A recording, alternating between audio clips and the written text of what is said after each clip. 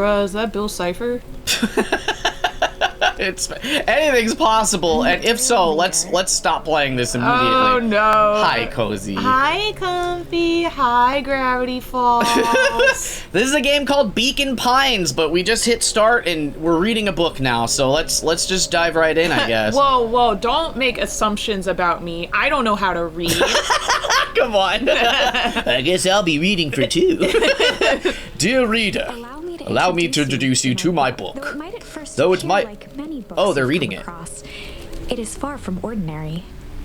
You may, therefore, have some misunderstandings about its nature.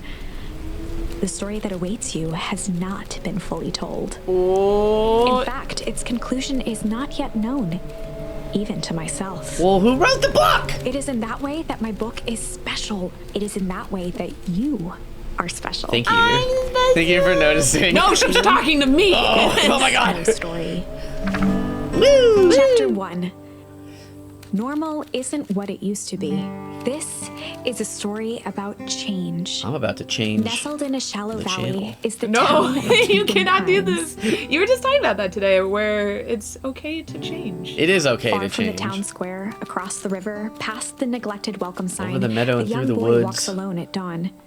I'm pretty His sure name is that Luca Van Horn, and like you, dear reader, Van he's here for a Horn. reason. because he's like a little goat boy or something. I'm pretty sure that only the narrator is voiced. I don't think any other character is voiced. I thought they were related to the who Van are- Pelt? what's Phoenix Ace Attorney? There's the bad attorney, the bad guy who is like Edgeworth's mentor. Von Karma. Von Karma, yeah, dude. Von Karma persona. This kid doesn't look so evil, though. Yeah, not yet. We'll find out. Hey, Dad. How are things going? Could be better. I'm dead, son. I'm dead as shit, son. Today's the first day of summer vacation. I start middle school next year, I guess. That is a big shirt, child. I was 6 years old when you died, and it's been 6 years now. From here on out, you'll have So been... that means he's 28? Do we need to go to summer school, Cody? From here on out, you'll have been gone longer than you were here. It feels like that should mean something. Mom always said that this tree was your favorite spot in the world. It's That's a pretty cute. cool tree. Yeah. Me too. Aww. Hey, Luca. I knew I'd find you here. He was Luca's closest friend. He possessed many fine qualities, but subtlety was not one of them. No, you don't say. Well, after I banged on your door till you gran answered, and after I checked the pond, and climbed up to the treehouse, I knew you'd be here. Then I knew I'd find you here. Paolo finally noticed the tears welling in his friend's eyes, and the flowers on the grave. Oh, yeah, right. Could you have any self-awareness? Or a regular awareness? Couldn't be me. You and your mom always did this on your dad's birthday. Predictable. Yeah, I know. I'm so predictable. I didn't know if you were going to keep doing it now that your mom's gone too. Ooh, this poor Yikes. kid. She's not gone. She's just... Missing? Uh-oh. Sorry, I meant to say since she went missing. She's gonna come back Rolo, like the candy Rolo, like the little caramel chocolates. Hell yeah! Of course she is. Yeah. Wow. Okay, Dad, see you next time. If I knew a cool tree, I'd want to be buried by it, Yeah. I mean, honestly. Yeah, right? I think I'm ready to get out of here. Sure, lead the way. Okay, let's go! Oh my goodness. Yeah. Little frolic. That's a cute. Oh, Oh, Sneezu. oh my goodness. Whoa. Wonderful. You have the power of tickling? I had a good feeling I'm about allowed you to from now. the moment you opened my book. Ooh. That charm is a very special thing. Very special indeed. Keep Go hold of it on. for now. Okay. Its purpose will reveal itself soon enough. Well, just tell me now. Yeah, don't keep us in suspense. What are you talking? I know it's a book, but like... meh. Yeah, Sneezu. It's so cute. Oh my gosh. Oh, yeah, I almost forgot. The whole reason I was looking for you. I was wondering if you'd ever get to that. I found the perfect way to start our summer. How's that? Paolo looked to the side suspiciously. Not here. Uh-oh. They might be watching. Hey ho! The CIA. Not allowed. need to do this in a secure location. Mission control. All right, I just have to tell Gran, and then we can head out. No, don't you dare tell your grandma. Don't tell anyone. What are you gonna tell her? Don't tell her. I don't know. I'll think of something. If it's all the same to you, I'll meet you at the welcome sign. It's not the same to me. Your grand still kind of wigs me out. Your Gran's wig kind of grands me out. I don't do well with new people. What? What could that? She moved in like half a year ago. Just meet me at the sign when you're done. I thought that was some book talk. Yeah. But not like TikTok book talk. No, oh my god, no. Suit yourself. I won't be long. Like, I don't mean to yug yums, but book talk talk too much. They talking a lot of words. A lot of big, spicy words. Oh. Tell Gran before. Okay, sure. Woo! I can jump. I want to jump on the stump. Jump on the stump. You cannot. Jump on the stump. You gotta go talk to your gran. I don't want to talk to Gran. I want to jump Dear on the reader, stump. forgive Where me is for she? this She's interlude. missing too? Oh my god. We didn't immediately see her. Remember that charm you found in the dandelion Yeah, patch? it was 1 There are second more of ago. those special charms to discover throughout Beacon Pines. They've been known to reveal themselves to those who are willing. Some of them can be found in this very house. In this very establishment. Since Gran had moved in, the house was more peaceful, more orderly, and more covered in flowery fabric. Those grands, they sure love their florals. They love fabric. Oh yeah. Nice. Make Rollo wait. Yeah, Rolo can just wait. Gran had already lit the fire. She kept a warm house, as if by grandmotherly obligation. So I know we're just at the beginning of this, but apparently this is a big mystery game. Oh. Just some dusty knickknacks. Just so we don't get too deep into it without sort of understanding the An overall. array of prepared meals crowded the refrigerator. Got it. So we should be looking at all the things. Yeah. And just leave the fridge open, kid. All right. God, I I know close you're it? 28 or whatever, but I like, closed there it. you go. A pair of dull scissors, a broken can opener, a mostly empty bottle of glue, and some loose string. Ooh, junk. I love junk. Man, honestly, same. It's the best crafting material. Put it in my trunk. Do you know how many times I've taken like the cardboard punch outs of a board game and turned them into like rivets? I do. It's the rule of like I saw a TikTok once that was all about like My, this is quite exciting. I am now certain that you are the one I've been waiting for all these years. because I went out into the garden. You'll recall I was a bit coy regarding the use of charms earlier. Excuse me. I tend to have a flair for the dramatic. Who are you? You're a Are about dramatic to book? encounter your first turning point. Yeah. Turning point. Is this the book talking or the author of the There are book? certain times in this tale when everything hinges on a single word. Step forth, dear reader. All right, we get to You're make gonna- a big choice. You're gonna touch Young another book. Luca would spend Yeah. hours hiding in the bushes. We have to- waiting that's on for the a chance Patreon. to jump out and startle his mother. She always enjoyed humoring him by feigning terror. Hooray! All right, let's talk to Gran. Look at Gran. Dude. Oh my god, I didn't see her there. Hey, Gran, I'm gonna go. Whoa, for Pete's sake, go change out of your pajamas before you say another word. But nothing. Inside clothes are for inside.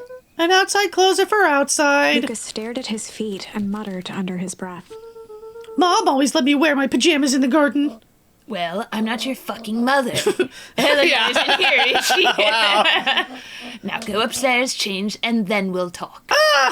No, Right, of course. I forgot about the pajamas. Okay, all right. Yeah, because, like, it don't matter none. Grandma, you're so traditional. I literally, I don't know, I had blinders on. I was just looking at the book on the bench. I didn't see the literal, like, Baba Yaga fucking over there. Not there. Gran had commandeered the upstairs closet when she moved in. Some things need shelter from a young boy's mischief, she said. Hide. Okay. This is We got a lot of charm. We're very charming. charming little lad. Oh, what a good dual room. Who do I share this room with? Maple, Tossed on duh. his favorite old sweater. Or Mabel. Oh, yeah. She'll be Maple in this universe, Even though though. it was the first day of summer, a chill still hung in the air. Oh, my God. We're big chillin', dude. Okay, we're getting a lot of chill things. vibes. I kind of want... I really do want to talk to my gran. Make a decision.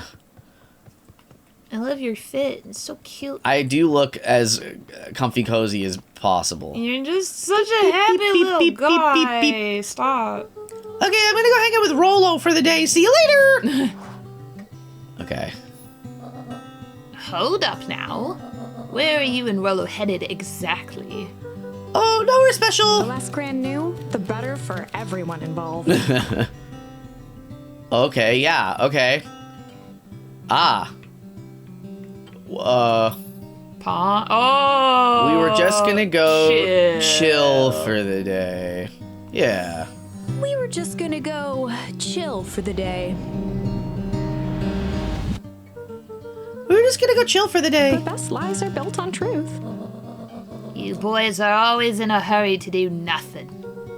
We stick to what we're good at. So say we all. Well, make sure you are done chilling in time for supper. Easy. I can do that. Impressive. You've managed to navigate your first turning point without too much of a mess. What do you... Too much? That is Because the it was power a of single charms. word. A single word single will word change can the change story. everything. I think it's time to introduce you to the Chronicle. Hello, excuse me? The who, Nicole? Ooh. Okay, yeah. The Chronicle is a record of the decisions you've made. You can see the turning point, which has been revealed. It's a literal... Story branch. branching tree, yeah. Anytime, you can use the Chronicle to go back and invoke different charms, creating new branches. Yeah, Aw, so- did. so if what- we said hiding, she'd been like, "What the hell are you hiding What are you hiding from?" But specifically what this is meaning, because I read up a little bit up on this. So I think a lot of this game is going to be going back and unlocking, like trying all the choices, and then we can kind of warp from like decision branch to decision branch at will. Luckily Just for like the us, Goosebumps. That's Because, right. man, I would always hold my thumb whenever I was just like trying to get a better path. Hope I don't die. Hope I don't die. I died. I don't think I ever finished a single book. I just kept dying, and I was like, you know what? I don't care. You're like, I don't want to try for the right one. Yeah. This is the one and only turning point where the charms won't dramatically alter It's the fate. perfect opportunity to experiment with rewriting things. We're just testing stuff out. A grand jury. But that's cute. Oh yeah. Let's try something else. We're just gonna go hide for the Yeah. day. We were just gonna go hide for the day. We were just gonna go hide for the day. Hide. Traditionally, when one is trying to hide something, they avoid literally using the word hide. Yeah, I guess Rolo bet some other kids that we could beat them at hide and seek. Aren't you a little old for that? Being that you're 28 years old. I'm a fully grown child. It's not like there's much else to do around here. Well, make sure you boys are done playing your little game in time for supper. All's well that ends well. Yeah. Nice. I'm gonna... Okay, I want to... I feel like... Oh, no. Yeah. Oh my gosh. I feel like I want this to be louder overall, and maybe we lower the music and stuff a little bit. Sure. Okay. You got the ear for it. I feel like I'm gonna have to go back and edit this all down otherwise, which I don't want to do if I don't have to. Oh, and Luca, What? you and Rolo stay out of trouble. Fine, whatever! I don't know! I've never been in trouble in my life! Shut up, Grandma! No! Get into trouble with Rolo is our quest. Oh my god. Rolo, here I come. Oh, so excited. Oh my Come goodness. on, come on. That's a big sign. I know they're 28, but... Yeah. Dang it, Rolo! I wanna hide in the tree stump. Boop. Boop. I'm looking for... No. I wanna, like... Is there... No. I'm trying to rush or something. Ooh. Oh yeah, Dash. You know the drill. Don't let anyone discover our secret path. All right, Homer Simpson. Ooh, baby. Chapter 2. Yeah. Welcome to Beacon Pines. For many years, this valley had been a small mining outpost.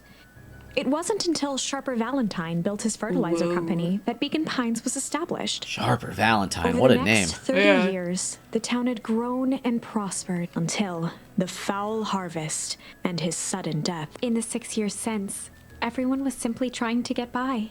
What the heck? Was That's that crazy. was that our dad? His name was Foul Harvest. Well, it was like a title of an event, like the Foul Harvest. I'm the mayor now. Look at me go. Is this like Cult of the Lamb? Oh my god. Sorry, young Mr. Van Horn. Can't talk now. Very busy with Mayor preparations. Augustus Valentine was not busy. Oh, sorry, Gus. How many times do I... It's Mayor Valen... Flustered, Gus instinctively loosened his tie. Bye. Keep up the good work. I must briefly attend to a concerned citizen. Huh? Ho. It's nothing. Keep at it.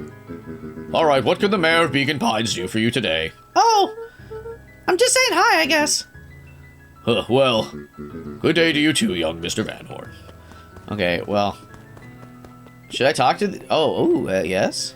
Oh. Yeah, we're just big chillin'. Nice. Yeah, It's a dude! supreme lean Alright. you got going on there. Well, you're not our friend. You don't know that. Hey, Jetson. Is the line playing any tunes today? No bites in this morning, I'm afraid. Come to think of it, can't remember the last time I reeled one in. But hey, it was never about the catch. What was it about? It was about the journey. That's where I come to think. Yeah, that's what my dad used to do here. That reminds me. If you ever want his chair back, I've taken to standing recently. Keeps me from falling asleep at the reel. Stop. That's really funny. If you don't mind, I think it should stay. Not at all. An empty chair makes for a great listener. Hell yeah. Don't look at my secret path. To our secret Oh, hideout. yeah. Oh, this is cute as hell. Ugh. Ah, Yeah, dude. big chill, big hide. On certain nights, when the clouds were just right, the boys could tune into strange patterns of static. Rollo Whoa. thinks it's aliens. He always thinks it's aliens. Rolo's I- onto I something. bet it's gonna be aliens. Okay, what's this top secret plan to start our summer? So you know the abandoned warehouse by my place? The old Valentine building? Yeah, well, it isn't abandoned. What makes you think that? Get this. Last night it was glowing. Glowing? Are you sure? Kinda. That place has been empty since. Since the foul harvest. Again with this harvest that smelled bad. Yeah, Who would even want to poke around that place? we would, Rolo, we would. Wait. It's just a busted old This was warehouse. your idea! I just meant we could do some research at the library. You want to actually go to the warehouse? Well, we're getting in trouble. Let's just get in trouble if we're gonna get in trouble. Well, sure, but what do you expect to find? Answers. My mom's out there somewhere, and it seems like everyone wants to pretend that she's gone for good. You don't have to come, Rolo, if you don't want to. Luca, remember that time I sort of accidentally burned down the chicken coop? And you jumped in and said it was your fault before my paw throttled me? Whoa. This is a flaming chicken coop sort of deal. I've got your back. Thanks, Rolo. That's nice. Now that I think about it, poking around a decrepit fertilizer warehouse is exactly how I want to spend the first day of summer. Yucky! With this literal, heated, steaming pile of shit. Yeah, it's gonna be Luca's great. winter coat decommissioned for the summer. With the cold holding out longer than usual, he reconsidered its usefulness. Oh, okay. Can I go out here? Yeah. No girls allowed, probably. Keep out. Okay, hell yeah. Can we go even deeper, or is this just... Nah, I think this is the end of the trail. Oh, hello. Whenever Luca saw his dad's chair by the pond, it reminded him of the days they'd pack up a couple of sandwiches and fish until sundown. Days keep. Oh. Oh, you're so Oh my goodness. I'm a little baby. little. Go pick out your bait from the tackle box, buckaroo. Okay, Dad. Okay, The tackle Dad. box and picked the perfect bait. The tickle's gonna scare the fishes away. Yeah, let's just get Luca some tied junk. a shoestring to the hook. What fish could resist a nice shoestring? Yeah. Resist a nice tickle. They're hard to resist. Oh. You'll have to reel it in Oh. a bit faster. or your catch will lose interest. I didn't think. Oh, shittles. Go get a new bait, son. Let's do tickle Luca this time. gently baited a feather onto the hook for skimming the surface. Ah. All right. I guess right when it bobs. Ooh. Oh. Easy there, buckaroo. You don't know your own strength. Sorry, Dad. Junk tie again. what Okay, fish? okay. All right, okay. This third time is the fishing charm. I believe in you, son. You got this. Don't break the line now. I'm trying, Dad. I'm trying to be gentle, Dad. Easy. You gotta be I'm going gentle. You easy, gotta be- you Dad. gotta Don't be- hassle me, Dad. Oh, It's my favorite the kind wild of fish. boot. Look at it. That's a beauty. A booty. What do you think the other one is? Hard to say. Sometimes things drift away. That's not fair. No, it is not.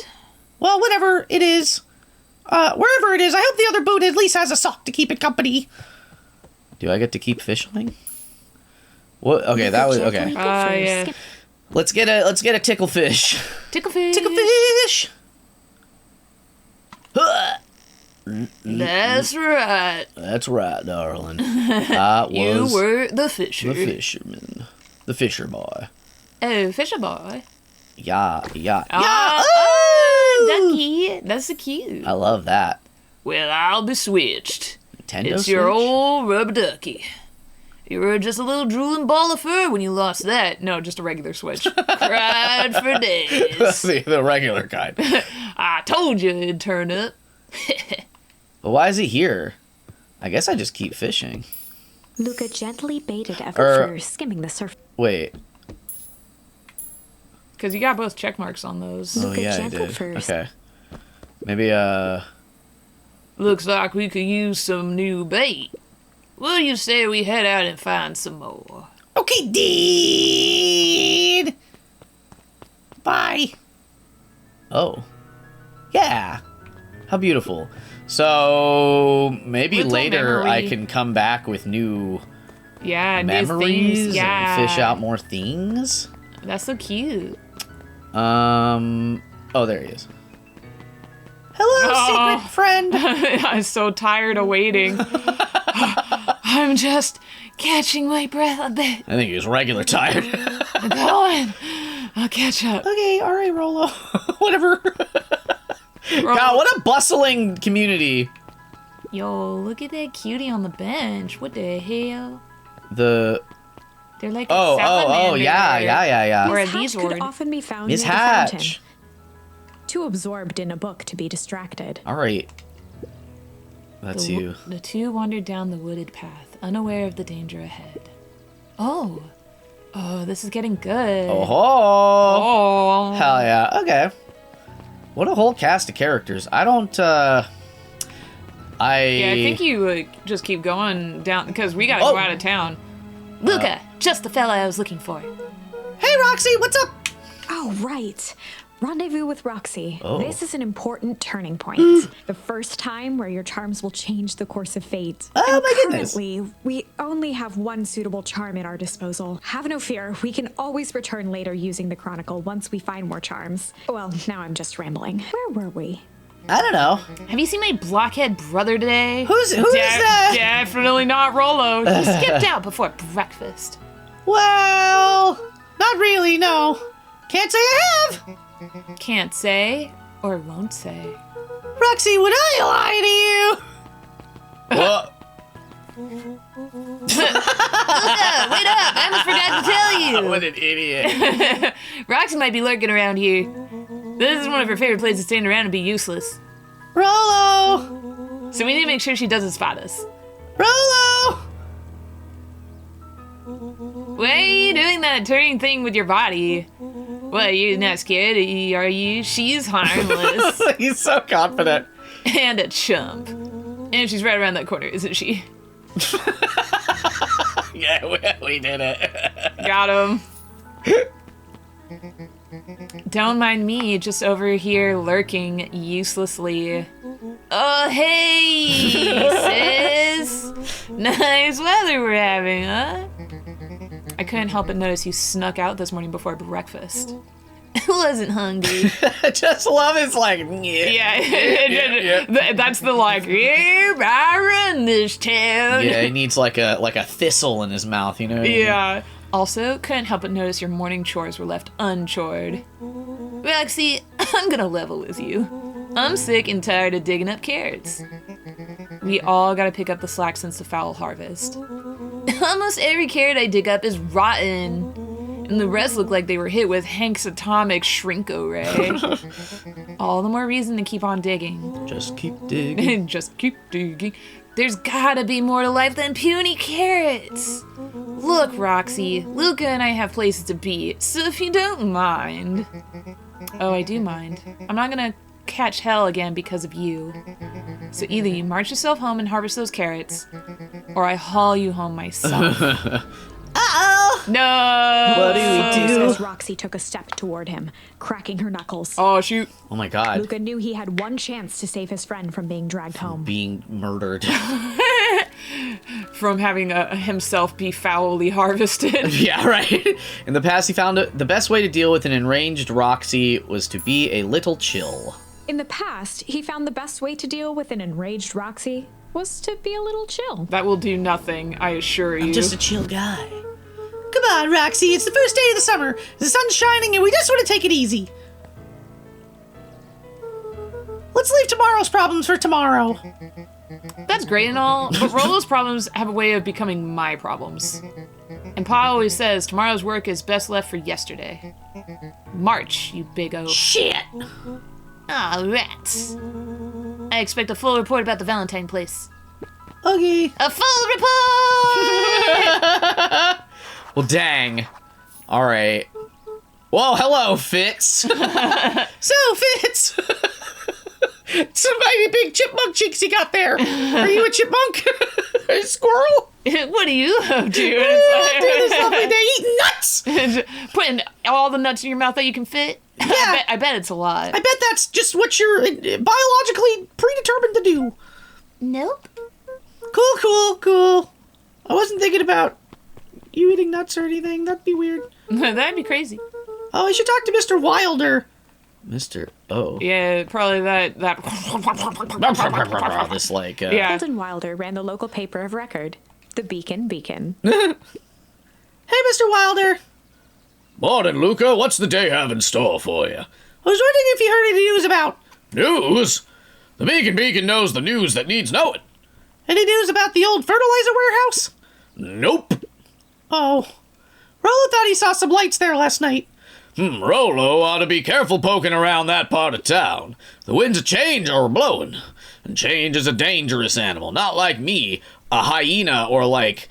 Maybe I'm like a German shepherd, or like, I'm not quite sure. Some sort of dog. Change. That's a cute. This is gonna be... I am already all in on this. Yeah.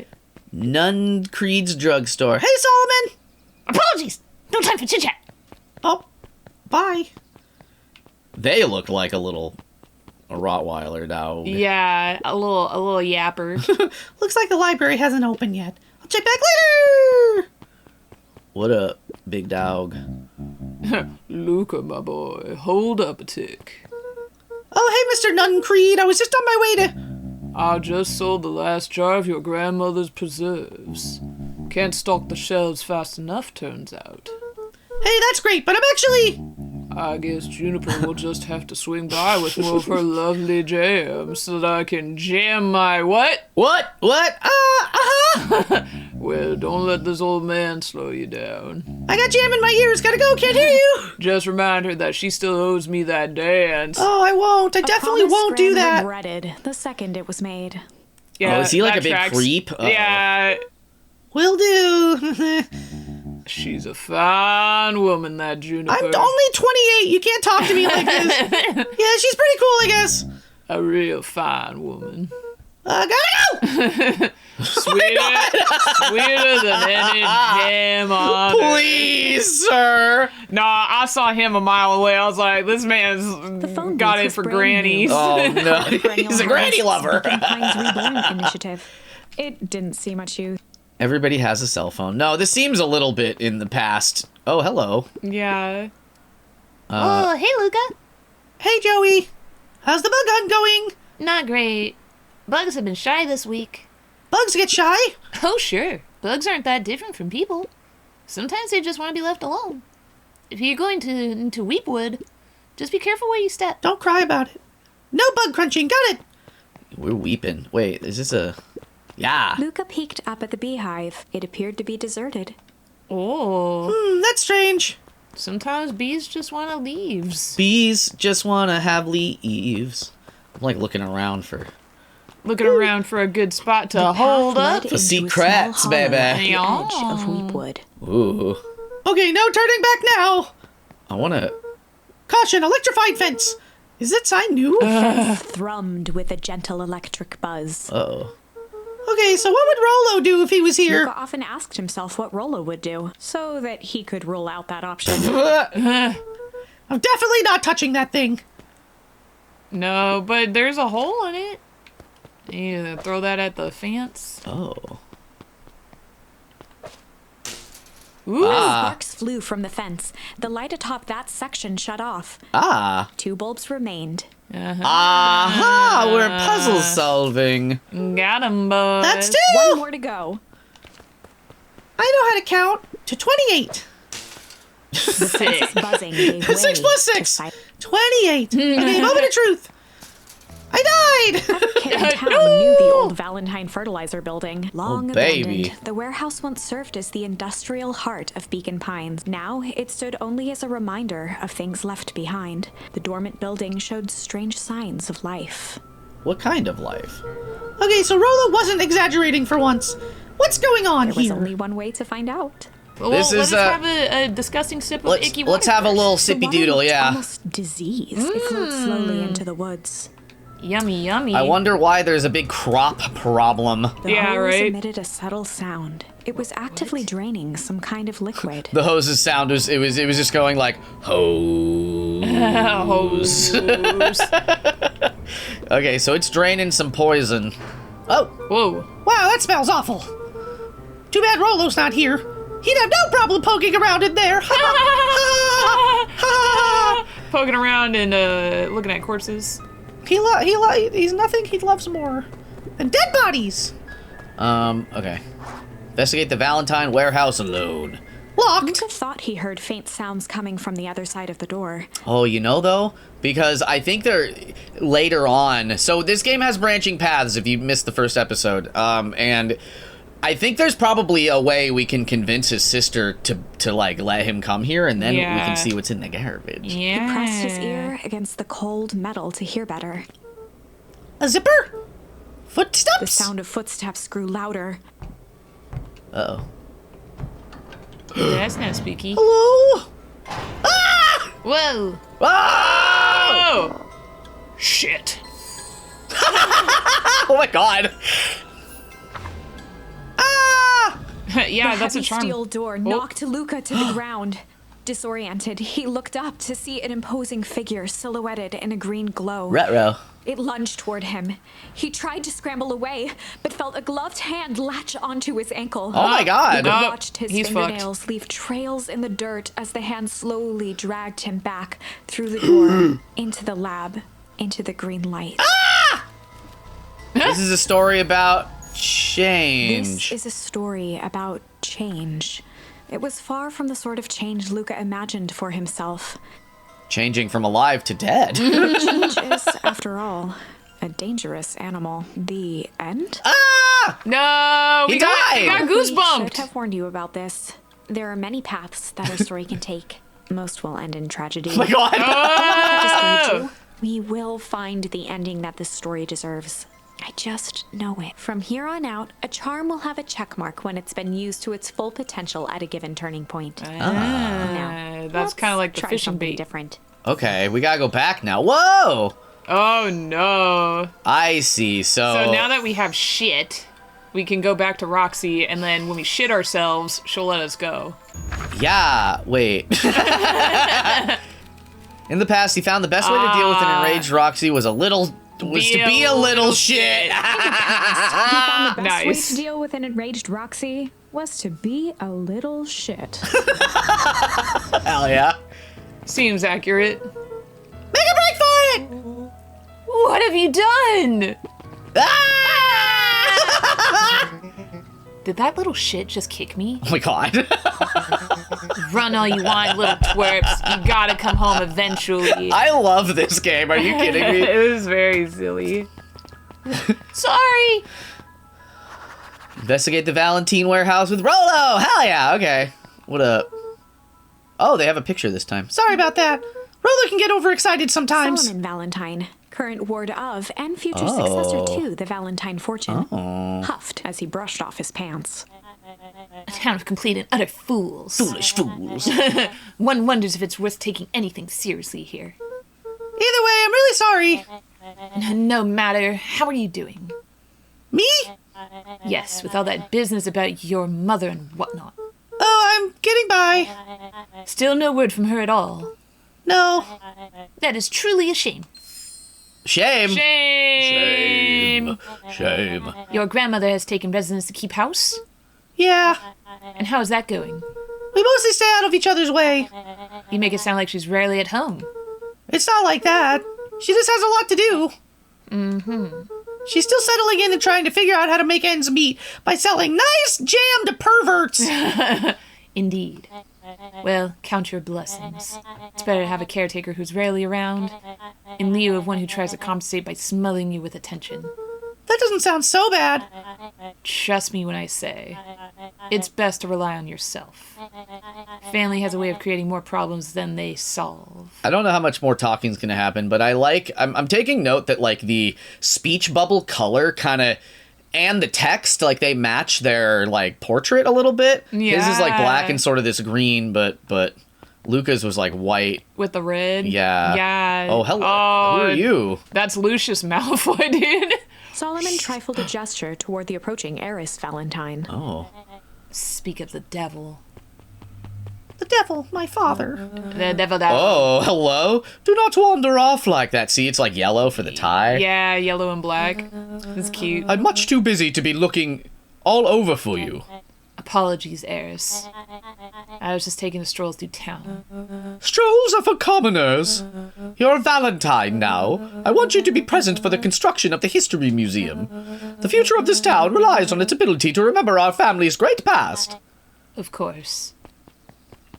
Poor rich boy. Bye. Bye He were forever. running before, but he got caught this time. I'm not gonna... Ah, dang it, I have to. Luca, my boy, hold up a tick. Sorry, Mr. Duncreed. Kind of in a hurry right now. Yeah! Yeah, there we go. I don't want to talk to you about jam. Boy's got too much of his father in him. What's the problem? And I've got too much of myself and your grandma. No! I win! Little help! Yeah, whatever. I am the champion. Were we racing? Did that road get longer?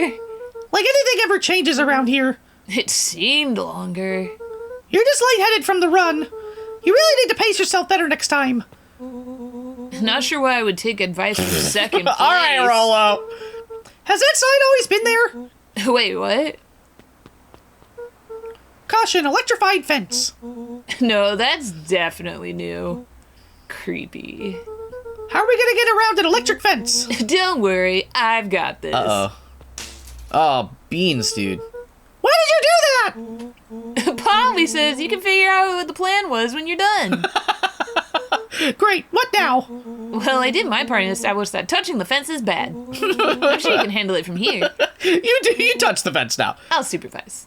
Okay, well, From a safe distance. I wonder. I have a stinking suspicion. Whoa, you're a genius. See, that's that woe. No video game spells woe correctly. This is the hill I'm gonna die mad on. Because you want WHOA? The correct spelling, but everyone just decided, nope, it's spelled the other way. I think that did it. Luca, you never fail to impress me. Hooray! My friend is impressed. As the glowing windows of the old warehouse came into view, Rollo began to bounce excitedly. Check it out. Dang, Rollo, you weren't exaggerating for once. Was there ever any doubt? This definitely needs investigating. Good thing 2 ace detectives are on the case. Ace detectives. We are the detectives. Are we Phoenix and the other ones? Rollo definitely giving gumshoe. Yeah. This is bizarre. This is awesome.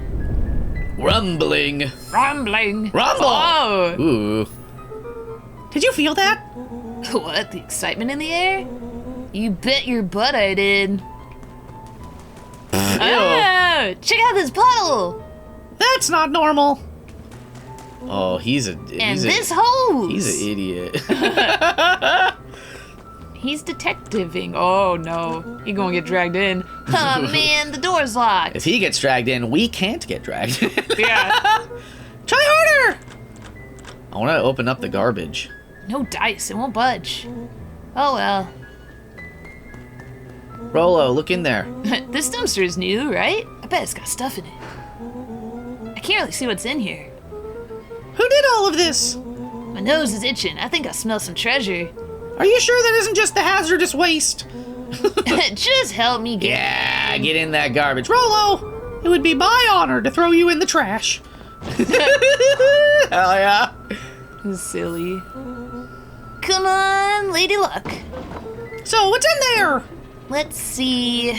There's a squishy bag of squish. Wow, A good inch of stagnant sludge. your natural habitat. Ah! Wait, hold the phone. Hold 2 phones. Check these bad boys out. They're phones. Oh my god, they are. Whoa. Are those walkie-talkies? Just like Hank Atomic communicators. Yeah. Do these actually work? Ground command to Hank Atomic. Hank, can you read me? This is Hank Atomic, ground command. You're coming in 5 by 5. How are your vital readouts, Hank? It's getting a little stuffy in here. Requesting assistance for evac. Help is on the way. That's so cute. What? Oh. What was that? Something's coming. Give me your hand. Take my hand. I'm trying. My hands are covered in squish. Yuck. Okay, don't take my hand. Scoot over. I'm coming in. Oh my god. Oof. Wow, he's a big guy. Yeah, big bye.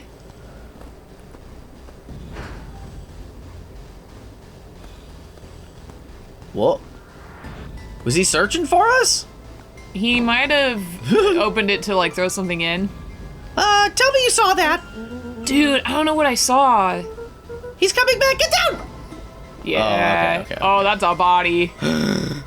Oh dearie me, oh my. That's Mama. No. God, those legs are so noodly. Yeah. The boy sat petrified under the weight of the bag.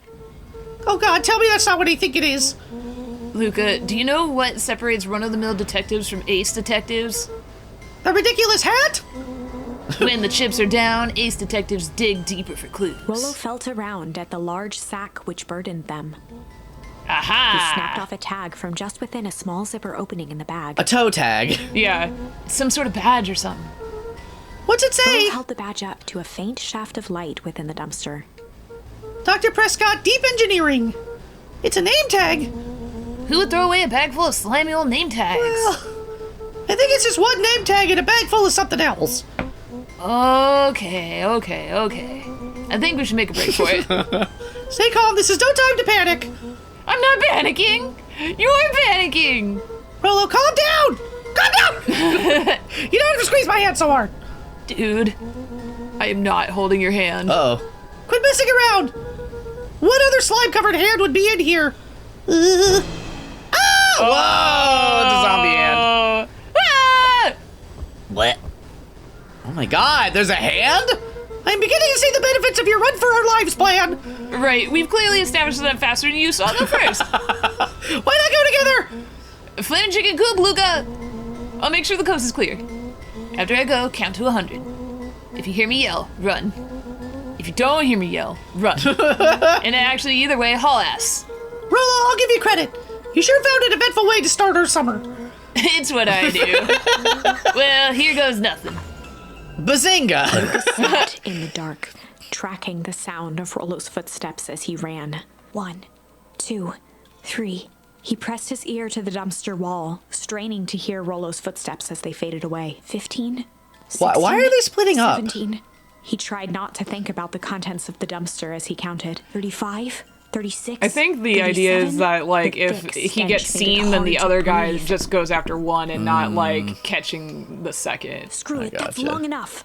Yeah, that is long enough. Carefully lifted the lid he gonna be and right peered out. outside. Nothing. No. Oh, No sign okay. of Rollo. No sign of the man in the yellow suit. Time to haul ass. He clambered from the dumpster, stumbling to his knees. He was up like a shot and running, sprinting toward home as fast as he could. Beacon Pines flew by, blurred by the tears that welled up in his eyes. He wouldn't remember getting home at all that night. Throwing his front door open, storming up the stairs to his room, and surrendering to sleep almost as abruptly as he hit his pillow. How long were they out? Like, they were only out for like a few minutes.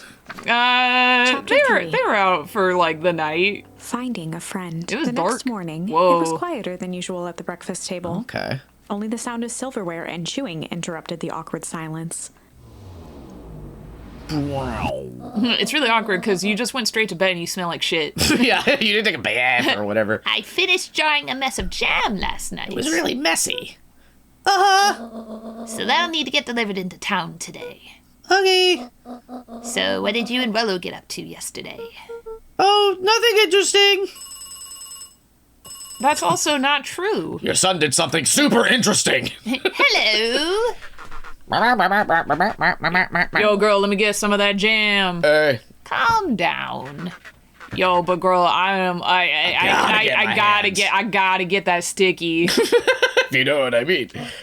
No, of course it was the right thing to do. Start gathering, folks. I'll be right there.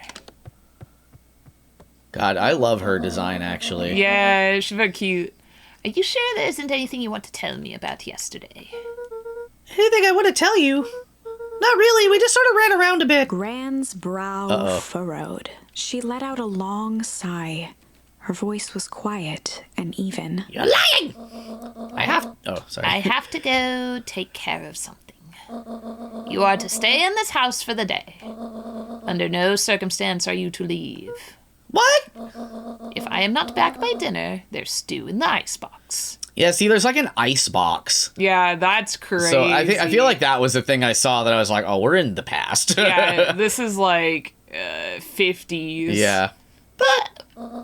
But nothing. You are to stay here, understand? Yeah. Say it. I'll stay here till you get back. Good. Don't you need some help though? Ben? Well, that was strange. I'm gonna star 69. Does that exist?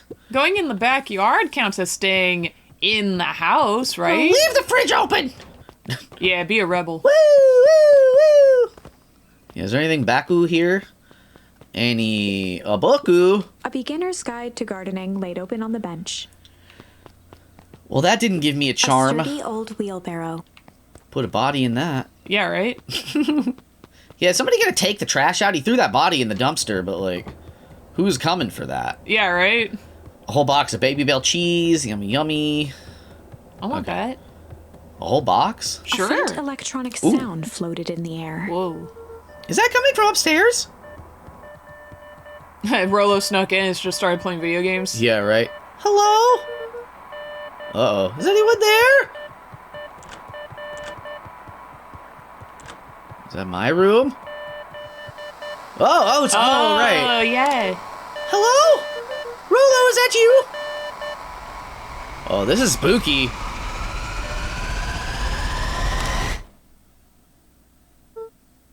Over?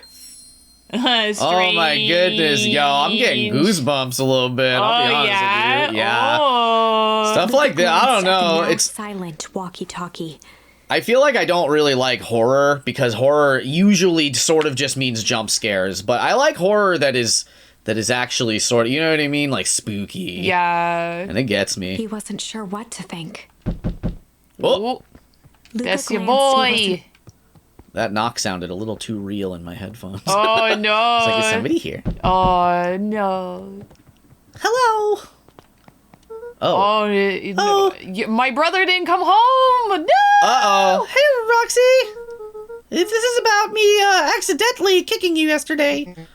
Is Rolo here? Uh-oh. No. Look at me, Luca. This is serious. Is Rolo here? Oh, no.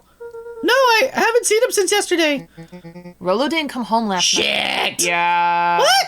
A pit formed in Luca's Oh, stomach. no. Where was the last place you saw him? We were playing around in Weepwood, and then it was late, and we went home. Weepwood. If he's alive, I'm going to kill that little creep. Is there anything else? Anything that he said? Luca's mouth felt dry. No, we were just messing around. Okay. I need to go let people know to check the woods. You stay out of trouble. Go see if he's hiding in the library or something. Well, Luca could but... feel his heart beating in his throat. Oh, no, dude. Oh no, Rolo! Rolo, Polo. where are you? Yeah, heck you, Nan. Go to the library. My friend is missing. Woo, woo, woo, woo, woo. That's not the way to the library. The road leading to Beacon Pines was long and uninspiring. A sort of natural barrier for the impatient. Okay, that just gets us out of town. Yeah. There's children to talk to, but nay. We gotta find our friend. We gotta find our friend. We really need to get back to work. Just a couple more minutes. If Roxy says she'll be here, then she'll be here. Just don't say why I'm standing around, doing nothing, and waiting for Roxy. When I could be standing around doing nothing and getting paid for it. Come on, Louie. Roxy needs our help. Yeah, well, good intentions don't qualify as legal tender. Tender. Oh, My parents wouldn't listen. no offense, but isn't Rolo always getting into trouble? Something feels different this time. What can we do to help? We need to check where the adults aren't. So I guess it's up to us to check Weepwood. Our shift doesn't end for another couple hours. We can spend the time making posters. That would be great. I guess. Right. Fitz and I will check Weepwood. We'll be back later to pick up the posters. I think my dad has a map of Weepwood. Let's swing by my house and grab it before we head out. Sounds great. Sounds beautiful. We definitely won't die in the woods. There are so many characters. Look at all these characters. No. Who are you all? What's going on with you? Ooh. Oh, they're so cute. Oh my god, whatever. What is this about a missing child? I must stress that the situation is completely under control. It just all seems so terrible. And you're sure there's nothing we can do to help? Nonsense, young Mr. Cotter will turn up safe and sound, I am certain. You just focus on settling in. I trust my sister has supplied you with suitable lodging. Oh yes, Ms. Valentine has been more than accommodating. We were just telling our daughter, Beck, that. Now, where did she run off to? Ruh-roh. Well, that's not the right way. Oh, but there's a little bat in that stand. That's cute. Love that for us. Love that for us. Love bat for us. Library. Uh-huh. Pengu. Pingu. Otto volunteered at the library during the summers. Avocado. He wasn't very social, so he'd dedicate each summer to becoming an expert in a single subject, making him a Guacamole. reliable source of very particular knowledge. If you were to ask Kato something he didn't know, he'd escape into the dusty old bookshelves and return with just the right thing. I can grok with that. Yeah. Hey, Kato. Kato was lost in his reading. Luca crooked his neck to see the title. Introduction to Melitology. Hello? Ahem. Oh, hey, Oh, Luca. I don't like Kato's human hands. No, yeah.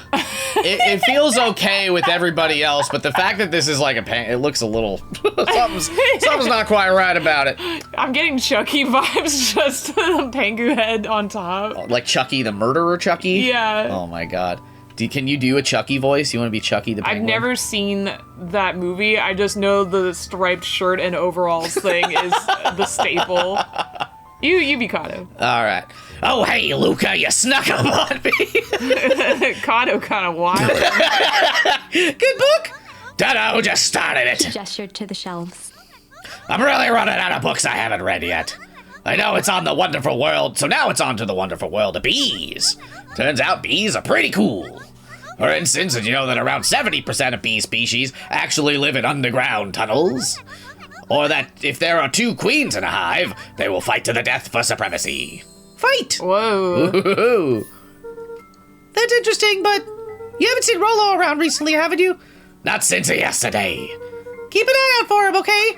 Sure thing. If I see him, you'll be the first to know. Kabuto's cool. Even if you do got freaky little baby hands. Even if he is a toy and a murderer. Hello? Hello? Hey, Jace! Oh, hey, Luca. Did Rolo come by? No. I was actually surprised. He's usually here early on days when a new issue drops. Rolo's the biggest Hank Atomic fan I know. Hey, good time. Besides myself, that is. Well, if he does swing by, tell him to meet me at you-know-where. I don't know where. No, he knows where. Oh, roger that. I understand. Yeah, I guess then, There are rarely any actual new additions, simply a variety of existing content rotated into the front display each. Not fooling anyone. Alright, yeah, I guess we'll go to our secret tunnel, which is not this. Oh, wait. Who are you? What sort of monster puts candy behind a locked door? Oh, look at this cat. Ooh, they're so cute. Oh yeah, Mr. Duncreed works weird hours sometimes. This is Killua. Yeah, for real. Cat, no. Hey, Catlia. Of course he does. How about you? When do I work? No, what's your name? Luca Van Horn. You new here? Yep, not by Beck's choice. family moved often, giving her little time to establish any real connection. She would tell you she prefers it that way. I'm looking for my friend Rolo. He didn't come home last night. So he's missing? I guess so. Like missing? Does that sort of thing happen a lot around here? Luca shifted his feet uncomfortably. Uh-oh. Well, that sucks. Yeah. So I should probably get going. Bye. Hey, wait up. What? Beck pulled a coin from her pocket. Alright, Two-Face. Yeah, I'm coming with you. What? I flipped a coin about it. So says the unlucky penny. Unlucky. Yep, well, technically it landed on heads. Leave this kid to find his friend alone. But I always do the opposite. Oh, that's kind of like me and Rolo. I guess Rolo is my unlucky penny. That settles it. A person should never be without their unlucky penny. Let's go find him. Oh, cute. The name's Beck. Maybe you should be Beck, actually. Okay.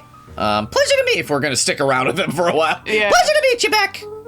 I suppose I could use some help to try to keep up. Okay, hell yeah.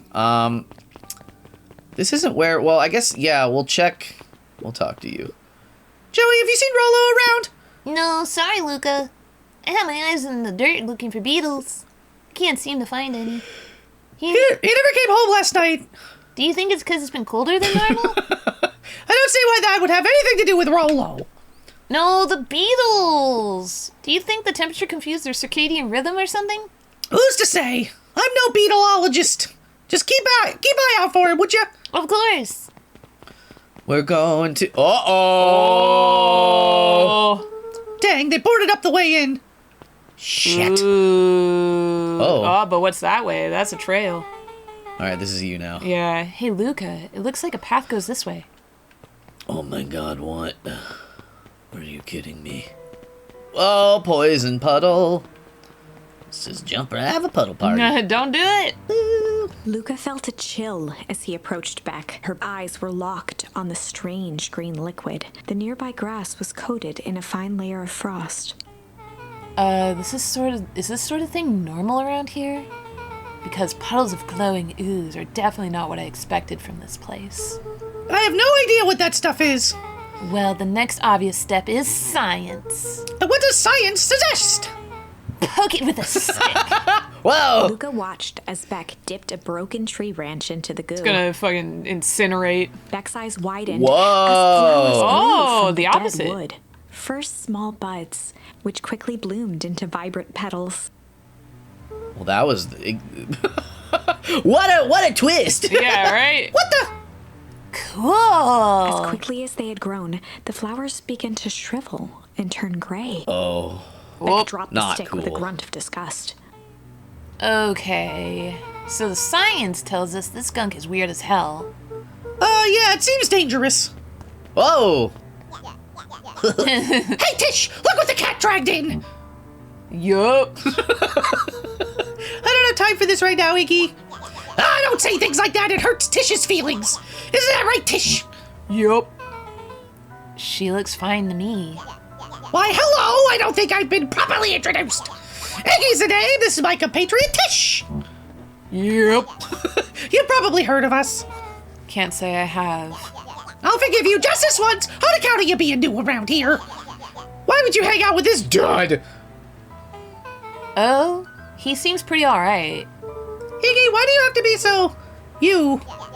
Has he even told you that his parents skipped out on him? Shut up. It's true they got tired of living such a pathetic kid and left him. Iggy, I'm only gonna say this one time. Don't talk about my family. Ha ha ha! Well, look who's grown a backbone now that a girl's around. First his pops croaked, then his mom finally couldn't take it anymore and bounced. Uh-oh. I feel like... you gotta fight. Yeah. His sneer lit by the glowing puddle. Throw him in the goo. Beck could see tears welling in Luca's eyes, his fists clenched. Some things about Beacon Pines were very different from the city, but a bully from a hayseed town is really no different from a city bully. Beck took a deep breath and thought,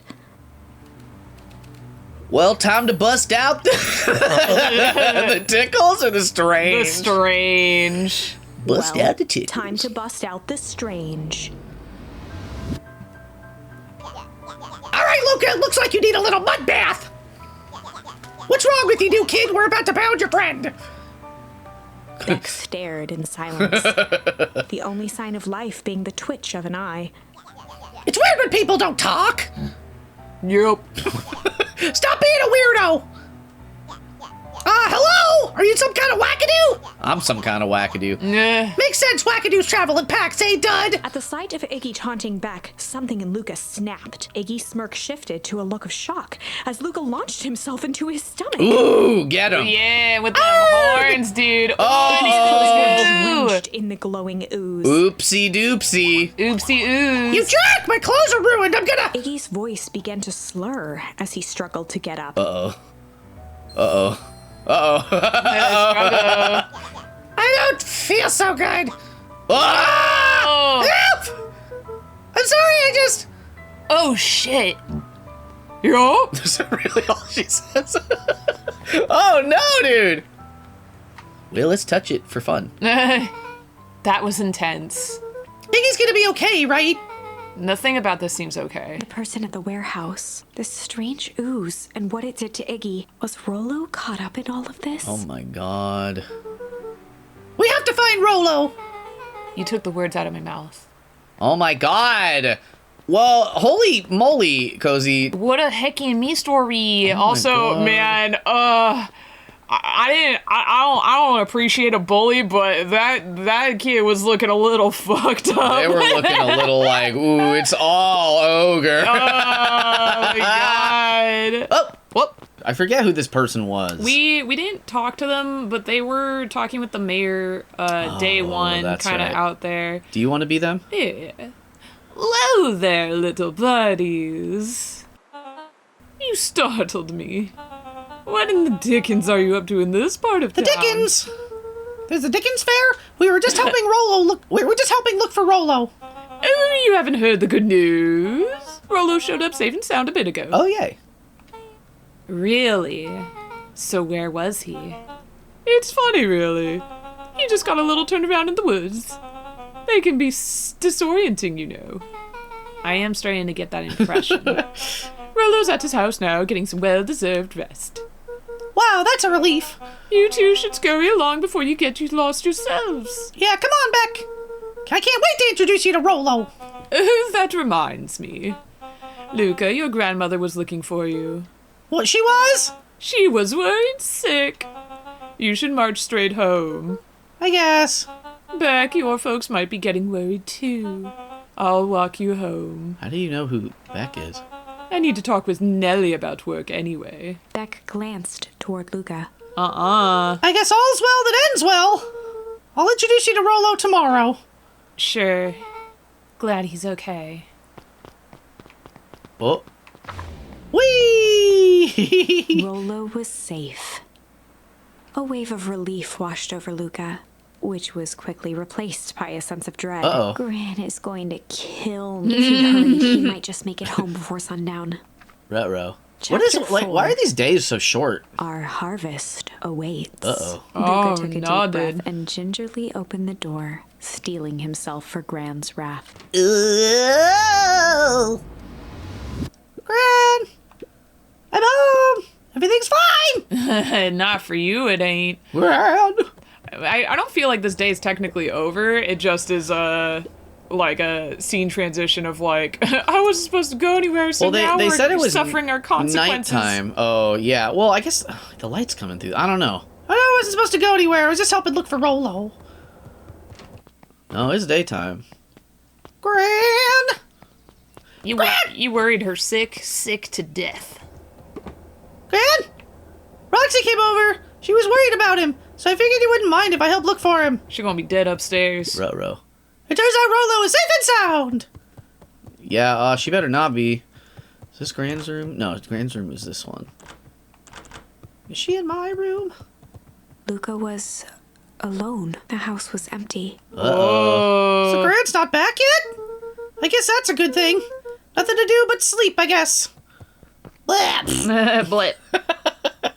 Just Luca plop was right sitting on by there. the pond, listening to small waves lap against a rock. His father sat in a folding chair in front of him. Without turning, he spoke. "Why don't you grab me some nice bait?"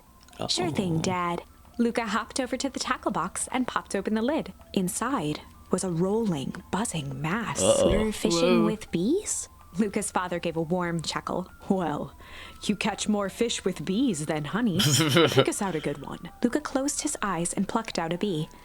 He could feel its wings struggle between his finger and thumb. Holding it at arm's length, he hurried over. His father deftly baited the hook and examined his work. Wow. Interesting choice. It's a With beautiful a practiced bait. flick of the wrist, the line buzzed in a graceful arc. The water accepted it without a splash or ripple. The wrong choice. Ow! But I respect it. The pond began to freeze over. Sometimes we gotta make the wrong choice before we can make it right.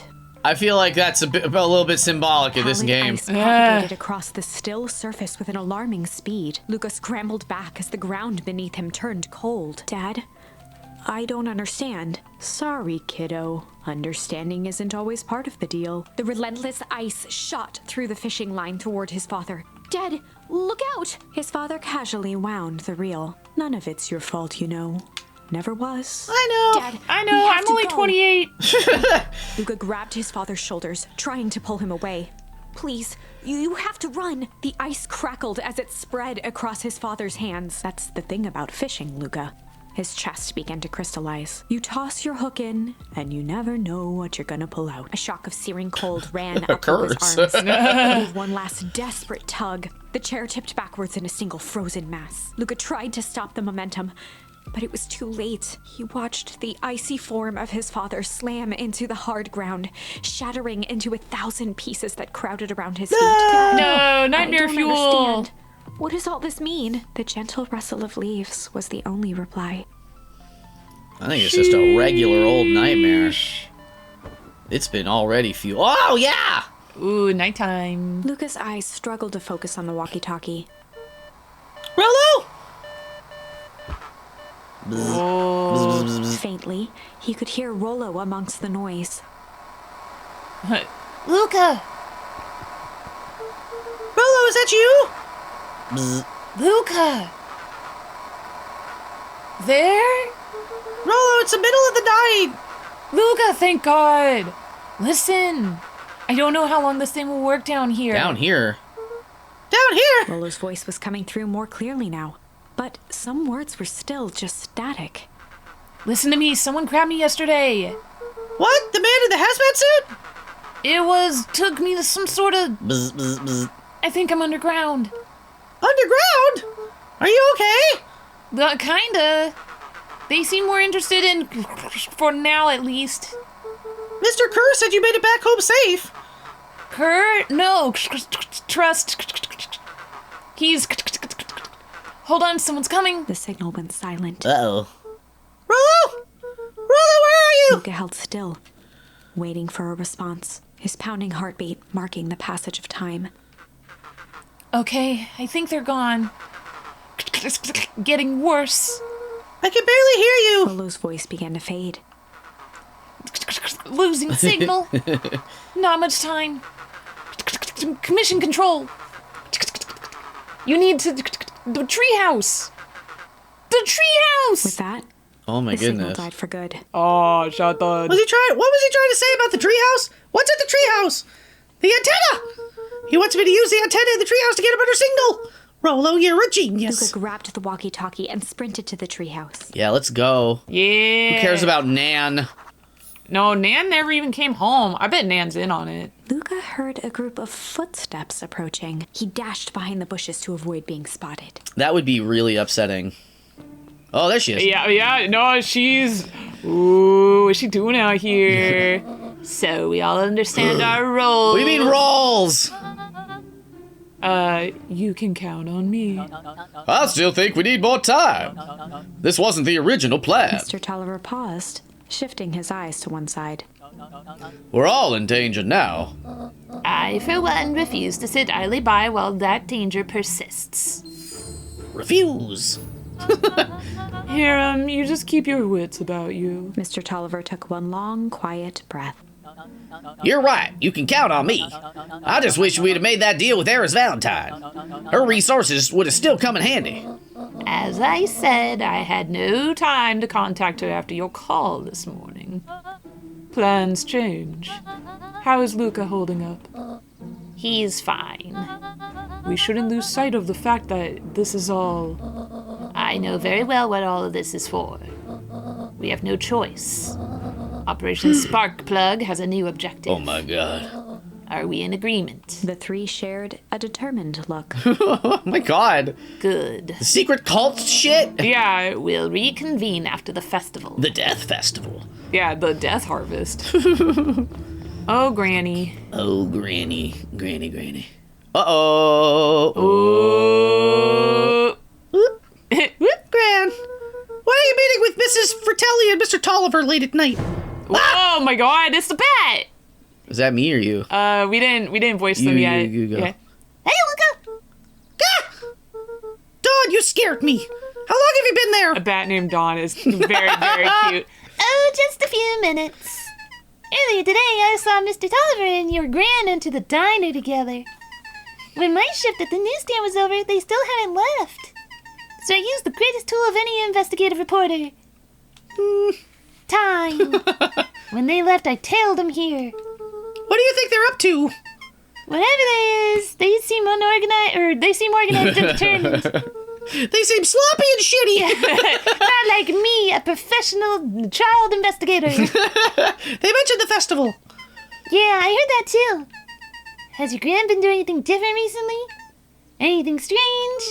She got a phone call this morning and rushed out the door. A call from Hiram Tolliver, it seems. She was either furious or terrified, or both. Luca, be careful out there. I think we might be in the middle of the scoop of a lifetime. I will scoop something. Aren't you coming out? Nah, I'm gonna stake out here for a bit longer. See ya, Luca. Okay, bye. Whoop, back in the bush. Bzz, bzz, bzz, bzz. A bat in the bush Is worth is worth a couple of other children out here. What are we doing? yeah, it's nighttime. No, yeah, that's you. Yeah. No, you did it! I changed the sign. Splendid. Did anyone see you? I don't believe so. You were right. It was simple enough to rearrange the letters. Odd choice for a prank, though. In situations such as these, odd is good. The two boys shared a mischievous grin. I can't wait for everyone to see the big reveal. It should be quite memorable. Let's make ourselves scarce for now. There might be a boy on a bridge 2 feet away. Yeah, it's staring at us. What sign could they have vandalized? Perennial harvest. Oh. The treehouse. Oh yeah, we gotta go right. that way. Yeah. I'm gonna learn this town in no time. Sorry, Dad. Actually, Oh. am I able to, if I look at this, I think this will take me yeah, back to and you'll be able to cycle through all the bait Yeah, 'cause we got struggle. Luca placed a sinker on the line. Sometimes the best stuff is at the bottom of the pond. Yeah. Okay, Blech. I believe you. I'm so glad they weren't gonna have you put shit on the line. No. I was like, how many charms are there? Is this gonna be upsetting? Maybe. Anything is possible in the... I mean, like, I feel like I wasn't expecting this cutesy game to have, like, mutants. Yeah. Mutant ooze. A message. Malice 80 proof whiskey. A hard liquor for a hard man. Best leave that be. Takes a real piece of work to leave something like that lying around. There's a note in it. What do you mean? Yeah, can you look at it? No. Damn. All right. Bye. Bye, Papa. Bye, memory dad. Okay. Oh, yeah, the antenna. Yeah, dude. Hell yeah. Rolo, are you there? Is that just a brain on the hammock? I'm at the treehouse now, like Rolo. Mr. Kerr said you were all right. What happened out there? Uh-oh. Dang it, Rolo, where are you? Oh, man, dude. No, Rolo. Whoa, what the hell? Hello? Who's there? Luca could only see a cloaked shape behind the rocket. What the I've got hell? weapons in here, so you better come out right He now. strained to hear as a muffled voice began. Oh. Weapons. How could you hurt something that's already dead? Fear gripped Luca's Oh, my throat. God. Who are you? What? You don't recognize me? I guess I don't even recognize myself anymore. Luca stared at the ground for a moment, trying to place the dampened voice. The figure shifted slowly from behind the rocket, revealing itself to Luca. Oh, yeah. Oh, shoot. No, that was I guess you. this was me. I'm a monster, and now they hunt me like a beast I am. Iggy! Luca reached over empathetically. Iggy's tone dear. jolted to dejected anger. Don't touch me! This is all your fault! Luca slumped to the ground, overwhelmed by guilt. Or nor. I mean, you were... Maybe if you weren't such a bully boy. Yeah. I'm so sorry! I didn't mean to. I lost control. So you couldn't control yourself for a second, and I get to be like this forever? There must be a way to fix it. Oh, you're gonna be my savior? Perfect little Luca saves the day with his positive attitude and the power of friendship. None of this matters. There's no time. They're after me. They chased me all the way through Weepwood. I only came in here to hide. Hide from who? Who's after you? I think yeah. that's you. Luca! Rolo? It's not safe! Luca! Oh, my God. Rolo, where are you? The treehouse! What? I'm at the treehouse, Rolo. Where are you? No, Luca, the treehouse isn't safe! Uh-oh. They said they were going to the treehouse! No! I was trying to tell you to stay away from the treehouse! No! Who said they're going to the treehouse? The clipboards! What did I tell you? Those perennial harvest wackadoos are after me. They've been chasing me, yelling questions at me. What sort of questions? They were saying the same stuff they always do, but it's different now. Less asking, more threatening. We're gonna figure this out, Iggy. Yeah, well, thanks. No! Ooh. Hello? Is anyone present in this abdominal domicile? No. Crap, they found me. Luca, what's happening? Don't panic, you stay here and I'll see what they want. Oh! Oh. Hello, Mr. Van Horn. We would love to hear your thoughts. Do you have time for an informal chat? We'll be brief. Your time is valuable to us. Be there in just a second. Of course, of course, of course. Oh, God. We have a problem. Luca, you gotta get out of there! Who's out there? Is it them? Yeah, it's the clipboards. What? Yeah, because they're all just like scientists with their clipboards taking notes and shit. I see. A bunch of them. How many? Maybe all of them? And yeah, you were right. They're saying the same stuff, but with the creepy knob cranked to 10. Yeah. Might young Iggy be present? We would love to hear his thoughts. Run! again? Iggy slumped to his knees. I don't know what to do. I'm just so tired. Luca, what do we do? Luca grabbed the walkie-talkie and headed for the window. Follow my lead. Luca and Iggy climbed up the back of the treehouse to its roof, where Rollo had constructed his MCDC, the Mission Control Defense Cannon. From behind the crowd of clipboards, William Kerr strode forward, a warm smile on his face. Oh. Iggy, there you are. You gave all of us a heck of a scare. Go away. Just leave me alone. Oh, I'm sorry, Iggy, but no can do. Don't worry, though. We're here to help. Help.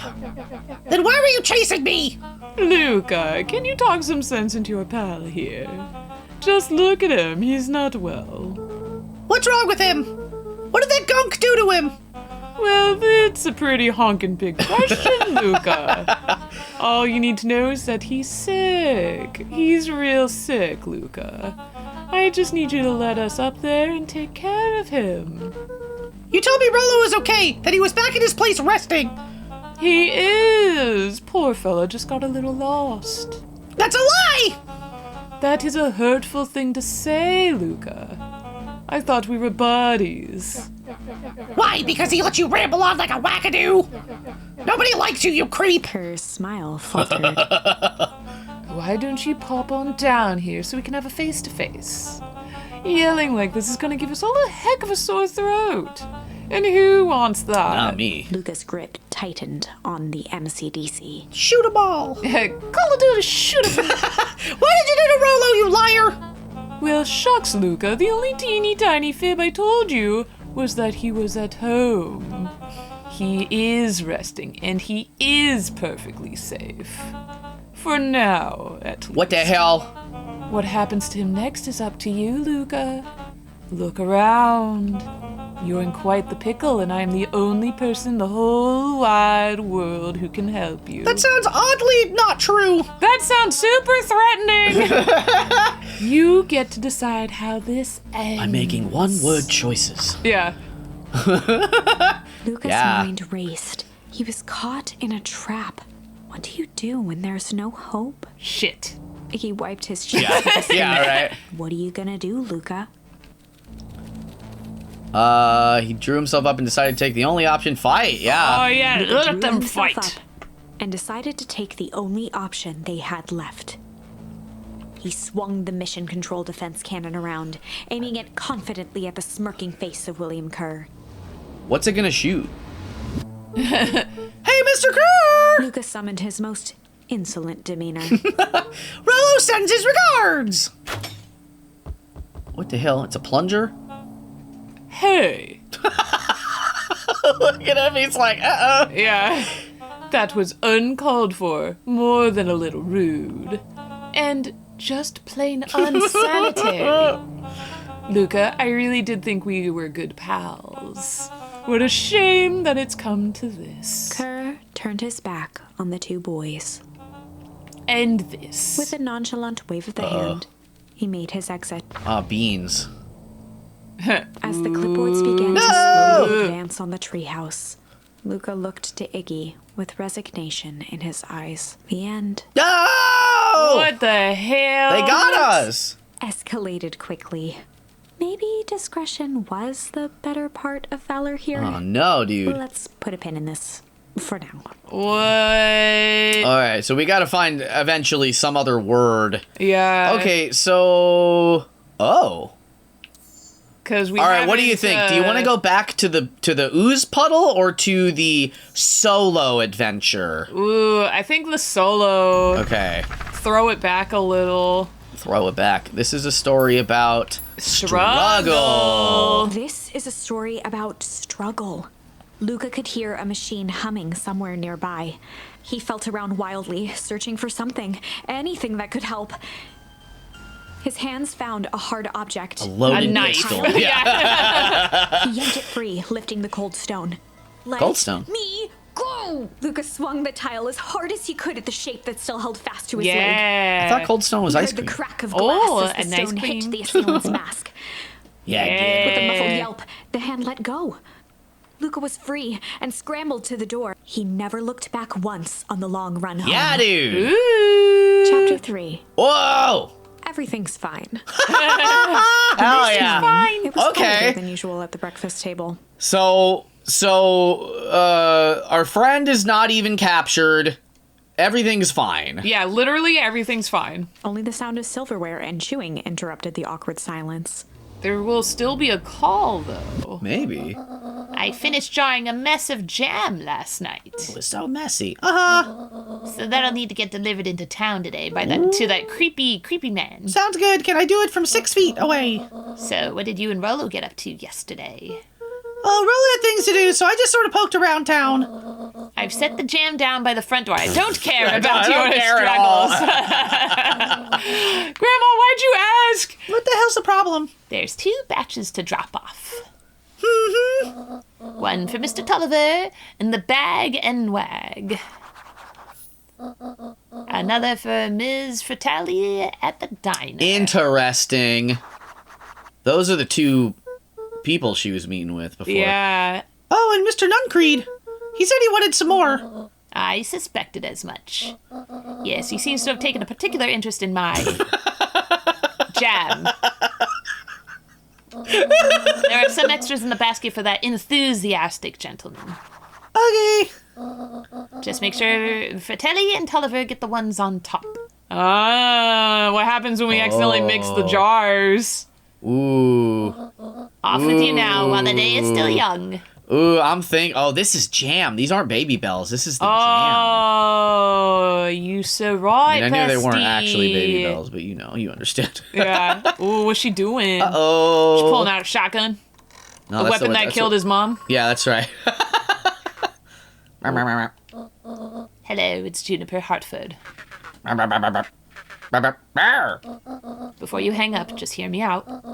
I have a business proposition. It's a pyramid. It's not a pyramid scheme. We'll all be super rich, though. But I'll be the richest. The simple matter is we both have the same problem that needs solving. Gran, what the flip?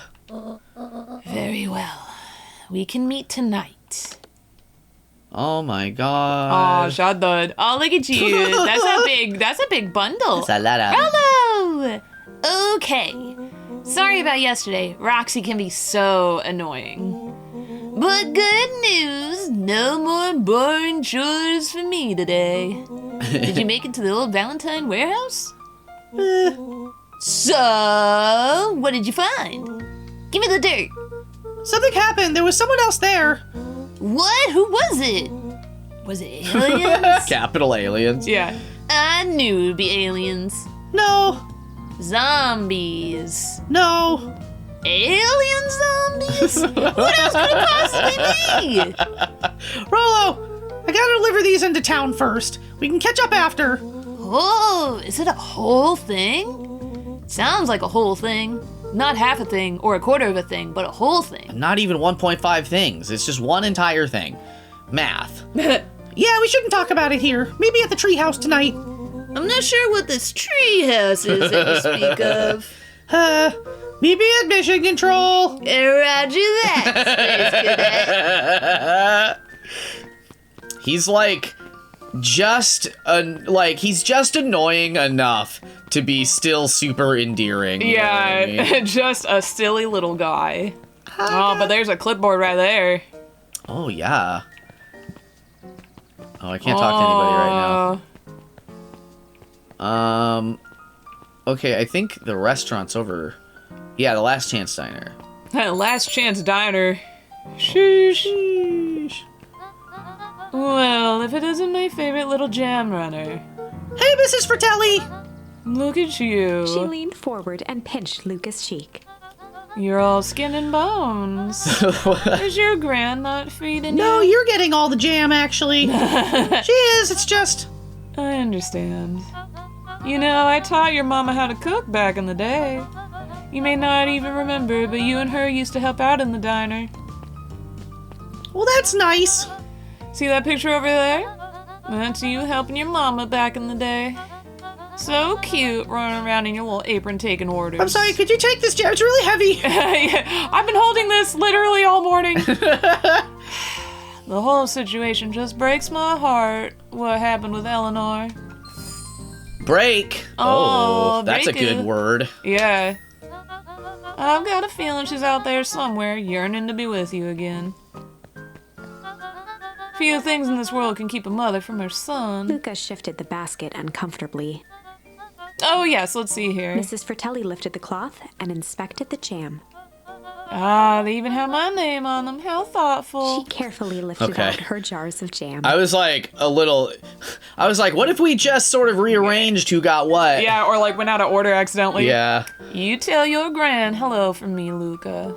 Will do. Can I look at this? Can I look closer at this photo? Luca squinted at the faded photo of him and his mom at the diner. Memories of that day came flooding back. Whoa. We get to see a mama. Mama! Ooh, she got the dead mom braid. I'm ready to help, Mama. All right, little buckaroo. It's up to us to feed these folks while Ms. Fratelli is away. I've got to deal with the inventory before I can start cooking. Do you think you can handle taking some orders in the meantime? Yes, Mama. Yeah, dude. Okay. That detective ain't aged, or no, that mayor ain't aged today. Yeah. Aren't you a little young to be waiting tables? No, what was he? I'm just helping out. He was sort of like, my father had me hustling when I was your age as well. Father always says, children are to be sails, pulling a family ever forward. That doesn't sound very fun.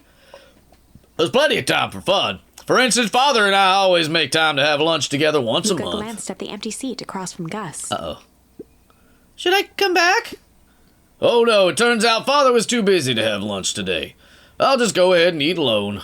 Oh, The silver lining is, without him around, I can have my usual. A nice stack of cold cuts topped with a pile of sloppy chili. Whoa. Could you describe it any other way than sloppy? Yeah. Unless it's a Joe, I don't want to hear it. Oh. Oh no, but he wants to chill. He does. Chill and chilly. Yeah. Oh, that's fun. That one cute. And the milkshake. You just hippity hoppity. here you are. Cold cuts with steaming hot chili on top. I call it the hot and cold. That's perfect, thank you. Cute. That's nice. Looks like we're missing a few things. Why don't you run out and grab some more ingredients? Run out. Okay, I'll be back. I have a question. Oh. So, maybe other people noticed that there's been a pregnant animal, and they were standing off in the side over here. Oops. But this is supposed to be in the past, like forever ago, long enough that you're not supposed to remember. Is she having another child, or has she just been carrying this child for like Ever. 6 years? Yeah. It's a really old baby. Yeah. If I could just be left alone, young Mr. Van Horn. Oh, sure. Sorry to bother you. It's just that Oh? Mr. Kerr has asked me to make the opening speech at the festival. Being mayor and all, you might expect me to be a charismatic speaker. The truth is, I'm terribly nervous. I really don't think I'm cut out for this sort of thing. Cut out for being mayor or for public speaking? Both, I suppose. I never really chose any of this. It's more of a duty to my family. For our legacy. That sounds like a heavy burden. As for the festival, just speak from your heart. I'm sure it'll be great. So now we have like this jam that is definitely not contraband Yeah. that we're supposed to deliver to. I think we just dropped that one off, and then I don't remember. I guess we'll just walk around. There was like the other person that was like shady Yeah. in the previous timeline. Was it not the person that was right out front? You might be right. Let's find out. Hello, dear. The beacon. Mr. Wilder, I can trust you have time to chat. I don't remember. Eris Valentine, oldest of Sharper Valentine's children, and heir to the Valentine fortune, Oh no, also child. had a way of making questions seem like demands. Certainly. What seems to be the problem? Mr. Wilder had learned to assume that if he was hearing from Eris, it was because she had taken issue with something he had put in the paper. Uh-oh. Ooh. I couldn't help but notice that the front page of this morning's paper was consumed with stories about this silly festival. Well, yes, that is the news of the day. But there was no mention of the museum, nor the foundation through which it was endowed.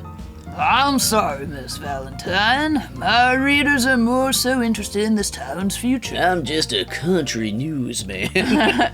rather than any one particular family. There was a time, Mr. Wilder, when the goings-on of my family was the only thing the town cared about. Well, shit sucks. Get wrecked. And you know, change is a dangerous... If you finish that thought, I will make that monocle a permanent fixture of your anatomy. Wow. Yeah, those are fighting words, miss. He really just kind of gave like an eyebrow waggle. He's like, Yeah. promise. Good day, Miss Valentine. Did I give you the impression this conversation was finished? Mr. Wilder averted his gaze and began to polish his monocle. Whoa. Well, good day, Mr. Wilder. All right. That didn't go out. That didn't go well for Richie Richardson. That was like I need to be the last word sort of move, and it's just like, oh, that's neat. Oh, here we go. Oh. So deliver jam to Mr. Nuncreed and Tolliver. Tolliver, I think, is the just the general freak, but not Yeah. in on the 7 the mystery. days a week. Look Oh at yeah, this. is it the squirrel? Oh no, it's definitely this guy. Yeah. Huddled at his counter, Hiram Tolliver was meticulously shining apples. You go. More accurately, Hiram Tolliver was meticulously shining one apple. Uh-oh. Look at that big watermelon, dude. Ooh, no touching. Don't touch it. Hello!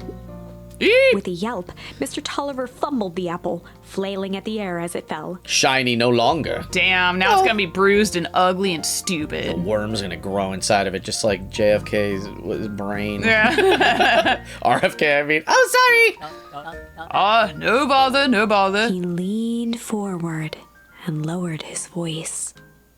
Stupid little shit made me drop my apple. I see you have something for me. Is it a new apple? I'm gonna kill you if it's not. I'm serious. Yeah, Grant had some jam I'm supposed to give you. He leaned in a bit further. All right. Better bathe in a good jam this time. Jam? Yeah, these ones on top. She wrote your name on them. Mr. Tolliver leaned back, speaking loud enough for anyone to hear. Ah, yes! The jam! It's a definitely- good thing it's not suspicious jam from a suspicious old woman. That Thank would you be so crazy and inconceivable. Delivering this jam to He me. reached forward and snapped up the jars of jam, giving Luca a little wink. Why are you winking though, bro? Don't wink at a child. I shall put it on my store shelves post-haste. Okay, whatever. I should finish my deliveries. Of course, of course. He leaned in for a final whisper. Don't you ever come here again. Of course. What the heck? I do like how creepy everybody's being, because it's giving this, I really appreciate the air of like, I don't know who to believe, what to believe, but I want to believe in alligator girl supremacy. Yeah, right? How do you keep the ice cream cold? We keep them on ice. Where do you get the ice from? I don't know, somewhere cold. How do they keep somewhere cold? Look, Bert, do you want some ice cream or not? No, I'm good. I got a lollipop. All right, well then stop I don't asking fucking questions. I don't need any stinky ice cream. Oh. Whoa. Shop of Valentine, a celebration of excellence. We all know Beacon Pines is a great town. Ooh. What you may not know is great towns grow from mighty roots.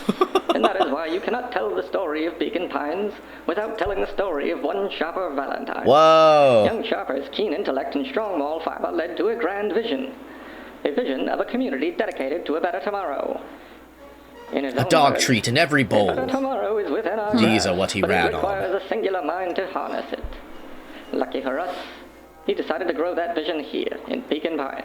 And how does one grow a better tomorrow? With fertilizer, of course. That dog shit everywhere. Valentine's fertilizer simply became the lifeblood of a town yearning for purpose. If it don't stink, But then I haven't been tragedy here. struck. A scientific experiment gone wrong. Oh, that's right. An There was accident a... which took Shopper away from us far too soon. Oh, To no. this day, we struggle to pick up the pieces. But one foul harvest isn't enough to stop the people of Beacon Pines. The spirit of Shopper Valentine lives on. Oh, and he's like just It lives pissing in right the on the hearts house. of Yeah, everyone he's with a pissing dream for a poop. better tomorrow. Together, we will follow his example and grow a bountiful future. Okay. Paid for by the Valentine family and the Valentine Fertilizer Company. Well, that's good to know, I guess. Yeah, I kind of forgot that that was Unhelpful. the plot of this is like a few years back, like all the crops, like they got fucked up, right? Yeah. Like they've kind of been The dealing foul with that. harvest. Oh yeah, that's right. All right, creep man. God, I forget who. Was it me?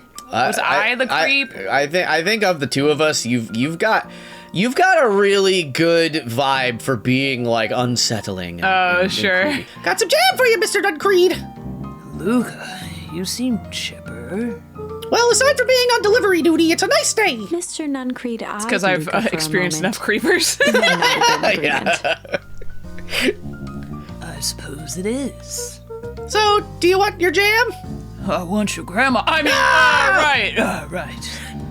Usually Juniper drops those off herself, and then I can sniff her fur. Gross.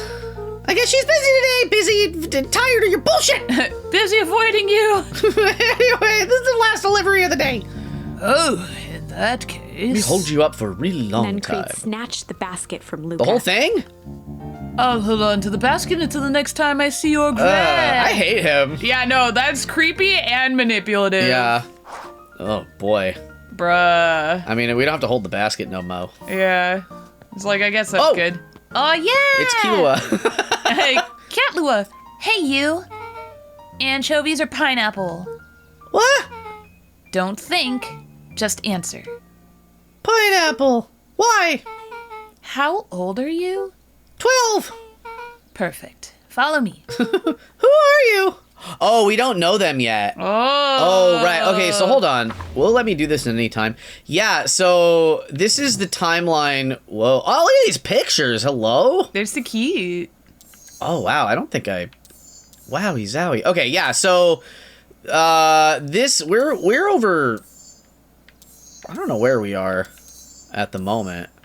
But, this is the timeline where our We haven't BFF's pushed. okay. Yeah, haven't pushed that silly little guy into the radioactive puddle. Yeah. Who are you?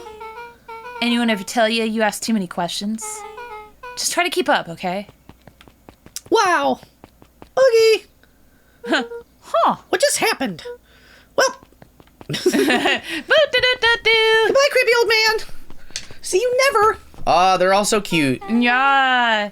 Hey, what a crazy coincidence. I think I was both of them, but Should I be the nerd bird?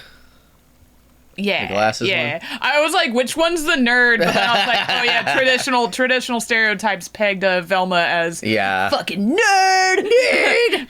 Here's my new friend I was just telling you about. Oh, that's wonderful. Yeah, we just hit it off. Oh, really? Get this. His favorite pizza topping in the whole world is pineapple. Oh, And what is your new little friend's name? I had a feeling it was pizza related. Beck locked eyes with Luca. The look on her face was equal parts expectant and desperate. Back. Luca Van Horn, nice to meet ya. I'm Nellie, and this is the Ilona. Not, yeah. Yeah? Ilona? Ilona. Yeah, that is an L. I thought it was two I's. Ilona! We're Beck's parents. Oh, Oh, I cute. see. Beck gave Luca a quick nudge. They do look adultish. Oh yeah, Beck told me all about you. Already feels like we've known each other for years. So you both can stop obsessing about me making friends. Oh, darling, we never doubted you. It's just that for children with fewer than 5 close friends, the probability of a stunted development doubles. Uh-oh. Is that real? Well, 1 down, 4 to go, I guess.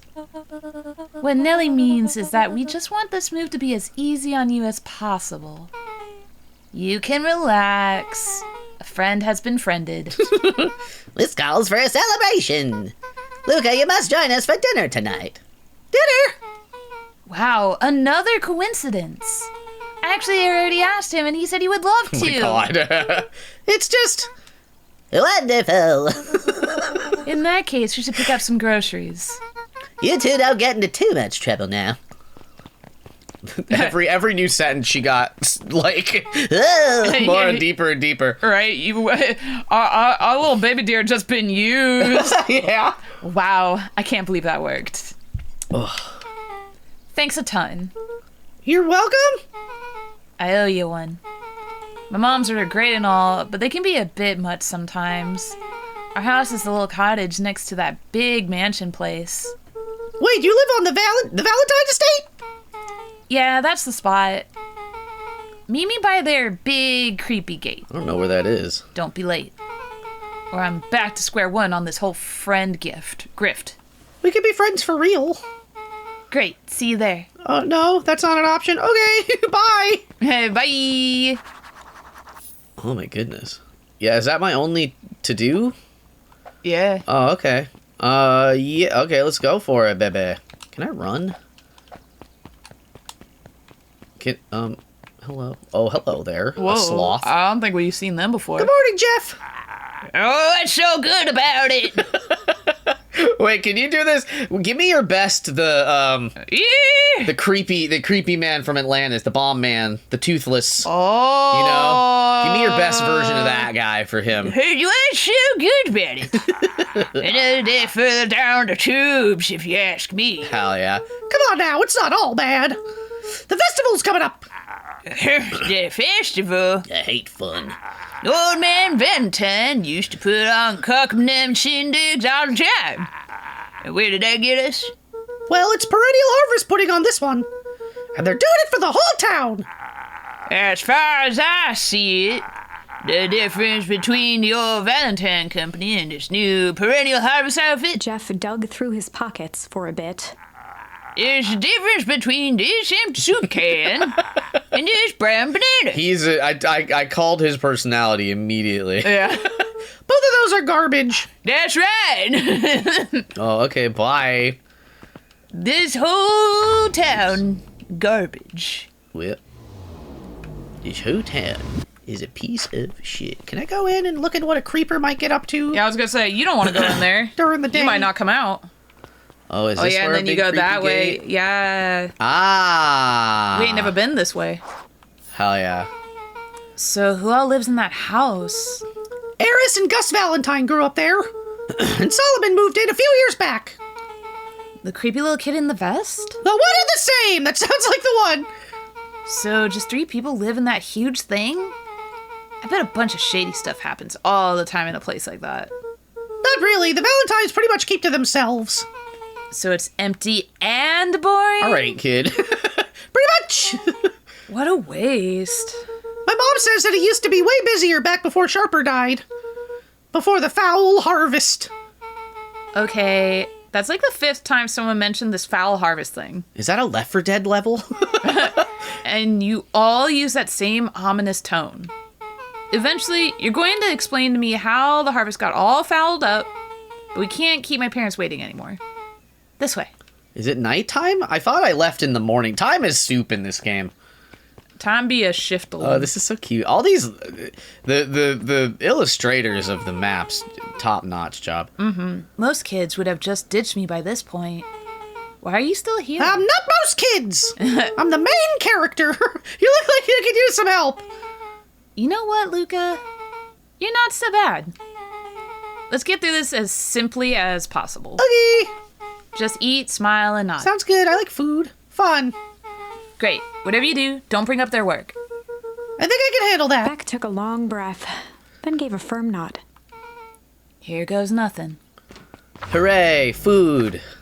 Chapter 4. Food. This is where you insert, like, the shit fucking Dinner comment with the card. Moodwills. Yeah. What do you want to eat? Shit. Shit. Dinner with the Moodwills. Ilona Moodwill was Moodwill. worried about change. A gardener at heart, she understood the necessity of change, relied on it even. Quarters, nickels, But there pennies. was a difference between the controlled world of her plants and this cluttered cottage in a strange town. Almost done. Nellie was a blur of activity, digging through boxes. Sorry, love. Couldn't find the dishes. We'll have to make do with paper plates. Dinner went by without much conversation. As she watched Beck and Luca finish up their pizza, Ilona let herself relax into the chair. The things she cared about were still here. Oh, they got pineapple pizza. Nellie finally had the job of her that's cute. dreams. Beck was beginning to take root. Ilona's task was simply to tend to them. She could do that. Tend to me, tend to me! Give me my pizza. So, Luca, tell us a bit about yourself. I want pizza.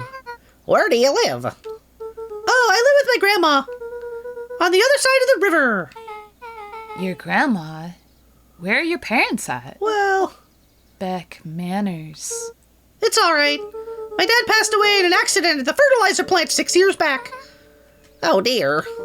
My mom's been missing for a few months now. Like missing? Luca's eyes were fixed to his plate, pushing a chunk of pineapple around with his finger. Never eating it, Nellie never was the one touching who it. eventually broke the silence. Luca, how did you like the pizza? Oh, it was good. Very good. Normally we'd have put more effort into dinner. My mom would have made a better pizza. Ilona nervously gestured toward Alexis. She said it would toughen me up from the inside out. And I like it. It's yummy. We weren't fairly settled in, and Beckman mentioned that that's your favorite. I'm sorry, are you just skipping the part where he said his mom was missing? Beck! I'm sorry, Luca. This move has us all a little tired. Luca wiped his face with his sleeve. No, it's fine. So Beck said that you moved here for work? Beck gave Luca a swift kick under the table. Ow! I mean, what brought you to Beacon Pines? You were right the first time. We're here for work. Nellie won't tell you this, but she's a brilliant chemist. A nerd? Her? What? What? That's crazy. I don't know about brilliant, but I do love it. She's brilliant. Perennial Harvest just made her the newest lead researcher of deep engineering. Deep engineering. She makes it sound more impressive than it is. I'm just happy that I got to make a difference in the world. Perennial Harvest is at the forefront of evolving agriculture into something more useful than sprinkling water and excrement onto the Luca ground. glanced over to Beck. She seemed to be holding her breath. Yeah, but also that means that she's the in on the internal workings. She's in on the in crowd. What Nellie means, Luca, is that there are different ways to grow plants. Yeah, some people talk to their plants and hope for the best. And some people happily leave their job to allow a loved one to pursue their dream. Uh-oh, this was the problem. Yeah. You swear did it! Beck slammed her fist into the table, Oh, shit, dude. perhaps harder than she intended. Hey, Luca. How about some dessert? Sure, only if it's pineapple flavored. I actually have to meet my friend Rollo soon. Luca glanced outside to gauge the time. The sky was darker than he expected, filled with ominous clouds. Ominous goo-covered clouds. Looks like there's a storm brewing. Storm's brewing. My antlers are hurting, they're twitching, the storms are brewing. How's it going? Oh, I didn't think there was any rain in the almanac. Yeah, almanacs aren't that useful around here. Luca wiped his mouth one Almanacs. last time with his napkin and started to get up. Thank you all for the pizza. It was really good. It really was good. See you at the festival, Beck. Or come with me. I don't know. Whoa. That's the coin flip of, am I going to stalk this kid? Yeah. Oh, yeah. Wait up. I'll walk you home. Ooh, baby. Surprised, Luca turned around. He knew Rollo could be prickly around new people, but Beck seemed cool. Rollo would warm up to her eventually, probably. Roller's like, no girls allowed. Yeah. Ooh, yeah. Ooh. Oh, as Luca the clouds to- begin to shit. Yeah, what do we got? Rumble? The clouds begin to rumble or... Hey, rumble? You want us to have a bad time? Yeah. Luca began to respond, but the sky answered for him as the clouds above began to rumble with ominous thunder. Uh-oh. You sure we can make it home before the storm kicks off? Luca surveyed the roiling clouds. I'd say the odds are good. Maybe you should stay here and I'll make a break for it. At that moment, the heavens opened up, unleashing torrential rain. Ruh-roh. Care to recalculate those odds? Oh, hurry inside, you two, before you catch cold. Forgot who is who. She looks so much like a Chipette. Yeah. Luca and Nellie will keep trying to reach your gran on the phone. In the meantime, you two hold tight. God, this guy, I can't get over how cute this game is. Oh, yeah. Just I'm like watching her walk, and it's like everything is adorable.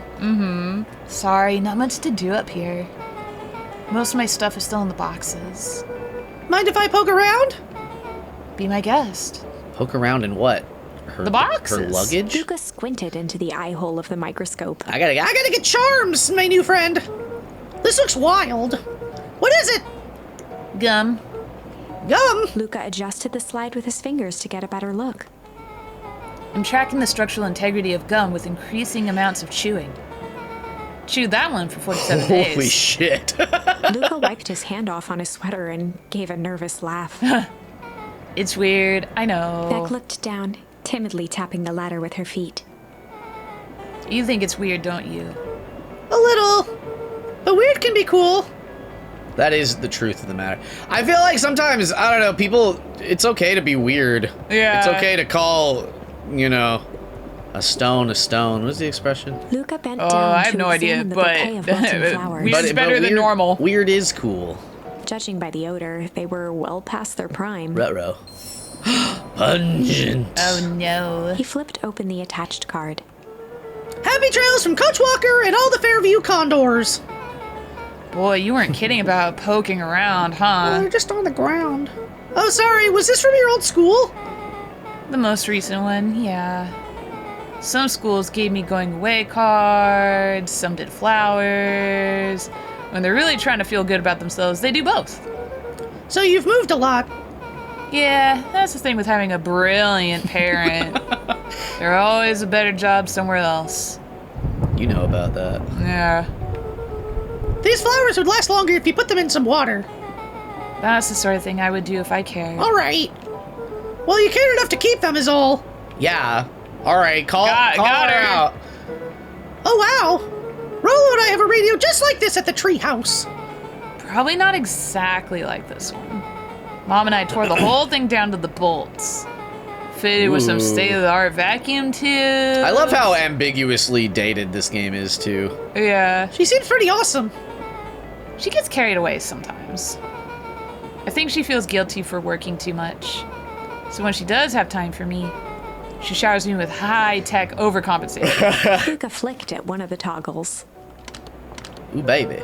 I bet you I can get all sorts of stations on this. Not out here in the boonies. You wouldn't believe the stuff I could pick up back in the city. But around here, it's all farm reports and static. What's wrong with farm reports? Ah, shucks. Luca, can I ask you something? Of course. I might not answer, but dang, didn't that hurt? Nah, I'm Kit. Are you some sort of Killua? I've been trained in the ways of pain all my Oh my life. god. I'll be honest. That hurt more than I expected. No, I just wanted to look cool. Well, at least you look cool doing it. Hell yeah. Took a moment to watch the rivulets of water running down the window. Do you ever feel alone? Like, even when people are around? Well, Rolo can be pretty absent-minded sometimes. I'm serious. Does it ever feel like your family doesn't care what you want? It didn't used to feel that way. I know Gran loves me, but sometimes when she looks at me, it's like she's looking at... A problem? Luca took a deep Ooh. breath, exhaling Got him. slowly. That's too real. Yeah, I know the feeling. How do you deal with that? I don't! I'm never home! I have a secret treehouse. I guess I haven't yet. But one thing my dad told me when I was little. Don't hold a grudge, especially against yourself. If you try to hold it all in, you're gonna pop! So then, what do you do when you don't know what to do? Dad never got to that part. Something I figured out on my own, though. You gotta do something. Anything. Here. Whoa. What are you doing? I don't know, something.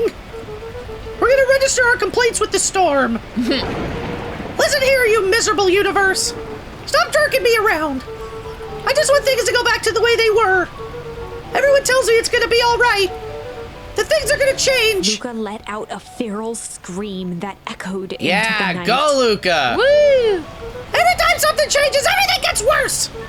Screw this town! Whoa. Let me try. Yeah. Moving sucks. I hate it. I hate that I hate it. Why can't I just deal with it and be happy for my mom? Why can't we just stay somewhere? Her voice dropped to a trembling whisper.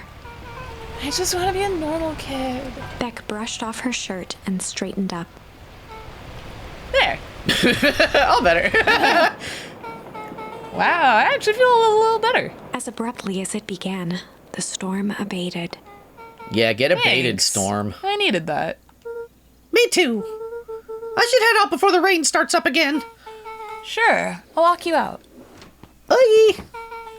See you in Rolo at the festival? Damn, what the fuck? Yes. You turned into Beck. Oh, shit. No, you're right. Sorry. That's alright. Sounds good, me. Luca, don't let the universe jerk you around. Beck gave Luca a light thump on the arm before heading in. I've got special plot tree power, so I'll try. Nah, Woo! nice. Chapter 5. Ooh, baby. Rolo's dead Friendly for sure. feud. Rolo's dead AF. It was heavy with the hard rain's residue, the smell of wet things. Despite his dreary surroundings, Luca felt at peace. He'd never shared those details about his dad with anyone, not even Rolo. But it's not like this changed anything. Rolo was still his best friend. Adding Beck to the group would help balance His things most out. Everything's better in alive twos. friend ever. Yeah.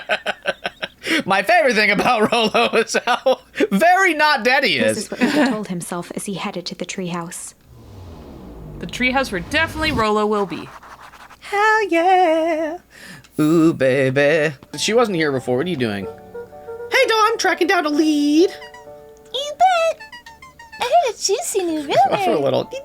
Yeah. Turns out when Sharper Valentine died, he left behind a peculiar last will and testament. Peculiar how? He didn't just give his kids an inheritance, there were conditions. Oh my god, like a film? Like what? The document stipulated that Eris had to take on a child as her ward. A kid our age, who just showed up to town one night with the lawyer. Solomon? Bingo! Solomon Grundy. So Eris was forced to take care of him? Yup, or she would have lost everything. Why would Sharper care so much about some random kid? Rumor has it, old Sharper sowed some wild oats. Whoa. How old are we exactly? Yeah, that's some juicy talk. It explains the way Eris treats him. Poor Solomon. How do y'all find this out? Luca reporting never reveals her source, Luca. I don't remember who was Solomon the little dog? Yeah, the little. Ooh. Hello? I want to pick You don't, those you up. don't want to go into the forest, the spooky forest? No, you want to go to the treehouse and find Rolo. Yeah. I got confused. I was like, isn't that where it is? No, that's not where it is. Nah, it's like on the way home, basically. God, I really Damn, love... she be reading all hours. What are you reading? Tell me. He met his old friend's eyes and was greeted with nothing but ice-cold anger. Heavens! This is no time for fractured friendships. If you say so, bye! What are you doing out here? What's going on? That's not the way. Well, wait a minute. No, it is this way. No. Treehouse is over here. No. Yeah, okay, no. Sorry. That's okay. I got confused. Oh. Oh yeah. Excuse me. What are you doing? Just lock it up for the night, sir. Sir. Yeah, there's like a million of this same worker, and they cornered us at the treehouse one time. I guess I thought this person was not... I thought they were a lady. Oh, wonderful. I can only assume this means all festival preparations have been completed ahead of schedule. Not exactly, sir. The storm set us back a bit, and it's getting late, so we all decided to... You all decided. The incredulous look. Yeah. Yes, sir. I was unaware that your job involved deciding things. Well, fuck me, I guess. Yes, I will be fucking Wow. you. We are all here at Perennial Harvest because we believe in creating a better future, yes? Yes, sir, very much, sir. Do you want to be the one to tell this town that we failed them? No. That we gave up because there was a little rainstorm and we all got sleepy. Well, that would make me feel pretty babyish. Yeah, of course not. Good. Then it's decided. Yes, sir. We'll work till the task is done. See that you do. Our harvest awaits. Bye. Wow, I didn't get to hear any of that. Yeah. Wow. It's a good thing I didn't walk into that conversation. That sounded like a real chew out. Rolo, are you still up there? I just saw somebody get chewed the hell out. Is that a car window? I'm sorry, Rolo isn't accepting visitors at the moment.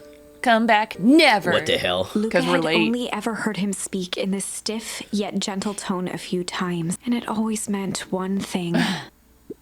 You're upset. Oh, what makes you say that?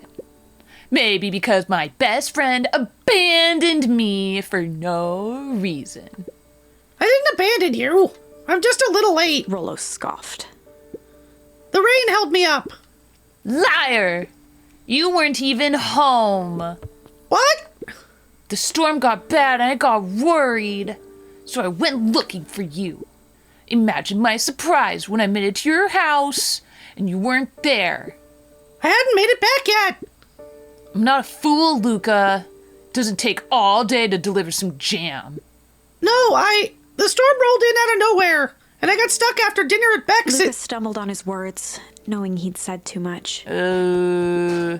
Beck? Dinner? What the heck is a Beck? Well, they're a musical artist from the early 2000s. She's a new kid in town. She's actually kind of cool. You'd like her. She decided she needed help convincing her parents that she'd made new friends. New friends? I spent all day waiting for you, and you were off making new friends? It's not like that, Rolo.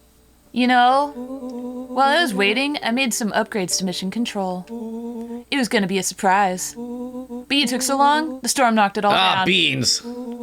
Just like you knocked down our friendship. All right, Rolo, calm the hell down, please.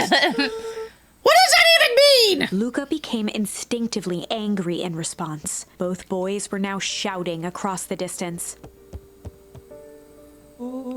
It means you're a bad friend. You don't care about me, All right, and you're Rolo. being manipulative. This sucks. Of course I care, you ass! I knew I'd get in trouble waiting so late for you, but I kept my word, because that's what friends do. And I'm here now, bud. Like, Oh wow, what a noble sacrifice you made! Easy for you to say. Your gran doesn't even care. You can stay out as long as you want, and you won't even get in trouble. Seriously? You're acting like I chose this? If that's what you think, then maybe you're the bad friend! Rolo's tone changed to a calm, yet more intense anger. Maybe Pa is right. Storms bring more than water. Sheesh! This one brought out the real Luca. I mean, Stop quoting your pa's nonsense like it means anything! Yeah, well, at least my Pa is still around. damn, holy shit, The bud. words hung in the cold night air. What a butthole. What a butt. A butt holo. Yeah, butthole Rolo. Rolo's stomach dropped, knowing he'd crossed a line, but it was too late. Yeah. Luca, Good night, Rolo. The last good night you'll ever have! dang it. Well, we caught up. We certainly caught up. This cat. Good night. Me? No. Ooh, ooh. Gran's bed Oh. was undisturbed. We sleep in the same room? That's Luca upsetting. didn't mind that she had a habit of falling asleep in front of the fireplace. It meant that he could read late into the night. Yeah. pretty good. Okay. I never examined this the first time. I didn't know whose bed it was. Yeah. It brought me right to the room, but... Yeah, maybe you could just go downstairs. Oh, no. Luca dug through his old stuff, not even sure what he was looking for. Yeah, same, bestie. Woo! Yeah, time to fuck shit up! Woo! Rolo, what a jerk! Yeah, kick it. Yeah! Call me a bad friend. Ooh, I'm Rolo. Look at me and my amazing family. Bonk. Yeah. Gran's gonna come up here, be upset with us. Yeah, like, why you kicking that ball around? Okay, that looks... Okay. Yeah, I think you got it out of your system. I guess I'm just never supposed to make new friends. Aww, baby. Cry yourself to sleep, literally. Luca? Gran cooed gently from the hallway. Sounded like a lot of soccer, dear. You slept straight through breakfast. Luca, are you all right? I'm fine. I just don't feel like getting up yet. Okay, I'll leave this oatmeal by the door. It's already cold, so there's no rush. Yeah. I've got to run out and take care of some things. Jam things. Okay, I'll be back later to check in. sure. Luca just wanted to be alone. He waited to hear the sound of the front door closing. Soccer time! Woo! Oh, shoot. He's gonna be miserable. Bonk. Yeah. Yeah. Alright, well. Heck you, Gran. That's enough ball kicking. Should I... Luca dozed off again. Luca, I see you didn't eat your oatmeal. Wasn't hungry. Well, just in case you get hungry, I'll leave a sandwich here too. This is her room. Like, she can come in. Thanks. She's probably just giving him space. Well, Lou came by. What did he say? He wanted to talk to you. What did you say? I told him you weren't feeling well. Good. So, your plan is to just sit in your room all day? Pretty much. Well, I need to pop away again for a minute. It's not about jam or anything. If you decide to end your pity party and go outside, Damn, Grandma. I think it'd do you some good. Noted. Luca still couldn't bring himself to go out. She's not wrong, but like, damn, Grandma. Damn, Grandma just like, she's like, listen, your mom may be dead, but I'm gonna kill you. I'm gonna slay you with these words. Besides, if he ran into Rollo, he'd have to actually confront the situation. I don't want to confront shit. There's never anything interesting at the festival. Oh, it's the festival. What? Can you jump up there? Or, oh no, you gotta soccer ball it down, huh? Oh. No, you're so right, bestie. Will it... Yeah. There we go. The Adventures of Hank Atomic. Ooh.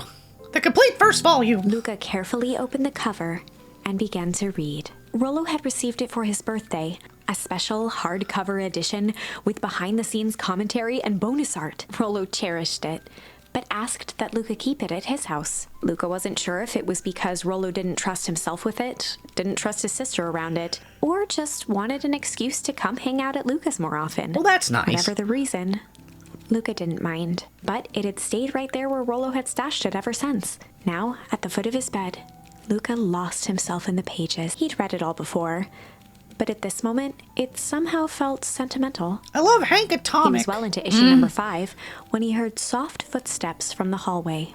Rollo, you break into my house? Luca? Another little friend came to see you. A girl named Beck Modwell. She said you met yesterday. What did she say? Is she here?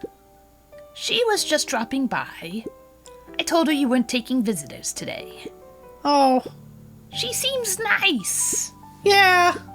You had a fight with Rollo, didn't What you? gave it away? Is it all the kicking balls I'm doing? And the fact that I didn't want to fucking talk to him, Grandma! Can I come in? Maybe later. All right then. Keep your secrets. Keep your secret. I'll leave dinner on the kitchen table. Your sandwich is attracting flies. Please eat it quickly. In case you want to bite before bedtime. He's gotta be hungry, dude. Without Yeah. realizing it, Luca had pouted away the entire afternoon. He once again felt the weight of it all and allowed his weary eyes to close. Yeah, you have no Luca energy. You haven't stood eaten in all a day. vast black expanse. He looked up at his father standing beside him. Walt was working a straw at the bottom of a fountain glass, trying to collect the last bits of milkshake. Hell yeah. Nice. Relatable. Where are we? Taking a final loud gurgling sip. His father peered out from the glass. He jingled the straw playfully with a warm smile, then lifted the empty glass as if to point into the darkness. The source. What? Luca's eyes followed his father's gesture. In an instant, He was sitting in front of a blazing campfire. Oh. Across from him sat a large figure in a yellow hazmat suit. Oh. What a good normal dream. The figure's voice was a scratchy echo. Well, if it isn't the man of the hour, make yourself comfortable. Luca held his shivering hands over the flame to warm himself. It doesn't work that way here. Oh. Their yellow-gloved hand pointed to the base of the flame. It's a cold flame. See? Luca peered at the base of the fire. It wasn't wood that was burning. It was Beacon Pines itself. Oh my god! Tiny buildings, freezing and crumbling as they were consumed by flame. Luca could see small shadows moving in the burning city. People. Luca leapt to his feet. We've got to help them! The figure gave a dismissive wave of their hand. Why waste energy helping people who can't even help themselves? The figure bent down to examine the panicked crowd as they desperately tried to stop the flames. They only care about what's right in front of them, not like us. No, we're just, in a black space, looking in a tiny Luca's town. voice We're was a trembling giants. whisper. Yeah. Us? The figure slowly stood up, grabbing its helmet with both hands. With a jolt and a twist, the suit emitted a gasp. And there was your a mom. cloud of torpid mist escaped, slowly revealing the face within. Luca's own face looked back at him. Oh, shittles. Older, worn, distant. The sensation was oddly familiar, as if he'd caught his own reflection by surprise in the mirror. The doppelganger smiled. I tried to help once. He gestured towards his face, and all it got me was this. Luca staggered back. You aren't me. Luca felt a hand catch his shoulder. His father was there again, beside him. Hell yeah. Every choice sets us on a path. Yeah, I know that, Dad. This is the end of one of your paths, son. Oh. Luca watched his older self shake its head ruefully, its face twisting into a cruel grin. Welp, Dad. If you wanted him to see this, far be it from me to disappoint. Luca watched in shock as the figure took a confident step forward and plunged into the flames. Well, problem solved. In a That's flash of cold crazy. light, he was gone. What does all of this mean? Luca felt a reassuring squeeze on his shoulder.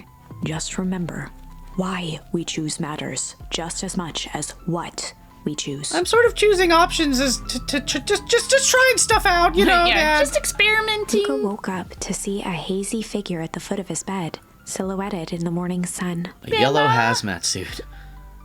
Mom? No, dear.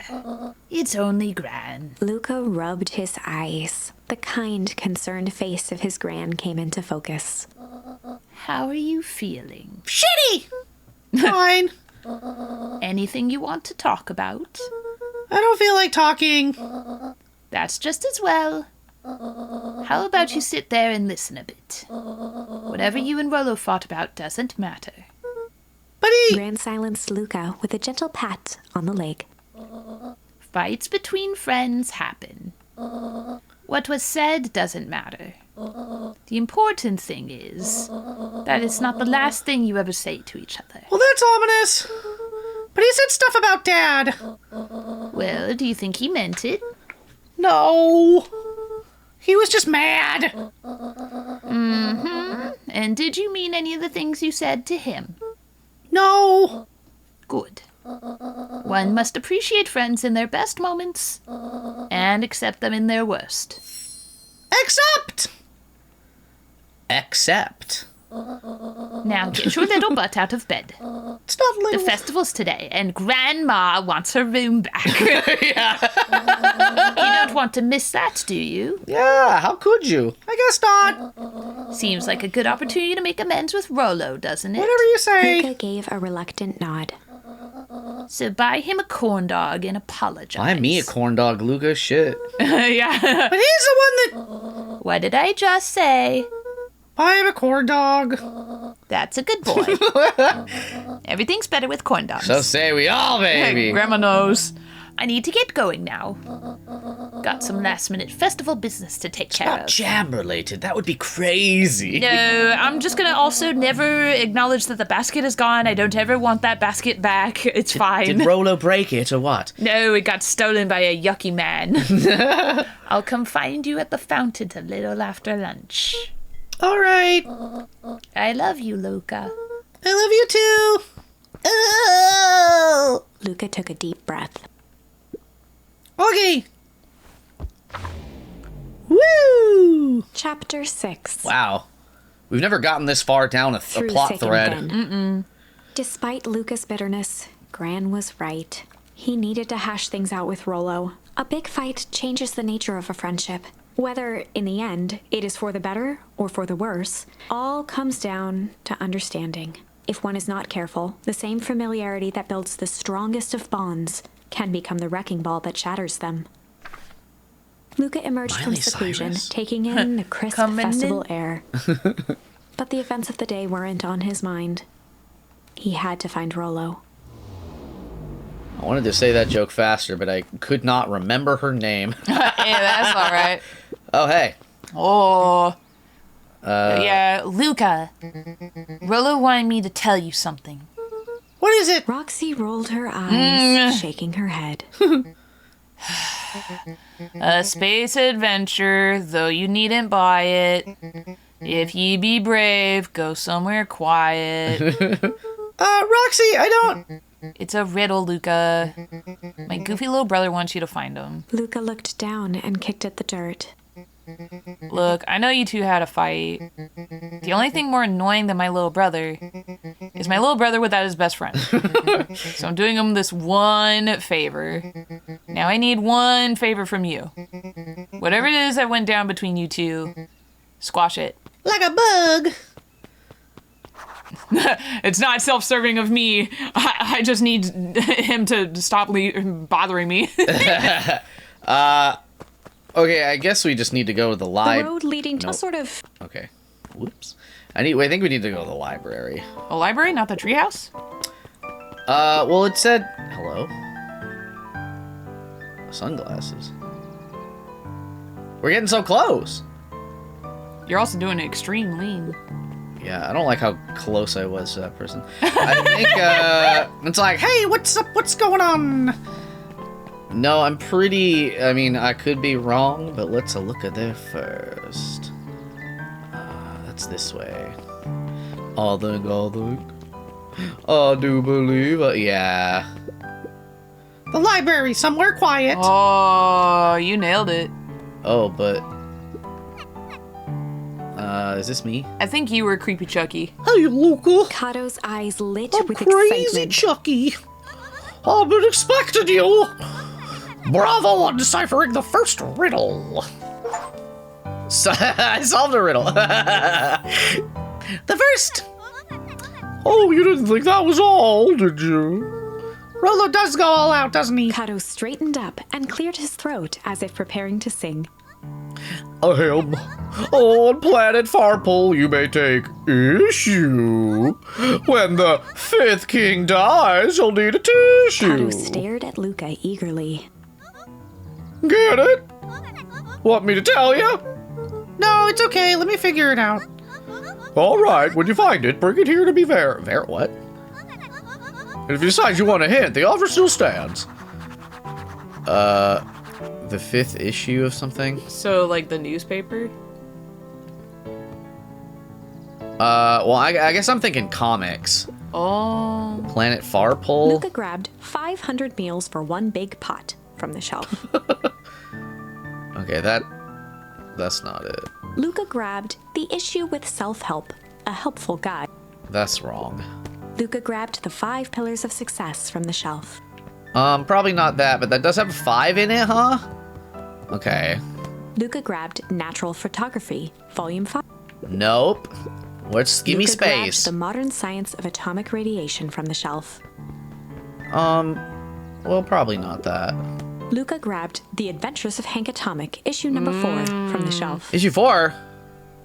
But,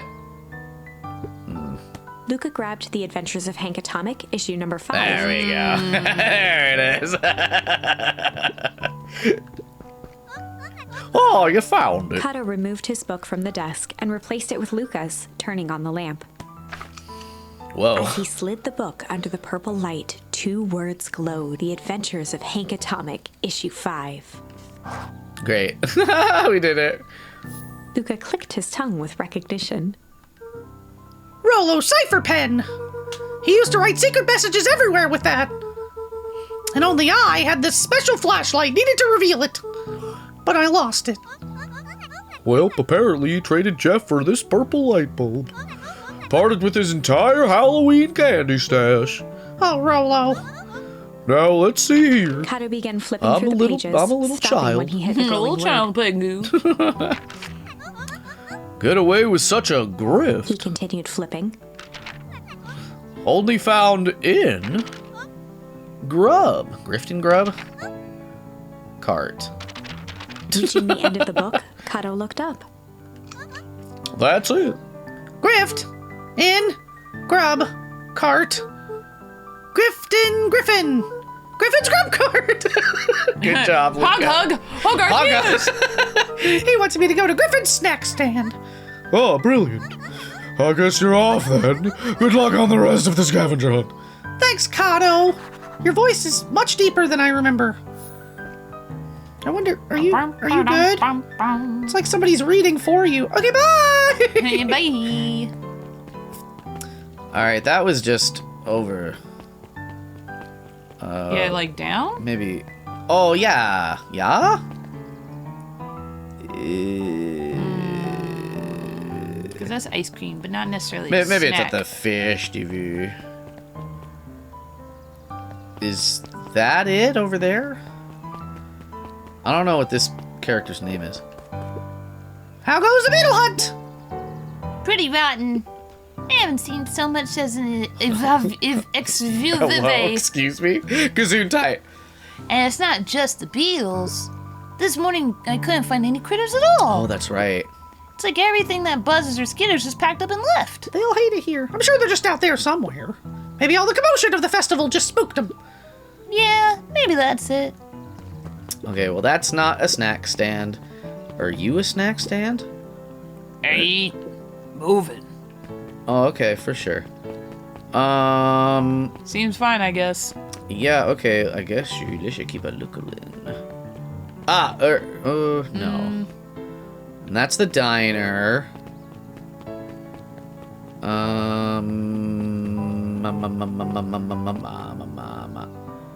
And then that just takes us far away, huh? Yeah. Try tying the cart person down there, because we don't. Yeah, maybe that is it.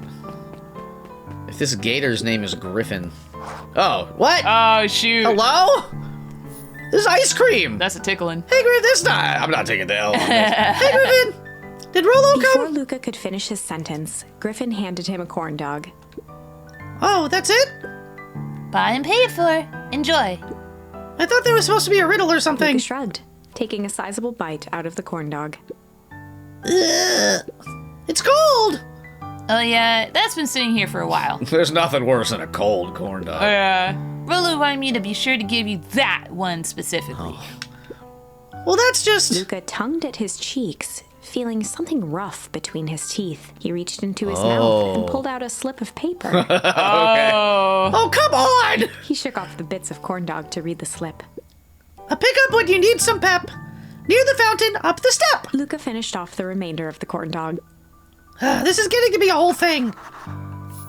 My stupid, invested friend. What was it? Near the fountain. Oh, yeah, so just up this way that we've never ever been yet. I guess we have been over here briefly. Well, I don't think Luca was here. I think we got a snapshot of all the friends in like a hangout scene. There you are, Luca. There's no way I'm actually doing this. It's way below my pay grade. Oh, come on, you big stiff. Let the kids have some fun. Fine. But Rolo owes me one. Lumi waved his hands around sarcastically as he began. What takes flight but has no wings? Your final task a friendship brings.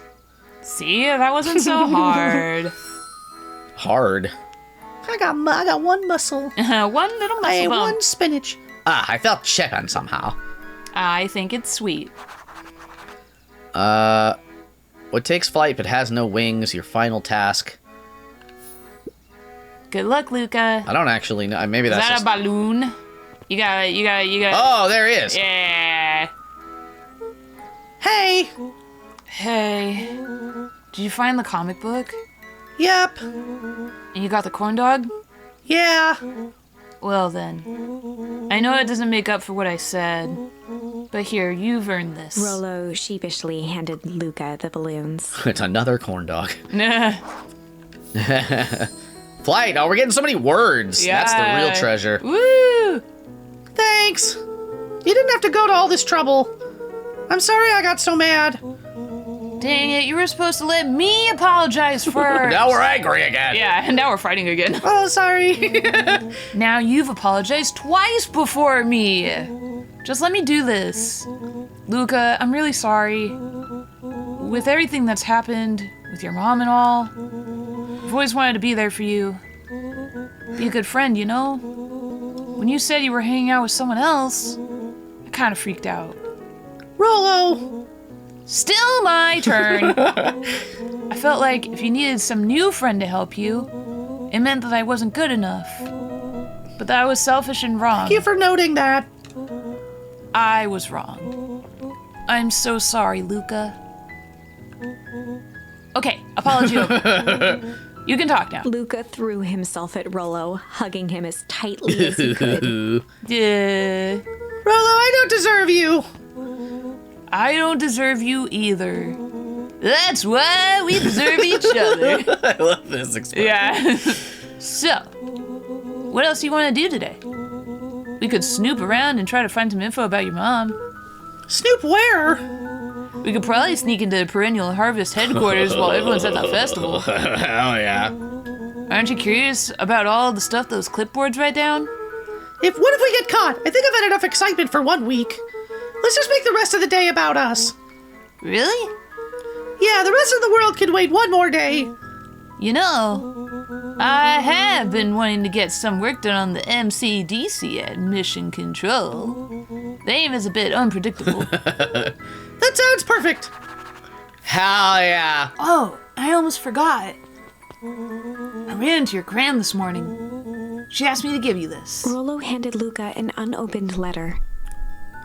Why didn't you open it? I'll wait for you inside if you want to read it now. A letter? Luca, some things are going to happen that might be difficult for you to understand. Uh-oh. If I am honest, I hardly understand them myself. But whatever happens, I need you to know that I love you. Gran, None of this is fair to you. You have already lost so much. is Gran gonna go the way of the dodo? We both have. I wish there was a simpler way forward. But if there is, I haven't thought of it. Oh no, God Gran. knows I've tried everything I've done. I did for you. All that I jam. hope someday you can accept that. Love, Gran. Whoa, grand suicide note? What the heck? Well, I don't know if it's that. I think she's insinuating that something bad's gonna happen and she might get taken away or killed or something. But she's being very vague about it. I love you too, Gran. Luca folded the paper into his pocket and headed up the ladder. What a very yeah, dude. A big lounge. What's up with the letter? Anything you want to talk about? Maybe later. Sure, whatever you want. I love lounging. You know, you really didn't have to go to all that trouble just to apologize. I know, but we've been looking forward to the festival for weeks.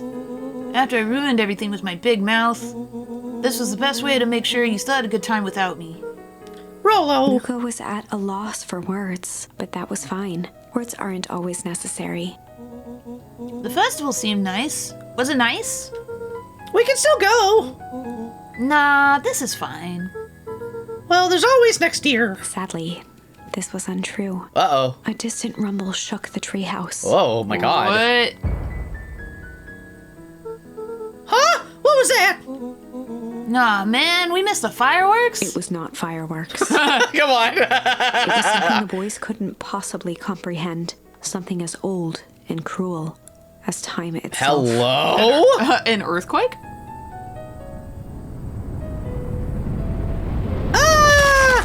Oh! What?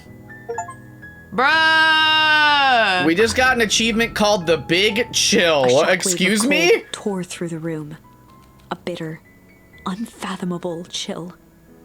Before they could react, it encased them in ice. What? 2 boys, reunited by friendship, only to be cruelly separated by a malevolence beyond reason. We got spellcasters up in here? And so, our story ends on this melancholy scene. Man, that's tragic. In a That's silent crazy. treehouse turned statuary.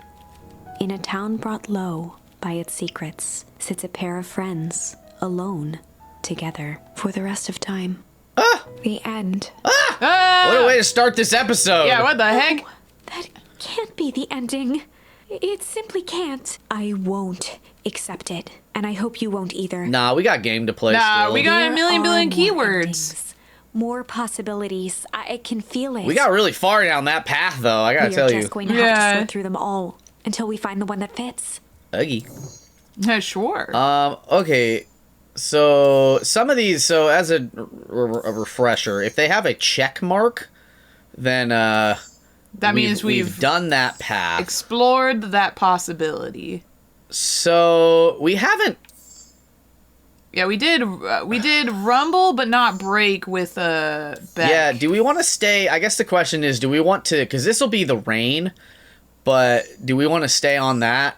Yeah, you're right. Yeah, let's do that. So this will take us back to before the rain happened, before we had a fight in the first place. Yeah. Like this will honestly, the break will mean that we can just go meet up with Rolo with Beck. I think Luca so, began to yeah. respond, but the sky answered for him as the clouds above began to break, revealing patches of star-filled summer night. Moonlight filtered down, shimmering in the treetops. Beautiful. Nothing bad will happen today. Yeah, we won't have a big fight. We won't have a big machete fight. Nate! Sure, you can be Rolo. You're not going home? No, I promised Rolo I'd tell him about... Lucas stopped himself mid-sentence. Promise you tell him what? Spit it out, bud. All right, Wolverine. We are thick as thieves now.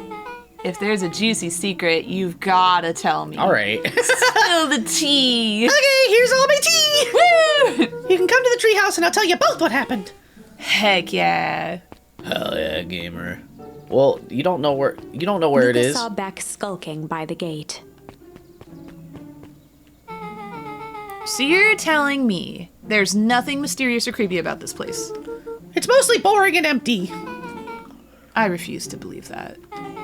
Big spiked gate, looming mansion, rich reclusive owners. It's gotta be cursed. It's definitely Batman. It even smells shady. And in this world, he's a real bat. Yeah. Grabbed the wrought iron bars and shook the gate. All right. Let me in! Let me in! Mark my words, you decadent nightmare house. I want to eat a decadent house. You will reveal your secrets to me. Whoa! Uh-oh. What did you do? First of all, I told you so. Second, hide. Uh-oh. Oh, it's the... Oh, the hazmat. That's Eris Valentine. Who's that she's talking to? Shh. Is this me? I expect you to return that suit in working order. Of course. As long as everything proceeds as planned. There's nothing to worry about. The only thing I'm worried about is what's rightfully mine. If that means making some unsavory alliances, so be it. I couldn't agree more. There comes a time to suspend hostilities. I'll deal with our common threat. Now this is what I was talking Beck's about. voice was an excited whisper. Proper shady stuff. Shh, someone in a suit like that tried to grab me yesterday. I've lost a little bit of track of the plot, so I'm glad they're... Yeah, that happened as part of this tree. Seriously? Shh. You do understand that when this all inevitably fails, I will deny everything. I wouldn't expect anything less of you. You just worry about your part in this and let me handle the rest. You all know a part of this, do we? I can't wait to see the look on that Rube Kerr's face. Yes, the truth will come to light. I'm still surprised you're so comfortable with the potential collateral damage. If there's one thing I've learned, it's that change is painful. Wow, I was expecting shady. But that's just flat out supervillain talk. He takes the thing off, it's Lex Luthor. Yeah. If you don't mind me asking, just a regular human, why? Why are you doing all of this? The mysterious figure retracted their mask, Ooh. hair pushing out Is from it all Mom? corners. Oh no, Gran! Family. A chill ran down Luca's spine. Oh my god. His vision blurred. Beck stifled a sharp wince, and Luca looked down to see himself wrenching her hand. Oh, look at his little eyes. I didn't notice Luca's eyes popping out. Yeah. An answer I can certainly respect. Why'd the hair have to come Tousled out? her Yeah. hair back under the face mask. Just remember, keep everything nice and normal until the festival. I don't need lessons in rousing suspicion. Gran gave Eris a curt nod and disappeared into the night. It's weird that is her name, Eris. Yeah. Bruh. Holy guacamole. Batman. It was Batman. That's Batman. Batgran. Chapter 5. Back Gran.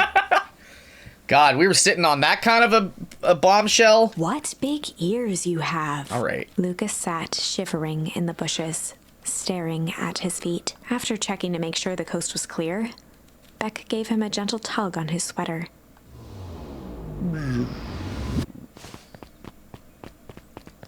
I love her little run. Yeah. What's wrong? You look like you've seen a ghost. Well, sort of the opposite, in fact. She's almost a ghost. Why were you so scared of that old lady in the hazmat suit? That was my gran. That was your gran. Yeah. Okay, well, I'm sure there's a perfectly reasonable explanation for all this. Yeah, for sure. Let's just get to the treehouse and figure things out there. Lead the way. Okay. Let's go! Woo! You gotta Hey, jump woo! though. That's part of it. Woo! Woo! The treehouse ritual is that you gotta jump. No, that's toward the spooky. Fiddlesticks. And I'll never... My sense of direction in real life is also quite terrible. Uh-oh. Oh, for the last time, there's nothing to worry about. Of course, we're not The worried. clipboard finished writing with a scratchy flourish and looked up. Just dotting our I's and crossing our T's. Well, maybe try minding your P's and Q's. Got him. Boo, boo, boo, boo, boo, boo. Mr. Nuncreed, arms crossed over his paunch, gave an exhausted sigh. If there's anything you need knowing, you'll know it. Absolutely. If you'll just sign here acknowledging everything is accurate, we'll be out of your hair in a flash. Oh, for the love of... He snatched the pad and scribbled his name so hard the pen nearly snapped. There. And would you like my eternal soul as well? If it is on offer, yes. The clipboards looked at each other for a moment, almost pondering the possibility. God. Then broke into laughter as they walked away. That's crazy. Hello, Mr. Uncreed. Hi. Luca, let me give you some advice. Get bigger glasses when you need glasses. Mine are so little I can't see fucking shit. It's like they don't even do anything. The next time someone you don't know asks to hear your thoughts, give them a good hard bop right in the kisser. Do it. The physical violence. Got it. Oh, Grant tells me just to keep away from the clipboards. That's good, that's good. Your gran is a smart lady, Luca. Smart and beautiful, if you don't mind me saying. Speaking of which, you'd better run along home now. Too dark out to be wandering on your own. Here, take this camera. Just put it in the kitchen or like, I don't know. Woo. Okay, bye. He's being less terrible, but But still I'm terrible. still not a fan. Okay, yeah. There's no time for idle chit chat. So this is still the day before the Yeah, festival. they're The they're festival setting up. Has not happened just yet. Oh, this is nice. Yeah, the treehouse is just a little further on from here. So what's your buddy Rolo's like? What's your buddy Rolo like? He's like a roll of candies. Rolo, he's Rolo. He's got caramel inside of him. And chocolate on the outside. Not particularly helpful. But delicious. Sorry, I've just never thought about it. Lots of energy. He's funny even when he's trying not to be. Things have been tough for his family since the Foul harvest. It's about damn time you tell me what this fallow harvest thingy is. You gotta lower your voice when you say it. It's kind of a long story. Hit me with the highlights. Okay. There used to be a fertilizer company here called Valentine's. They were kind of a big deal. Ooh, big deal fertilizer. Big deal shit. It was a big deal to us. Their stuff really worked. Farmers loved it. So Valentine's grew and grew. Beacon Pines pretty much grew around it. Most everyone in town either worked for Sharper Valentine or used his fertilizer. Things were good. I'm sensing a big butt. Don't talk about my big butt. Around 6 years ago, Sharper Valentine suddenly died. And something changed. Changed how? Could have been a bad batch. Maybe it was the water, or air, or soil. Nobody knows. But all the crops died. And everyone blamed the Valentines. The foul harvest. The foulest harvest that ever was harvested. Yeah. Valentine's fertilizer went out of business. Half the town lost their jobs. Sheesh. The next year, the crops came back, but something was different. You plant a crop, do everything right, and it's sort of a crapshoot what happens. And no one knows why? Nope. I take it Rolo's farm got the short end of the stick? Yep, for some reason their farm was hit harder than the others. That sucks. Things have gotten better since Perennial Harvest came to town. The Beacon Pines Reborn initiative? Yep, first thing they did was give the town a deep scrub. They even put it up in hotels one town over for a week while they decontaminated the groundwater. We better get going. That's pretty serious, but also a pretty big clue. Let's do this now. Let's see what other things we've gathered. Yeah. Dear old dad, look at how little you are. The little baboo. Pungent, yeah, pungent bait. So we're picking Luca bait wrapped types. a twig of thyme around the hook. But we gotta remember Some them all. fish have refined taste. Come here, fishy, fishy, come here, fishy, fishy, let me Oh. Oh, well. Oh, shoot. Thanks, Dad. Thanks, Dad. Luca thought there was rapped at some fish. A second Bob. But no, it's quite easy. But I can't like just, I can't just hold down. I gotta like let it loose a little bit. Yeah, give him some slack and then reel it in. Give him some monocle. slack and then reel it in. Reel it in. Get some slack. And then reel it. Who had a monocle? Somebody had a monocle before. Let's watch. Sharper Valentine. Figures. If he had his way, property of Sharper Valentine would be written on everything in this town. Should we give it back to him? He might not even want it back. The man's got a contentious relationship with time. We'll keep it here in case he ever wants to pick it up. Whoa. Oh, okay. Bye, Dad. Bye, Ghost Dad. Bye, Papa. All right. Hell yeah. Don't be mad, Rolo. I can't deal with it again. It's about time. I was about to give up and go home. Who's the new kid? Name's Beck. You must be Rolo. I see my reputation precedes me. Oh, he's completely fine. Yeah. Welcome to Mission Control. Rolo waggled his head with pride. You'll find we've spared no expense in construction. I've seen worse looking piles of junk. Thanks. Hey, Luca, you know the security concerns we talked about? Yeah? While I was waiting, I made some improvements. Let me lock this baby down for a little test infiltration. Can't be too safe these days. Oh my god. No. How do we get in? No, not the car window. That is just a car door now that I'm looking at it, isn't it? Yeah. What? Hello? Among Us? Whoa. Are we about to get ejected into space? That was literally the Among Us. Yeah. That's so funny. He goes all out, doesn't he? Always. Oh, lavish. Oh, that's grand stuff. Yeah. That's fun. Huh. Okay. Oh, I got garbage. Garbage to throw. Oh. Whip. That'll do. Whip. If they can't throw anything, we're in the clear. But if they can throw some stuff... All right. Oh. Yo, he really... I don't know how I would go about doing this. Yeah. Hey. That's so silly. Where did you guys get all this junk in the first place? There's a guy in town named Jeff who trades his junk for snacks. Junk food for junk. Nice. Hell yeah. So, pretty sweet security, right? It was imaginative, I'll give you that. Luca, are we sure we can trust the new recruit? I'll vouch for her. Thanks, I guess. Okay, Luca, you promised to fill me in about the Valentine warehouse. Luca sucked in a long breath. So like I said, there was someone there. What were they doing?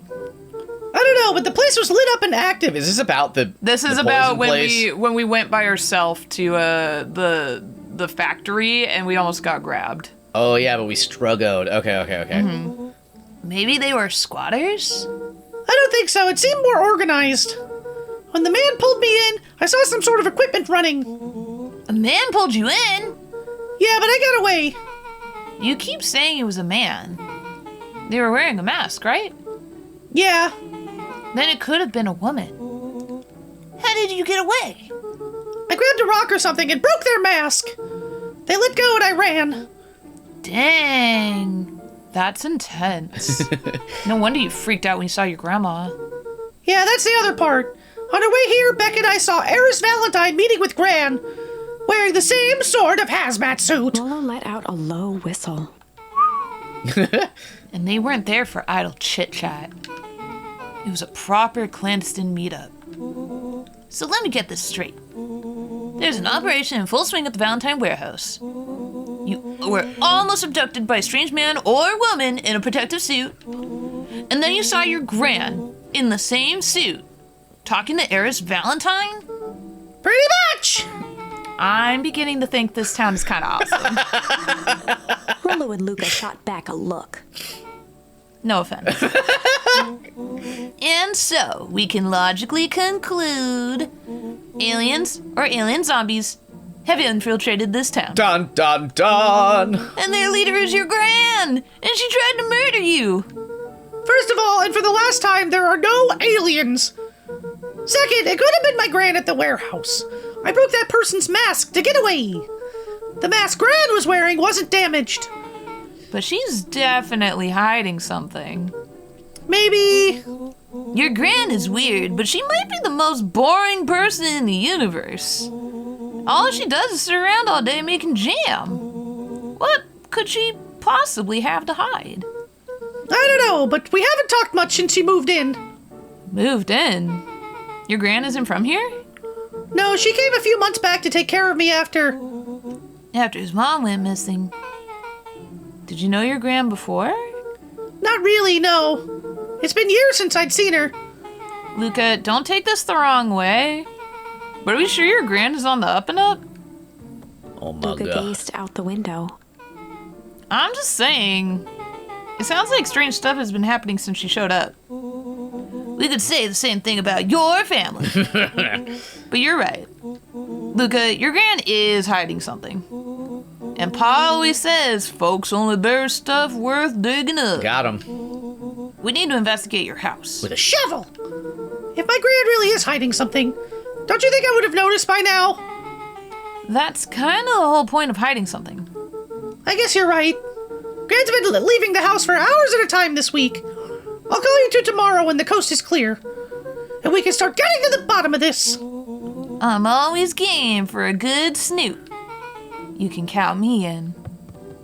Hell yeah. Nice. Oh, baby. Chapter Secret Lair. Whoa. Secret lair. Summer Secret forged lair. ahead, but the nights only seemed to grow colder. Luca walked home slowly Colder? under Uh-oh. the Yeah, pale the cold. starlight, Uh-oh. cautious to avoid any more surprises lurking in the shadows. Reaching home, he slipped quietly into bed, half dreading what they might discover the next day. Oh my god. Yeah, sleep under the covers, Luca. I know, I feel like that's the first time we've seen that. Oh, the little Jammies are so cute. What time is it? Time to get the fuck up. Yeah, it's changing time, dude. Mm-hmm. All right, hold on. Gran's moving in meant that most of Luca's things had been crammed in the corner. Luca was somewhat annoyed by the situation. Oh, Oh. hello. I'm walking so politely. Do, do, do, do, do. Woo! Rolo, what on earth is that? Oh my god. The ridiculous thing on your head. Oh, this? It helps me think. You're gonna need a lot more of those. Joke all you want. Damn, got him. What the fuck? We'll see who's laughing when I crack this case wide open. The coast is clear? Yep, whatever she's been up to this week, it's been keeping her busy most of the day. Very well. The game is afoot. There we go. Luca and Beck rolled their eyes as Rolo strutted across the room. Sherlock Holmes exists in this universe. Yeah. If I were Gran, where would I hide my deepest, darkest secrets? Perhaps where you might least expect it.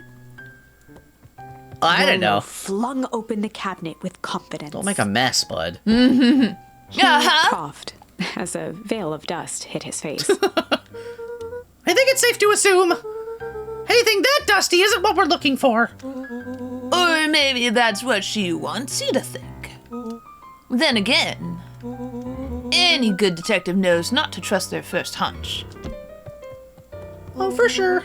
First hunches are for suckers. All right, Quasimodo. Get that hunch out of here. Bruh. Eureka! She lit a fire in order to burn the evidence.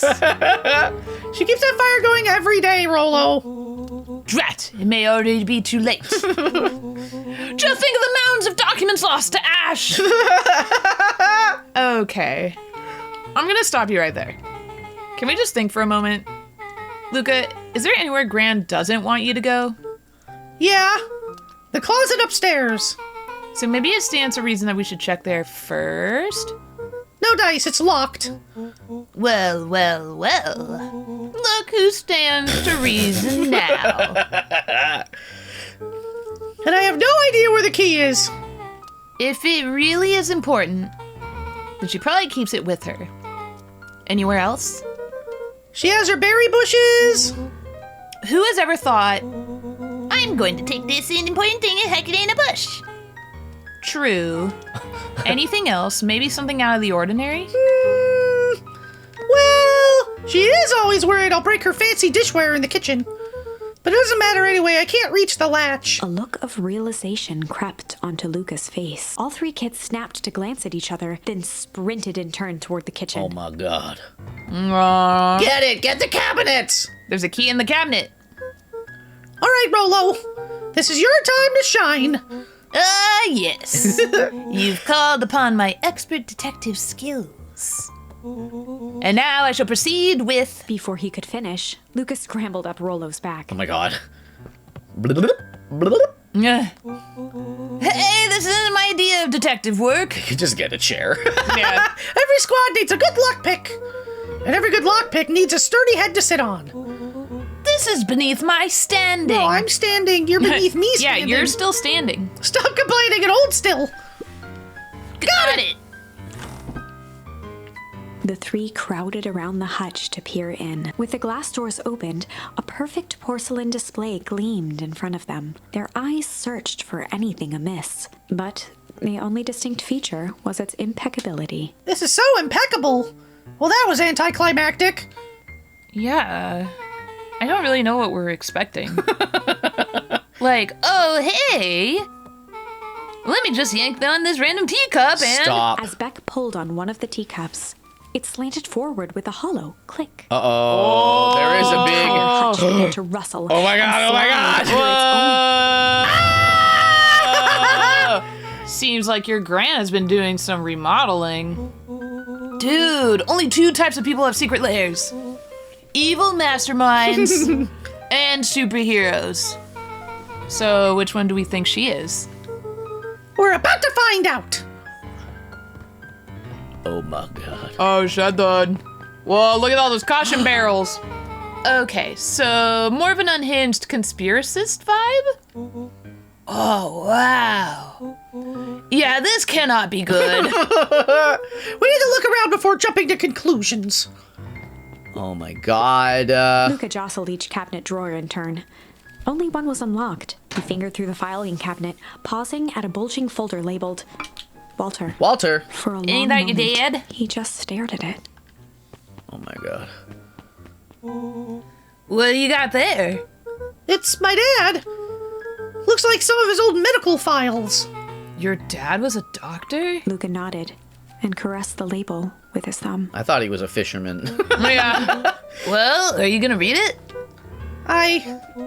Here, let me help. All right, Rolo. Rolo slapped the folder from the drawer and began leafing through the pages. He whistled to himself, barely looking at the text. How about you actually read some of it? One sec. Dense documents such as this are a lot like a cheeseburger. I want a cheeseburger. Right? It's best to skip straight to the middle. That's where all the meaty bits live. Well, but what? What kind of cheeseburgers are you eating? Wow. I had no idea we were in the presence of the preeminent scholar in dense documents. And cheeseburgers. I want to be a cheeseburger scholar. By all means, proceed. He stopped at a page and mimed, holding up a monocle. Here we are. Follow-up examination of Terence Wilby. Patient shows further signs of paleness and malaise. Body temperature continues to drop. He now describes soreness of muscles and joints. This is similar to the symptoms exhibited by Ms. Wilby just a few days past. Still waiting on lab results from Joseph. Rolo looked up with heightened Who's surprise. Joseph? See, creepy. Yeah, that's kind of disturbing. Who's Joseph? Ah, yeah.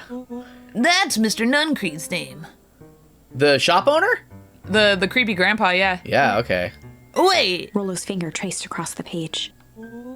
there's more scribbled in the margins. Could it be contagious? Mr. Willoughby claims the tap water at his home has been contaminated. Perhaps environmental? Lab results only raise more questions. It's like he came back to this report later and made those notes. So it might be related to something else? Rolo scanned through several more pages. Here, the writing looks shaky. It looks like it's gonna take a big old bite. I just couldn't help her. This disease, or whatever it is, progresses so fast. And with his wife passing, Terrence's condition follows close behind. Exasperated by the loss, enough is enough. I need to take matters into my own hands. Luca, staring blankly at the cabinet this whole time, spoke softly. What does it say next? Rolo rustled the folder, trying to loose more pages. That's where it ends. What? There has to be more! Luca frantically shoved the remaining cabinet folders, trying to find another labeled Walter. Luca, I think that's the only one. It's alphabetical, see? What did he mean enough is enough? How did he take matters into his own hands? This is bullshit! Luca slammed the drawer shut. Yeah, that's right, Luca. A spider web of string connected photos of people from the town, interspersed with Oh hastily my scrawled notes. goodness. Well, she sure has kept herself busy. Is your gran a serial killer? Because I'm starting to get a vibe. Don't be ridiculous. Sure, she's just tracking the movements of everyone in town, out of the kindness of her heart. She puts little symbols by some of them. Her next victims. Yeah, Mr. Nuncreed has a check mark, like, checked into the graveyard.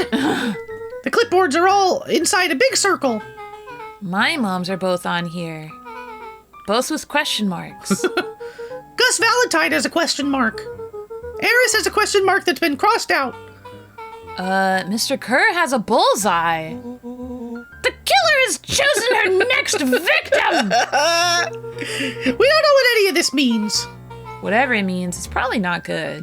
Oh my goodness. What do we have here? Barrels marked caution explosive. And jam jars? That's enough jam to feed the whole town. What kind of incendiary jam is your gran making? Jamatov cocktails. That's right. That's right, darling. Whoa! Whoa! All right. She wouldn't have had me walk around town delivering bombs. Right? Only one way to find out. Rollo casually spun open a lid and dipped his finger in the jam. And blew up, exploded. Yeah. Huckleberries. He smacked his lips. The most explosive berry there is. A hint of brown sugar. Kaboom! And ink? What? Rollo plunged his hand in the jar, fishing out a soggy slip of paper. Whoa. Aha! Rollo offered the slimy note to Luca and licked his fingers clean. Ew. It's addressed to Mrs. Fratelli. A grand jam drum? A grand jam grand? Say that 5 times Yeah. fast. It says, last night I used the disguise Eris provided to scout the location. The timing window should be possible. Operation Sparkplug is a go. Aw, man, are they doing a heist? Whatever it is, it can't be good. Some more bombshell than a bomb, am I right? You're new here, so I'll let it slide. But I'm the bad joke guy around here. Oh my god, that is a big bombshell. What is this? Looks like a punching bag. Yeah. Oh, look at you. All right, let's see what the big main situation is.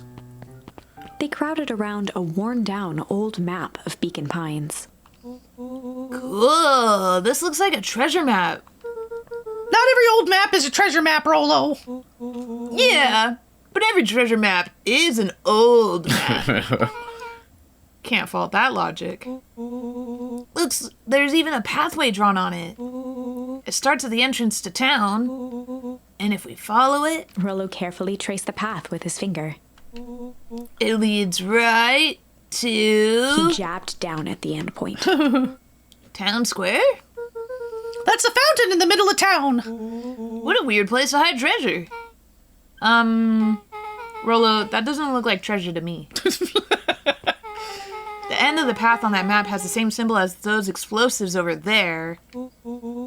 So it's not hiding treasure. A real bummer. Rollo, what's the thing you've been excited about for the past month? The festival. Did you just say gulp? This feels like a gulp kind of situation. Everyone will be gathered near the center of town. She's gonna blow up the festival! Not if we stop her! Oh my god. Oh. Uh-oh. What was that? Uh-oh. Luca looked up from the map. What was what? No, I heard it too. That was the front door. Which means someone just shut the door. Which means someone's upstairs. Shh, quiet! Hit the lights! Beck flicked off the light, and they became statues in the dark. Overhead, creaking floorboards bent under slow, deliberate steps. Oh my god, this game is so good at this. Yeah. The kids It's like- looked up, the tilt of their necks following each footfall. Probably grand, but they make everything so scary. Yeah. Creaky, creaky. Then suddenly, it stopped. Without realizing, they'd been holding their breath. All three exhaled shakily and glanced at each other. A muffled male voice broke the silence. Whoa. Ah! Oh, this is the guy. Hello. A final few footsteps reached the entrance above them, and the voice now echoed down the stairs. Anyone down there? The three kids shuffled to the corners without a peep. As he began to descend the stairs, the man's voice punctuated every new step. Thump, Ooh, Yoo-hoo. very friendly. I'm not here to hurt anyone. thump. I'm just here to help. Uh-oh. Uh-oh. Just At the bottom step, the man paused, squinting to search the room for signs of life. huh. Guess it's nothing. Rollo shifted suddenly. Oh. Luca gave him an intense, chastising look and whispered through clenched teeth. Rollo, don't! It was too late. Uh-oh. Rollo was already inching toward the stairway. Oh my god. He screeched as he charged toward the shadowy figure. Oh! Flaming chicken club! all his weight, Rollo tackled the man to the ground. Yeah, dude. Rollo! Mysterious creepy man? Anyone here? From the dark corner, they saw something move. Well, I don't know if I had it in me. Or I didn't know I had it in me. But there was only one way to find out. You can see him. Yeah. Holy crap, Rollo, that was awesome. Wait, did you just kill that person? Luca scrambled to the hunched figure on the ground. Pressing his fingers to the man's neck, he sighed with relief. You sure clobbered him good, Rollo. He's knocked out cold. As Beck flicked back on the light, Luca and Rollo both gasped in stereo. Mr. Tolliver! Oh my god. Chapter 7. The Interrogation of Hiram Oh, Tolliver. baby! Still unconscious, Mr. Tolliver slumped heavily in a shoddy old chair. His hands were bound with rope. These kids are ruthless. They know what's up. They've read a lot of Atomic Hankatonic. Yeah. The kids huddled in a circle, discussing their plan. One thing was certain. They couldn't just let Mr. Tolliver go. They Yep. needed to know what he was doing in Luca's house. After some deliberation, it was decided. Ooh, they'd run the classic good cop. Would it be chill or hard? Hard. Good cop, hard cop. They'd run the classic good cop, hard cop interrogation. Hell yeah. Rollo brandished a steely gaze. I've got this. Read about it 100 times. Hell yeah, baby. Go, Rollo, go. Slided past the chair which propped up the slumping Hiram Tolliver. Without even looking at his captive, he began with a long, blustery drawl. Well, Mr. Tolliver. Mr. Tolliver remained motionless. Rollo spun around to face him. He'd clearly expected to rouse Mr. Tolliver with his booming voice. He's just out cold. Yeah. Mr. Tolliver? Beck and Luca gave each other an unsure glance. Rollo slammed his fist on the table. Yeah. I said, Mr. Tolliver. He grabbed the table lamp and beamed it onto the unconscious face. Maybe smack his face around a little bit. Ah, there we go. Mr. Tolliver groaned and slowly lifted his head. He recoiled with a muddled, weary squint. Should I be this guy? Yeah. What in the world? The chair wobbled as he attempted to straighten up. Who's there? Mr. Tolliver could only make out rough shapes through the glaring light. With a gruff tone, Rollo hoped to both conceal his voice and intimidate. That was a smart play, Rollo. I'll be asking the questions here, punk. Now hold on, let's just calm down. Oh, I am calm. Calm as a carrot in dirt. It's pretty calm, dude. As for you, looks like you're sweating. The doubtful expression on Beck and Luca's faces transformed into awe. We can do this my way, or... Well, let's just say, I've never needed another way. Rollo, hitting his stride, was now channeling every detective trope his memory could recall. He slammed the table again. Now dance! What? I don't even... Mr. Tolliver's voice became desperate. He was nearly in tears. You've tied me down. How on earth can I dance? Dance with your mouth, punk. Spill the beans! What are you doing poking around this house? I'm here to help Juniper. To make sure everything's ready. Oh, so you're in cahoots with Gran? Gran? Mr. Tolliver was in a daze, now more confused than ever. Gonna help her blow up the festival, huh? Blow up the festival? Good He shook his lord. head, feeling more and more dizzy. No, you've got it all wrong. Where is she now? She's headed to the source. Well, we heard about that before during our dream. Yeah. Source? What's the source? It's where His voice faded to a whisper. the town began. Where it all began. What is Operation Sparkplug? With that, Mr. Tolliver passed out cold. Oh, shit. Rollo swung around with a repentant grimace. Damn, Rollo. I think you went a little too hard on him.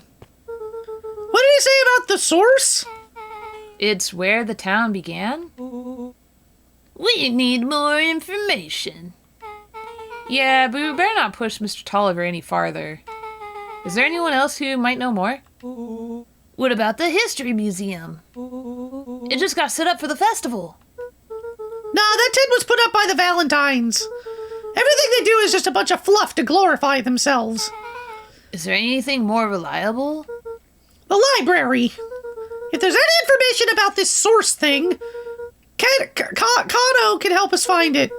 They're a penguin, not an avocado. Let's go get some answers. Whoa! We didn't get a choice in the matter. What's up, Kato, bebe? This is a dang nice library. What's a that? real nice library. Nice library. Thanks, we put a lot of hard work on it.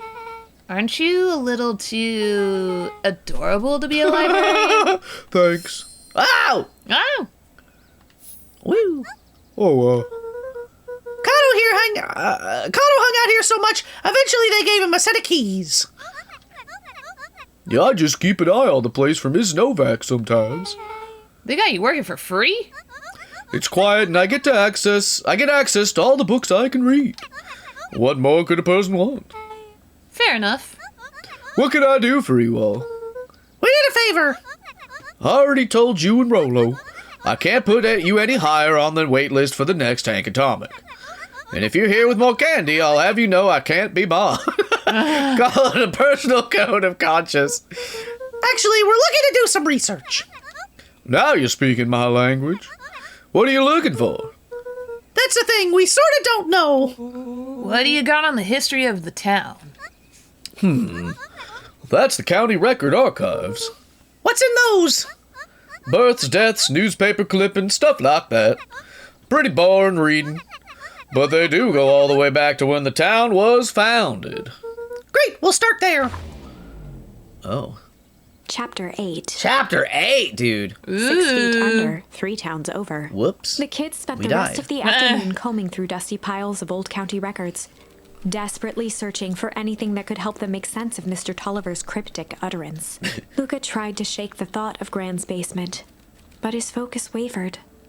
Explosives, messages hidden in jam, dossiers on various town figures, and a corkboard threaded with photos. Gran was the only family he had left. He still couldn't bring himself to believe the worst. I want to live my life in such a way that at some point in my life I will have a corkboard full of yarn-based connections. You know what I mean? I was just thinking about that basement. Did they just leave that man down there? Like, what did they do with him? That's a very good question, actually. But the old map with the symbol of explosives in town square made that difficult. As the sun began to set, the kids were no closer to the truth. Shit. If I had to read any more records, my eyeballs are gonna pop. We have to keep digging. If I dig another word, I'm gonna end up on one of those asinine death records. Rollo Carter lived a full and wonderful life. Till he read so much boring crud that his brain oozed out of his ears, and then died. He died. The end. Rollo shut his book with an assertive nod. If you've got a better idea, spit it out. You sound like my sister. Keep pushing your luck, pal. And it won't be boring country records that kill you. I'll put you in the obituaries myself. Damn! Rollo muttered under his breath. You're a county record. Got him. You got him, Rollo. Good job. Really? That's the best you've got? Yes, what of it? When I'm done with you, you'll be the footnote in history. Oh! Just like Beck slammed her finger down on the open page before glancing down to read. J. Hartford here. I'd love to see you try. Hey! We're all a little tired here. Let's just take a minute and... Something tickled the back of Luca's mind. Wait, what was that name, Beck? In the obit, J. Hartford? From the Brookville Tribune 8 years ago. That can't be right. What is it? J. Hartford? That's my grand's name, Juniper Hartford. Maybe there were 2 J. Hartfords? Mrs. Hartford is survived by her young daughter, E. Hartford. My mom's name is Eleanor. Okay, this is getting creepy. If your grand is 6 feet under 3 towns over...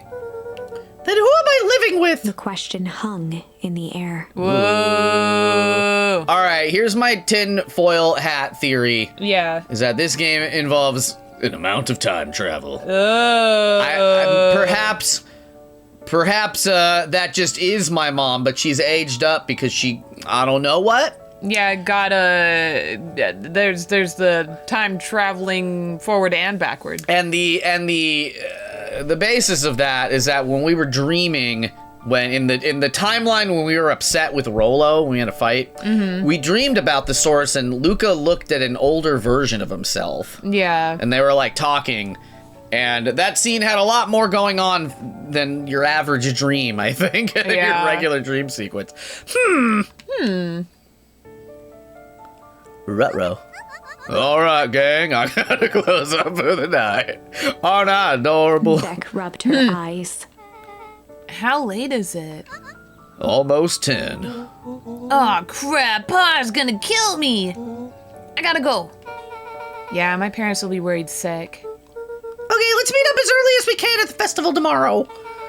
What are you gonna do about the unconscious man in your basement? Thank you, Beck. I'll think of something.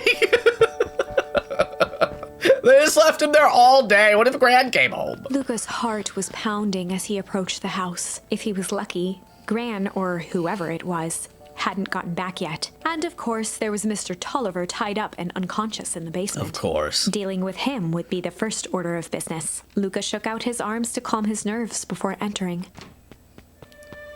Oh my god. He held perfectly still, tempering his breath, and listened closely. She was asleep. His only hope was that she hadn't found Mr. Tolliver before dozing off. Oh my god. Ooh. Creepy, creepy. Ooh, it is still open. Yeah, if she didn't come into the kitchen. Oh! Uh-oh. Oh! Oh no! Mr. Tolliver was nowhere to be seen. Oh! Yo, I'm on pins and needles Yeah, right now. that can't be good. Maybe he woke up, escaped from his bindings, and left without a trace? Or maybe Gran knew everything. What do I do? Luca's hungry stomach groaned. Not realizing it, he'd gone the entire day without eating. Again? Okay, I can figure this out. Just need a little brain food. Luca rushed over to the pile of jam jars, unscrewed one, and shoveled a handful into his mouth. Yeah, that's the way. I'm afraid your jam delivery will be delayed. Flipped the lid to read the label. Mr. Nuncreed. Okay, now I can think. So if Gran knows we're tied up... Wait. So if Gran knows we tied up Mr. Tolliver, I'm screwed. If she doesn't know, then I need to play it cool. I guess the only option is to go to bed and act as if nothing is wrong. Gran will think Mr. Tolliver finished what he was sent to do and left when he was done. Go to sleep. I don't know. I don't like that. Yeah. Should I? No. I really feel like I should put that back. Yeah, right? Oh, no. Gran? Okay, stick to the plan. Go to bed, play it cool. Oh no, dude. Oh no, dude. As Luca climbed the final stair, the emotion of the day dragged heavily on him. With each consecutive step, his legs weakened. Oh, he ate all that jam. His stride began to falter. Oh, yeah. Oh, she was He gonna tried to poison grab for the Mr. railing to steady Nuncreed. himself. Something was wrong. Come on, legs. Just a few more steps. Groaned and tried to move. Oh no, dude. His limbs might as well have been bolted to the ground. Shit. Through numb lips, he mumbled just before falling asleep. The germ.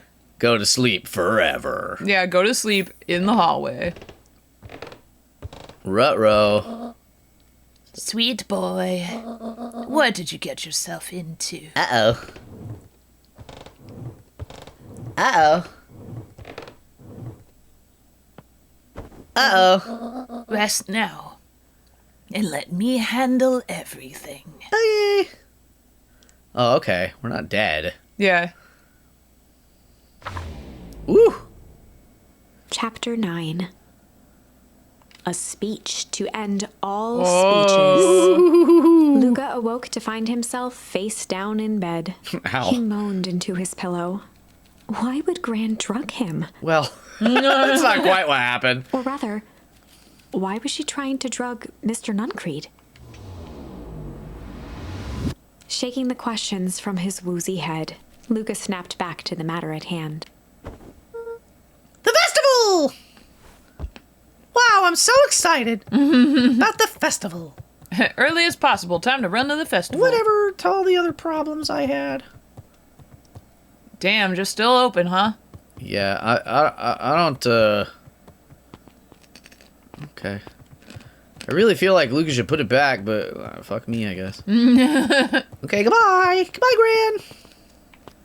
Boop, boop, boop, boop, boop, boop, boop. Yeah, you got the hat on, baby. Yeah. Where have you been? Gran put something in the jam. Yeah, we know. Secret messages for secret conspirators. Not this one. This one, this one intended for Mr. Nuncreed. Put me to sleep. Whoa! Sly devil.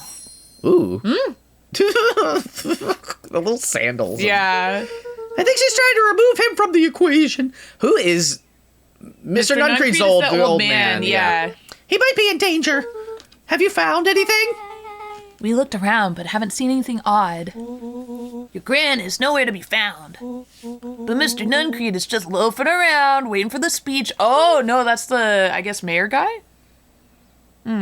Well, no, he could be waiting for the speech to happen. What speech? Oh, okay. That's right, Mayor Gus. Mayor Gus just got up to the podium.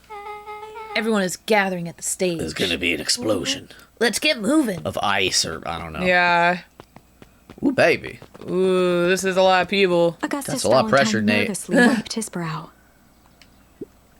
Ram, is this thing? Hello, Beacon Pines. I'm Augustus Valentine, your mayor, and I suppose you already know that. Oh yes, before we get started, I just wanted to take a moment to recognize someone who couldn't be here today. This town wouldn't be where it is today without my father, Sharper Valentine. Okay, I guess we're getting a little better picture on... Because, like, I feel like we learned about him before we learned about the history of Sharper Valentine earlier in episodes ago. Yeah. He just sort of seemed like a schmuck, but I feel like I get it a little more now. Yeah.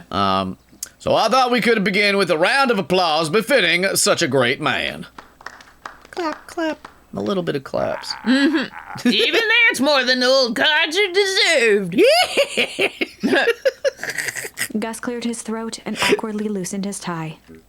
Right, where was I? William Kerr bounded on the stage with the energy of a preacher at a big tent revival.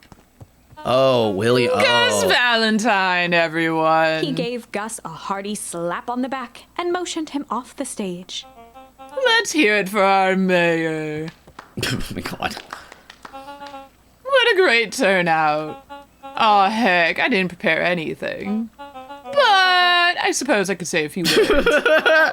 Would be ashamed to waste such a beautiful podium. Mr. Kerr pulled a thick stack of note cards out from his vest. God. Unprepared. Yeah. Community, conviction, commitment. That's some music in the background. yeah. These are the things we celebrate at Perennial Harvest. For us, these are the pillars of the bridge to a better tomorrow. But I think it is time to add a new pillar. Change. Change is a powerful thing. It is exonerable, unavoidable, and undeniable. And I am dangum thankful for it. Hello? Excuse me? Change is the reason we're all together today. It's hard for me to believe that it was only 4 years ago when fate brought me here. A simple business trip which brought me to a small town, which would change my life forever. Mr. Kerr took a moment to survey the crowd. You know what? He wiped away a single tear. Okay. From the second I set foot in Beacon Pines, something about this place had held me captive. I'm a prisoner. You see, change represents opportunity. It represents potential. It was change that helped me recognize the potential of this place. To see that the people of this town, despite suffering great loss, still held on to the things that made them special. He thumped the podium to emphasize each word. Community, conviction, commitment. Crimes. 4 C words. Yeah. Change. Mr. Kerr nodded confidently, biting his lip. The crowd was silent, in rapt attention. Fate made a perfect match that day. Nothing is more important to you all than community. And Perennial Harvest is a community first and foremost. Mr. Kerr methodically made eye contact with each section of the crowd. The only way you made it through the foul harvest was an unshakable conviction. A conviction that better tomorrow was just over the horizon. Perennial Harvest was founded on the conviction that we are that horizon. This festival is a symbol of our Horizon. commitment to each other. Yeah. His voice began to build to a crescendo. We now walk hand in hand into a future we will shape together. Hooray. And that is what change is all about. We don't get a charm after this. Yeah, right? Grabbing the future by the scruff of the neck and making things happen. Change is a choice. I am tickled pink that we will all be making that choice together. How great is that? Just imagine what we can accomplish. Like, okay. Uh-oh. Whoa, my gosh. What was that? The crowd began to look around nervously. Don't worry, Little Thunder isn't going to ruin this day. Everyone remain calm. Mr. Kerr quickly flicked through his note cards. Where was I? Through all of my travels, I learned one true thing. One always reaps what they sow. We have all planted a lot of good in this town. And so it is with a happy heart that I can proclaim He raised his hands up to the heavens. Uh-oh.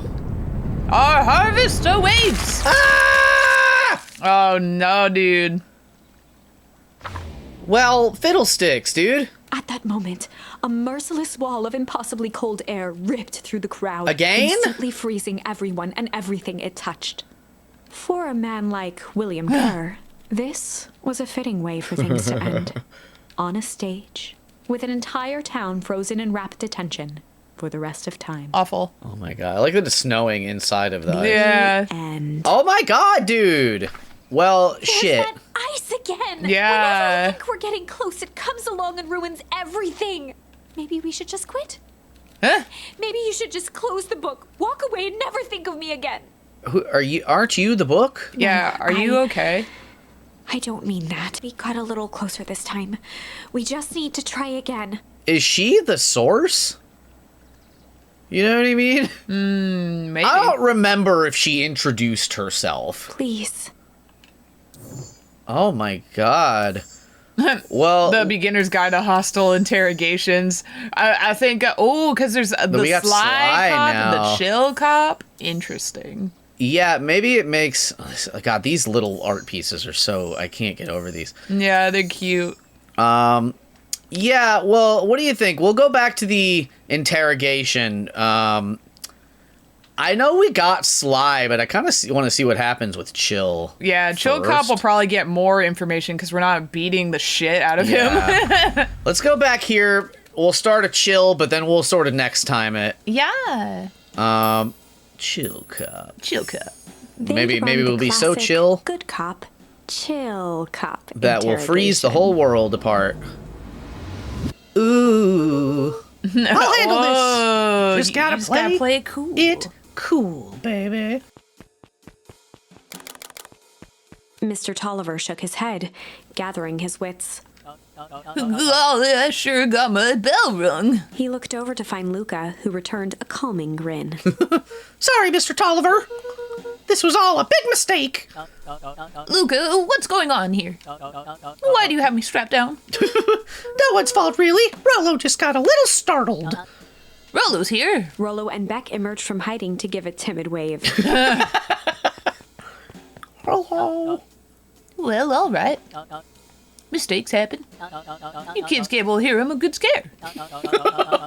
Let's just get me out of these ropes and call it even. No, Luca fuck glanced you. over to Rollo and Beck, who replied with skeptical looks. Mr. Tolliver, why are you in my grand's basement? I'm here to help, of course. Help with what? What's my gran up to? If you cut me loose, I can show you. How do I know we can trust you? Mr. Tolliver exhaled with disappointment. Luca, have I ever done wrong by you? No. And since your gran moved to town, haven't I been nothing but welcoming? Yeah? So why would I turn my back on your family now? Because there's jam on the line. It's just, all this stuff seems pretty weird. I'm bored with names of people from town. An archive of my dad's old disturbing patient notes. Luca gestured to the corner. Barrels of explosives. I can explain everything. You just need to untie me. You kids deserve an explanation. Luca looked again. I to the can't lower deliver back. tied down. Yeah, I can't talk with my body tied up. This time they shrugged. Luca began to slowly loosen the Oh, bindings. fools, you fools. You idiots. Mr. Tolliver gently rubbed his wrists. 3 versus 1. That's a good lad. This all makes sense in You time. backing up. He edged imperceptibly toward the stairs. No, as he dude. spoke. Uh-oh. You see, this town has secrets. I'm perceiving it. It's not imperceptible. A very dark past indeed. God, kids. Before the kids had even noticed his movement, No. Mr. Tolliver was at the light switch. No. A past that must be brought to... He punctuated his final words by flicking the switch and rushing up the stairs. Light! Ah! Son of a... Beck darted to the wall and turned back on the lights. We got no It information was this too time. late. Yeah. Rollo confirmed what they all heard. He just locked us down here. Oh Mr. no. Tolliver's muffled voice came from behind the door. I wasn't lying, you know. This is for your own good. You kids just keep tied down there. And let the adults handle this. They looked bewildered at each other. Stupid adults. Play it cool, huh? Not now, Beck. Uh-oh. Well, that was a short They one. heard the staccato thump of quick steps exiting the house. The kids looked down in resignation. Shit. This isn't how it goes in Hank Atomic. For some reason, they'd always assumed it was up to them to save their town. Luca opened his mouth, hoping to conjure some magical words to make this right. Only a hollow croak escaped. He turned into a frog. The end. What do you mean? Well, we certainly aren't going to find a grand resolution to our tale locked in a basement. Back to the drawing board. All right. Well, we'll go back and do it slyly. Yeah, this slyly. That's so funny, though. Chill's just like, nope. time. Nope, chill is too chill. But also, like, there's nothing stopping y'all from just, like, yelling. Yeah. Well, if Gran's in on it. Well, Gran didn't come home all day. I think is what happened. You know. They'd run the classic Wild. good cop, sly cop All right. interrogation. This should take us somewhere interesting, I think, because we gained the word sly. Luca during and the Rollo last ducked tree. behind Yeah. Bill, leaving Beck to her task. Ooh, Beck's gonna do it. Ooh. You want to be With a few squirrel crisp this time? snaps, Yeah, yeah. She roused Mr. Tolliver. What? What's going on here? You're that motor wheel girl. Please, call me back. Sorry about all this. Mr. Tolliver looked down and shifted a bit, testing his restraints. It seems there's been a mix-up. You see, I'm down here for the same reason you are. Juniper sent you here? Beck caught herself before letting the surprise manifest on her face. She'd already gotten him to reveal his relation to Gran. Oh my God, he's an idiot. Yeah. This was gonna be easy. You know how Juniper is with her precautions. Operation Sparkplug has us all on edge. I guess she thought you needed some backup. But she sent a child? What better way to avoid prying eyes? Who would suspect a kid? I suppose that makes sense. Mr. Tolliver wriggled a bit in his restraints. Oh, I'm so sorry. Beck quickly removed the Oh ropes. my God, this is so sly, dude. That had to be uncomfortable. A little, yeah. But you understand. We never know who to trust in this town. I don't really feel like the other two are doing a great job hiding. No. Mr. Tolliver rubbed the growing knot on his forehead. Very true. So, turns out we're both here to... Beck twirled her hand, as if to prompt Mr. Tolliver to finish her thought. Destroy the evidence. Beck shook her head and clicked her tongue. Yep, the whole gala is nothing if not thorough. Mr. Tolliver let out an amused huff in agreement. She sure is. Can't blame her, though.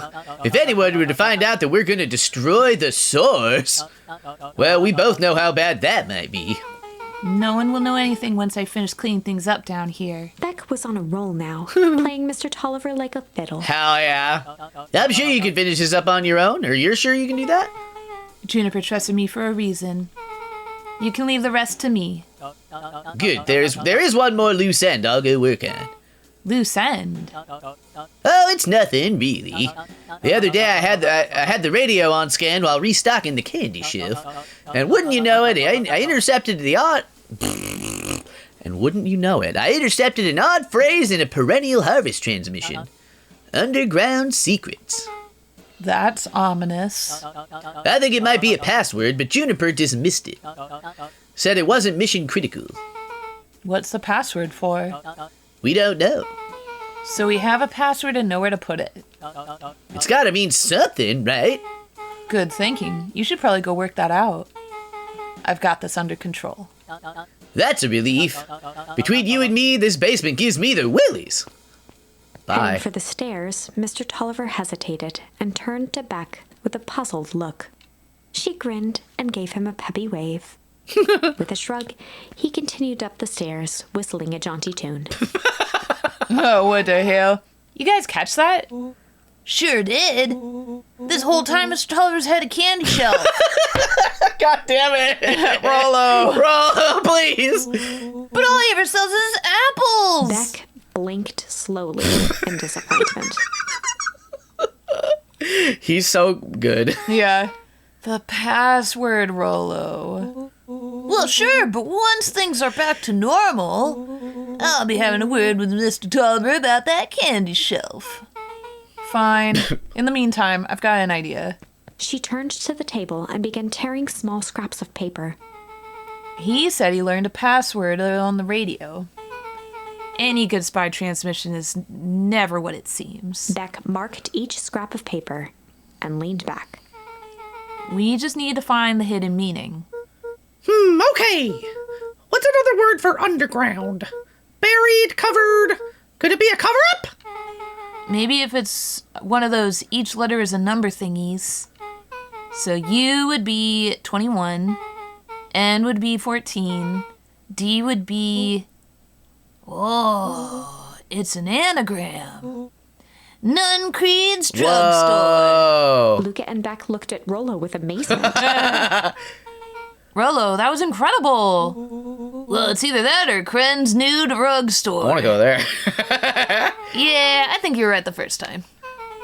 How did you do that? What can I say? I love ciphers. They did establish that. It's not just random. Yeah, well, I guess we know where to go next. Hell yeah. Nice. Ooh, Nun Creed. Run, I guess we didn't learn... Oh. Uh-oh. She was the other one. Yep. You scared me half to death. Sorry. You kids haven't seen Mr. Tolliver around, have you? Nope. No. He's got me waiting around like the last slice of pie. I'll take that. I swear, that man would be late to his own funeral. Okay, bye. Bye. Why would there be a funeral for him? That's crazy. He's not gonna die. He's not gonna be left in a basement He's gonna murdered. get frosted over. Like, so many frosted tips. Oh, shittles. You do that one. You're late, Augustus. Sorry, sister. Was caught up with work. Work? You? I had a few more details to lock down for the festival. Oh, what did you have to report? Was it this insipid town festival really about? I think Beck looked around nervously. Mr. Kerr really does just want to do something good for the town. He's actually a pretty nice guy. You should spend some time with him. I didn't pull strings installing you as mayor so that you could make friends. Damn. Your job is to help me figure out what Kerr and Perennial Harvest's true intentions are with this town. We have a responsibility. This is our father's town. Was. Excuse me? This was our father's town. He's gone, Eris, and he isn't coming back. Father left us with nothing but problems. Mr. Kerr came here and offered us to help us. We accepted that help. We didn't agree to them turning Father's warehouse into a toxic dumping ground.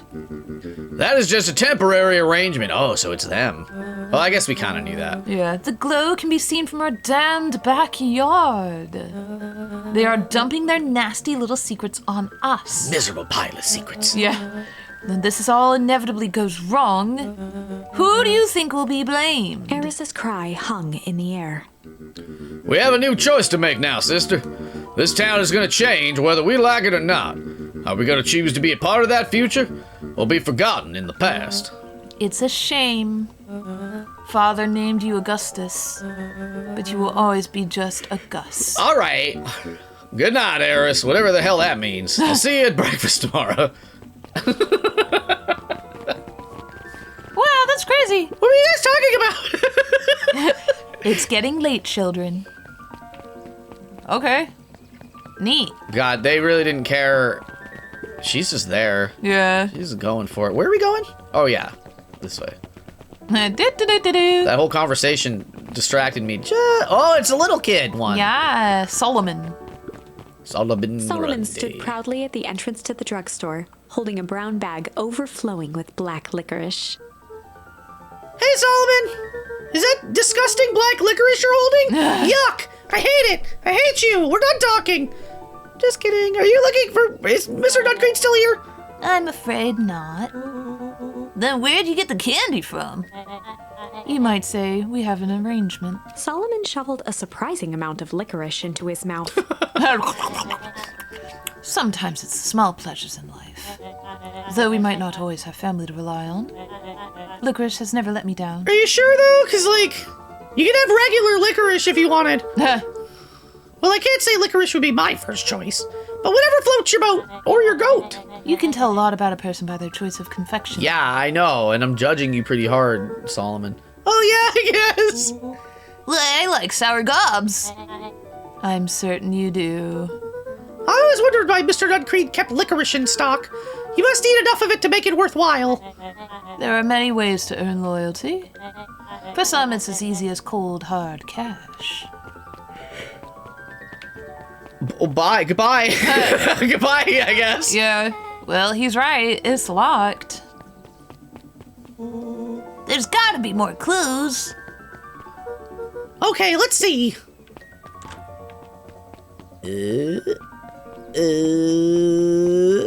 No clues that way. Those clues are too far. What about the phone booth? There's gotta be answers around here. Yeah! Have you ever seen anyone actually use this thing? Besides Mr. Nuncreed? No. Yeah. Uh-oh. Beck cupped her hands on the glass to peek inside. That is not a normal phone booth. It's got like a blinky keypad. Why would there be a blinky keypad? Kren's new drugstore! I mean, underground secrets! Oh my god. The password! Beck flung open the door and they all squeezed in. Oh my god. Oh. You're going down, dude. Alright, let's see here. Luca cracked his knuckles and entered the letters into the keypad. Underground secrets. Sounds like that did something. Great, now what? I guess we... The inside of the phone booth dropped loose from its shell. Oh my Without God. even the space to panic, they closed their eyes, held their breath, and accepted their fate. Suddenly, the chaotic descent slowed to an effortless landing. It was unclear where they ended up, but at least it was solid ground. Whoa. Oh. The air A was laundry stagnant and smelled vaguely of chlorine. Yeah, right. But there's the broken mask. Was it him? Oh my god. I knew it. You knew that there was a secret hub full of strange tubes under the phone booth? Of course I did. Didn't I say that? No. I definitely thought it. Luca, do you remember when I said how cool it would be if the trans-dimensional conduits from Hank Atomic issue 12 were real? Rolla, at one point or another, you've said that about every technology ever discussed in Hank Atomic. That's why I'm such a good predictor. It looks like each of these has something written on them. Well, let's read. Let's use our reading Our skills. reading face. This suit has a broken mask.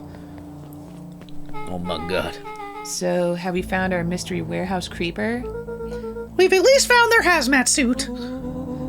If it walks like a nun, Creed, and talks like a nun, Creed.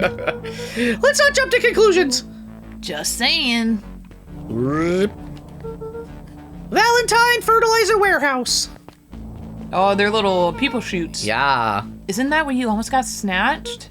Yeah. Why would Perennial Harvest have a tube going to the old Valentine place? This is starting to feel like something big. Alright, second tube. Perennial Harvest main office. Oh. That's where my mom works. What does she do? Science stuff. Is she involved in all of this? We just moved here. How could she be involved? True. But you never know. Mining Operations Alpha. You guys have mines here? Not that I know of. This town is all farms and fertilizers. And a series of tubes. Just like the internet. Pa always says you can only trust a miner up to the point when they hit gold.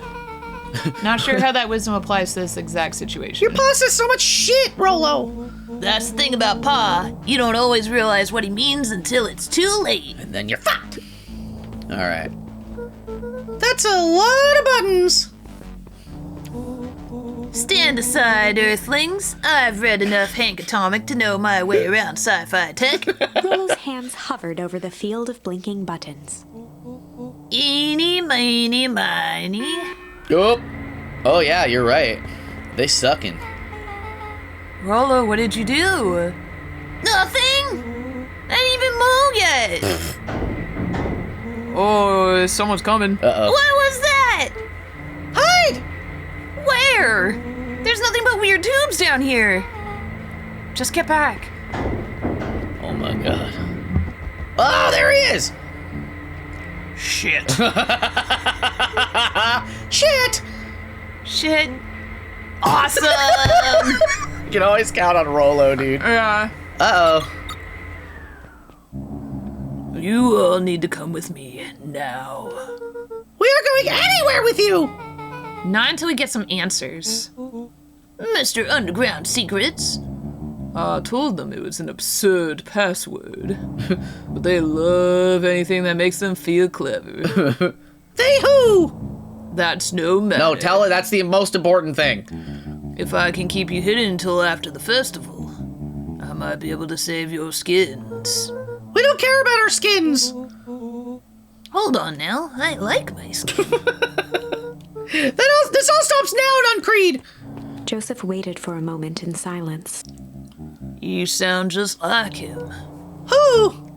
Walt. You don't get to talk about my dad. You know, your father and I were friends back before. He gestured toward the strange tubes. All of this. That's a lie. It's true. I used to bounce you on my knee. What happened? Same thing that always happens. Reality, complications, life. We were a team, Walt and I. An idealistic doctor and a bright-eyed pharmacist. Both hell-bent on helping folks. So were you his sidekick? No, we were partners. He helped the patients and I helped him. Yup, total sidekick. Moncreed let out a growl of a sigh. Luca, I need you to know this. He's just scratching his belly. He's like, whatever. Yeah. I need someone to know this. One day, Sharper Valentine comes to us. Says he's got an opportunity. He's found something he didn't quite understand. And he was willing to pay us both handsomely to help him understand it. And my dad said no. Your father and I both believed in helping people. But the thing I could never get him to understand was It's a lot easier to help others if you help yourself now and then. Classic sidekick in the villain plotline. Walt loved being righteous, almost more than he loved his family. He was wrong about one thing, though. When he begged me not to take Valentine's offer, he said, "Joseph, if a person says yes one time to shop a Valentine, he'll make sure they keep on saying yes to him until the day he's dead and gone." He shook his head wistfully. Sharp is long gone, but he still got me saying yes. Shit. Is there a point to this sob story? No, really, no. Just an old man trying to delay what needs doing. Uh-oh. Nuncreed took a menacing step towards the children. No! I tried to keep you safe. I tried to keep you and Juniper out of this, but you forced my hand. Luca began to laugh. What? You really don't know? My gran isn't out of this. She's been scheming right under your nose. Juniper? Seems like she's planning on crashing the town's party. She's going to disrupt the festival? Why would she? The color drained from Nuncreed's face. How does she know? Apparently she knows a lot of things. What? Let's just say this isn't the only underground lair we've busted into today. And honestly, hers is way cooler. I don't know about that. She's got maps and explosives and bad intentions, big man. Nuncreed grabbed Luca by the shoulders. His eyes were frantic. By the shoulders. Yeah. You need to tell me what she's going to do right now. She doesn't understand what it is she's messing with. Tell me now, she's in danger, boy. I don't know. She had a map with a mark on the fountain in town square. The fountain, but why would... A jolt of realization struck Mr. Nuncreed. She knows about the source? What the heck is the source? If she tries to destroy the source, it could catalyze and... Dear God, she's going to freeze us all. Oh my god. Go, baby. Nah. You all need to run. Run where? Away. As far away from this town as you can get. Head west and don't look back. Woo! That did not go how I expected. So, we're totally following him, right? Totally. See you on the other side. Hell yeah. Woo! That's crazy. You good? Yep. Go, baby, go. I'm gonna laugh when she goes in a different tube. Yeah, right. I love this town. Alright. Yeah, Beck kind of rules. Yeah. Chapter cute. 8. The cold, hard truth. Oh my god. Beck leapt up, allowing the suction to yank her into the dark. Dimness eclipsed around her like the shutter of a camera, as she seemed to cover great distance in mere moments. Her only points of reference were glints of upcoming turns, which approached with frightening speed, only to carom her gracefully along. She heard the tinny, distant echoes of Rollo's glee. Once she stopped fighting against it, the ride was impossibly smooth. Nobody will believe All it. of a sudden, as if minutes had passed in an instant, light blazed into view. A burst of wintry air snuffed across her face, and she was flung out into the cold. What? Hello? Yeah, are we in an alternate playthrough? Just. Oh no, okay. Woo! Where's he? Yeah. That was. Intense? Yeah. Like camping. I think I'm at a party with some fluids in there. Any idea where we are? Somewhere cold. Doesn't look like it got any of us. Oh my god. It doesn't feel like we traveled that far. So where did it all go?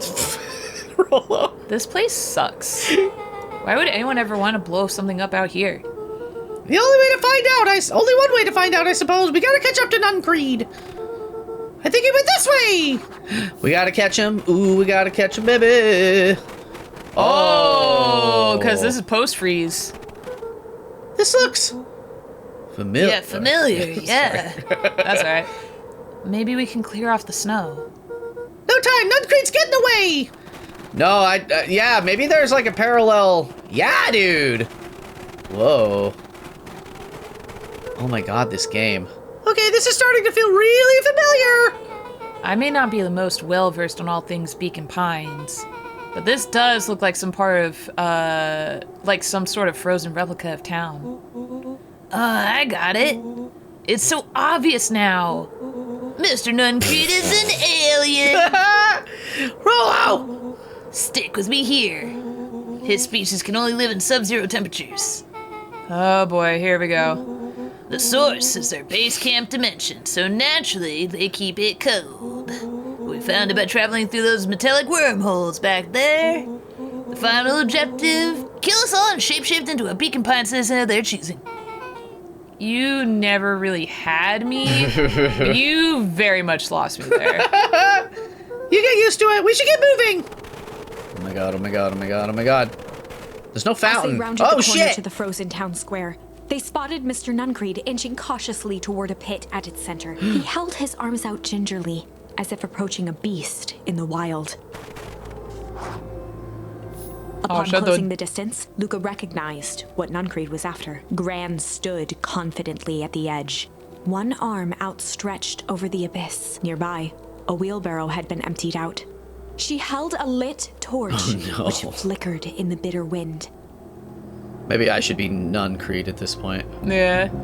Juniper, I don't know what you think you're doing, but I assure you this is not gonna solve anything. If you drop that, you've doomed this whole town. Oh, it wasn't me who doomed this town. I've been watching you, Joseph. I know what you've done. You and your co-conspirators. Gran? What's happening?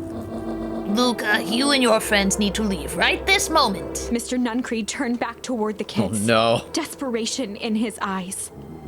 Listen to your grandma, Luca. This is between me and Juniper. Rolenbeck held steadfast in awe.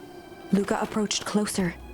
Mr. Nuncreed spun back toward Gran, his voice growing louder. You got it all wrong, Juniper. Just hand over that torch. You don't understand what you're doing. How could I possibly trust you to do the right thing? Walt told me everything.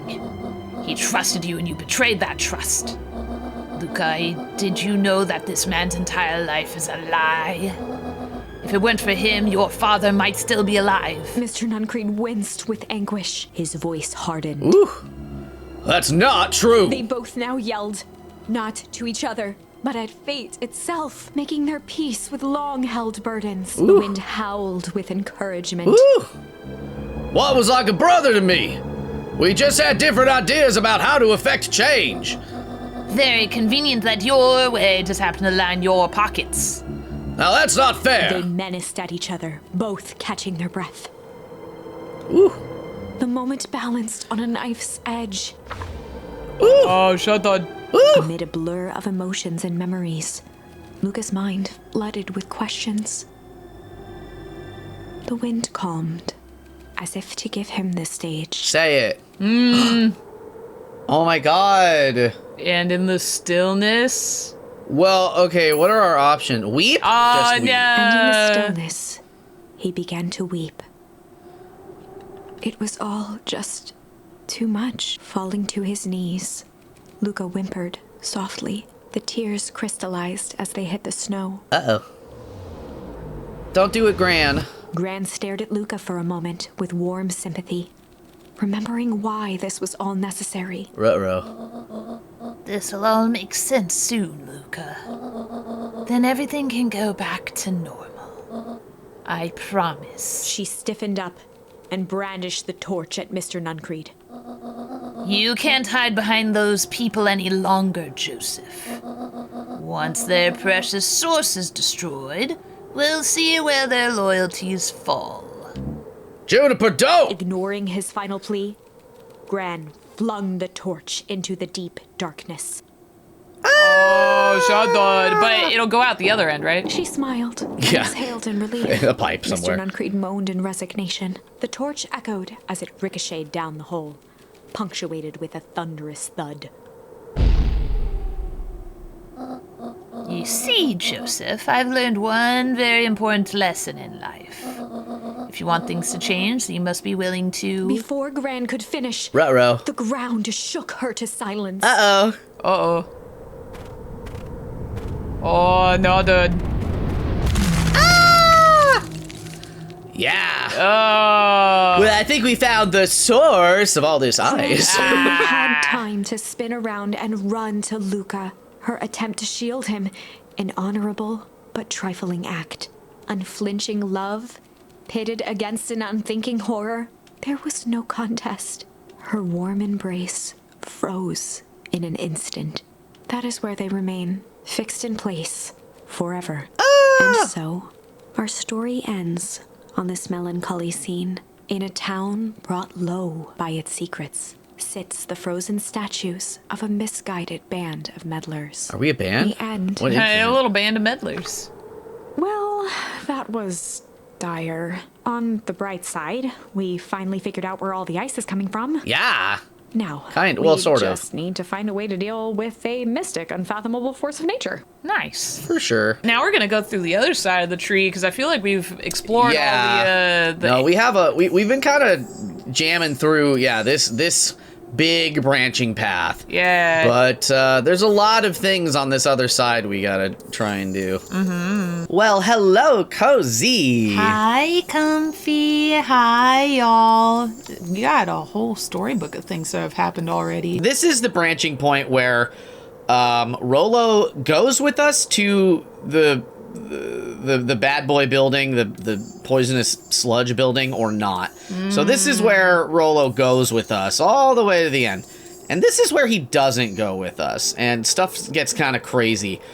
So our first sort of like new branching off point is when we're fighting with this. You remember this kid? Yeah. We had pushed him in the goo, and his face got all gooey, but I think we're gonna do something else instead. So we have the tickle charm, and we're gonna go for that. We're going for a tickling. We're gonna go for a tickling. Time to bust out the tickles. Well, time to bust out the tickles. It's I love time. tickling my bullies. Whoa, am I your bully?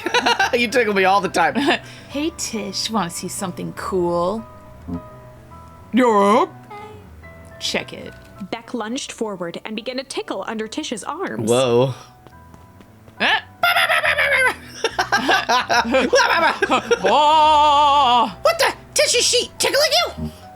yup. Hi up. Hi up. Tears began to form in Tish's eyes as she gasped for breath between gales of laughter. I love how enormous her head is. Yeah, compared to literally everybody else. Hi up. Hi up. Hi Beck up. redoubled her efforts until Tish finally had had enough. Bye. Get out of here. Run. You're down one. Look at how cocky we both look. Yeah. What just happened? She seems nice. Sorry for the interruption. I think you were just threatening us. Iggy's eyes darted around, a realization dawning on his face that he was now outnumbered. Got him, boys. You got him, boys. I just remembered. I have somewhere to be. Mm-hmm. See you around, new kid. Iggy kicked at the puddle before making his escape. Well, don't do that. Your foot's gonna... Oh, no, Beck. Oh, shit. Oh, no. Whoa. What a little creep. Uh-oh. Beck, I think you got a little ooze in your hair. Beck shook the ooze out of her hair as best as she could. Ruh-roh. Oh, man. Oh, did it grow? No, I think it just turning into Killua. Oh, my gosh. Is it bad? It depends. What are your feelings about having a more mature, refined look? Oh, God. Oh, no. The sprite changed, too. Chapter 4. The Best Policy. Luca paused for a moment, catching his breath. He'd only just met Beck, and somehow he already managed to drag her into this mess. Hopefully he could make it up to her. But finding Rollo was his primary concern. Get some hair dye, some fur dye. Yeah. But first, time to jump in this puddle. Hooray! Whoa. Luca, what the hell are you doing out here?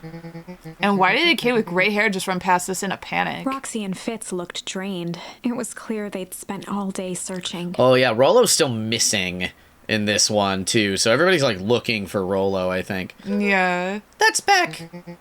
I don't care who she is. What happened? We were just helping look for Rollo.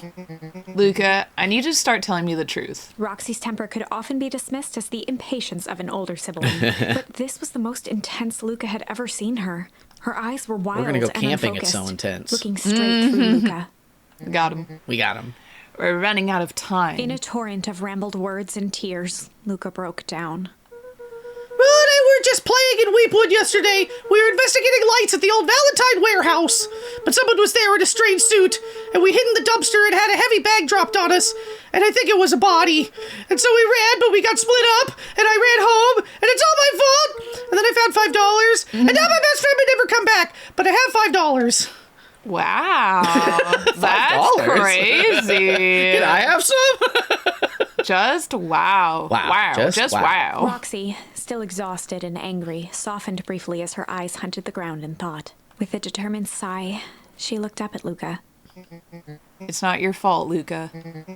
Rolo's gonna be okay, I promise. As long as you give me that $5. Roxy drew herself up. I'm gonna fix this with that $5. Yeah, that's all it's gonna cost. Luca, go home. But I want to help. This is too dangerous for a kid. I can't just sit around. I have to do something. Roxy tried to think of the safest place to send Luca.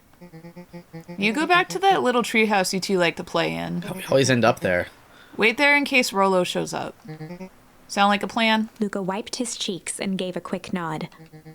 You did the right thing telling me the truth. Now scoot. Skadoodle. We're new boots scooting. You really believe his story? What other option do we have? Things have been strange around here leading up to the festival. My dad has been acting weird lately. Who is? Do we know who your dad is? Yeah, the one that's working with Grandma. Oh, was- sure. he Oh, was, right, because they're all tied up in the squirrels. basement, Yeah, yeah. yeah. Well, weirder than normal. Looking into the puddle, Roxy rubbed her arms to warm up. Why is it so cold here? Don't warm up in the goo. Yeah. This place gives me the willies. Oops. Yeah. Wait at the treehouse in case Rolo shows up. Okay, I can do that. Okay, hippity hoppity on my Mr. way. Nuncreed jumped with a start. Yeah, you better. He's trying to go into a secret tunnel. Secret tunnels. Whoa, don't sneak up on an old fella like that. It's the middle of the day. Might lose my composure. Sorry. Who are you talking to? What? Luca motioned to the phone booth. Oh, no. No, I don't talk. Yeah, I was just checking because I thought I heard it ring. But the dang thing never does, of course. Yeah, I've never seen anyone use it, really. The whole thing's a waste of money if you ask me. That's so sneaky. Yeah, any word from Rolo yet? It's so wild to think like if we had gone down this path first, you know, like we wouldn't know nothing. Not yet. Long time for a boy to lose his way. Rolo knows these woods too well to get lost. I suppose you're right. Silly boy's antics have this whole town worried sick. Antics? We all know Rolo likes to play his little pranks. They're not little. I mean, you think this is a prank? What other possible explanation could there be? Could it be that I killed him? That's crazy. That would never happen. Me, everyone's favorite character, Nuncreed. He's not playing a prank and he didn't get lost. Someone took him, I know it. Well, you don't wiggle that finger at me. How would you know that? How could you ever know that? How could you? It's like if you existed in parallel realities or something. Unless... Luca, is there something else that you know? Well, not me, but... Mr. Nuncreed gently placed one of his substantial hands on Luca's No! He's a big boy. Dang it, boy. If there's something you know, Dang it, Bobby. something that could help your friend, you need to tell folks. path? Nah, Luca peered up yeah, at because Mr. it's either Nuncreed. we tell him the Kind truth. eyes warmed a stern face. There was a deeper emotion hiding beneath it all. It Confusion. was subtle, but Luca could sense something eating away at him. There was a shame lurking behind those eyes. Shame. There was a Shame, shame shame. lurking behind those eyes. A deep sadness. If Mr. Nuncreed was that worried about Rolo, maybe he could help. Maybe.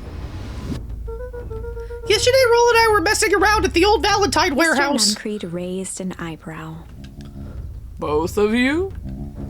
You were there with Rolo when he went missing? Not exactly. I was hiding in the dumpster. The dumpster? What were you doing in there? Just goofing off, kid stuff. Do Looking for buried treasure! it, Beyblades. Because a dog's trash is another deer's treasure. Yeah. At first we were just looking around. Then somebody in a strange yellow suit came and dumped something on us. We both got scared and ran. That was the last I saw of him.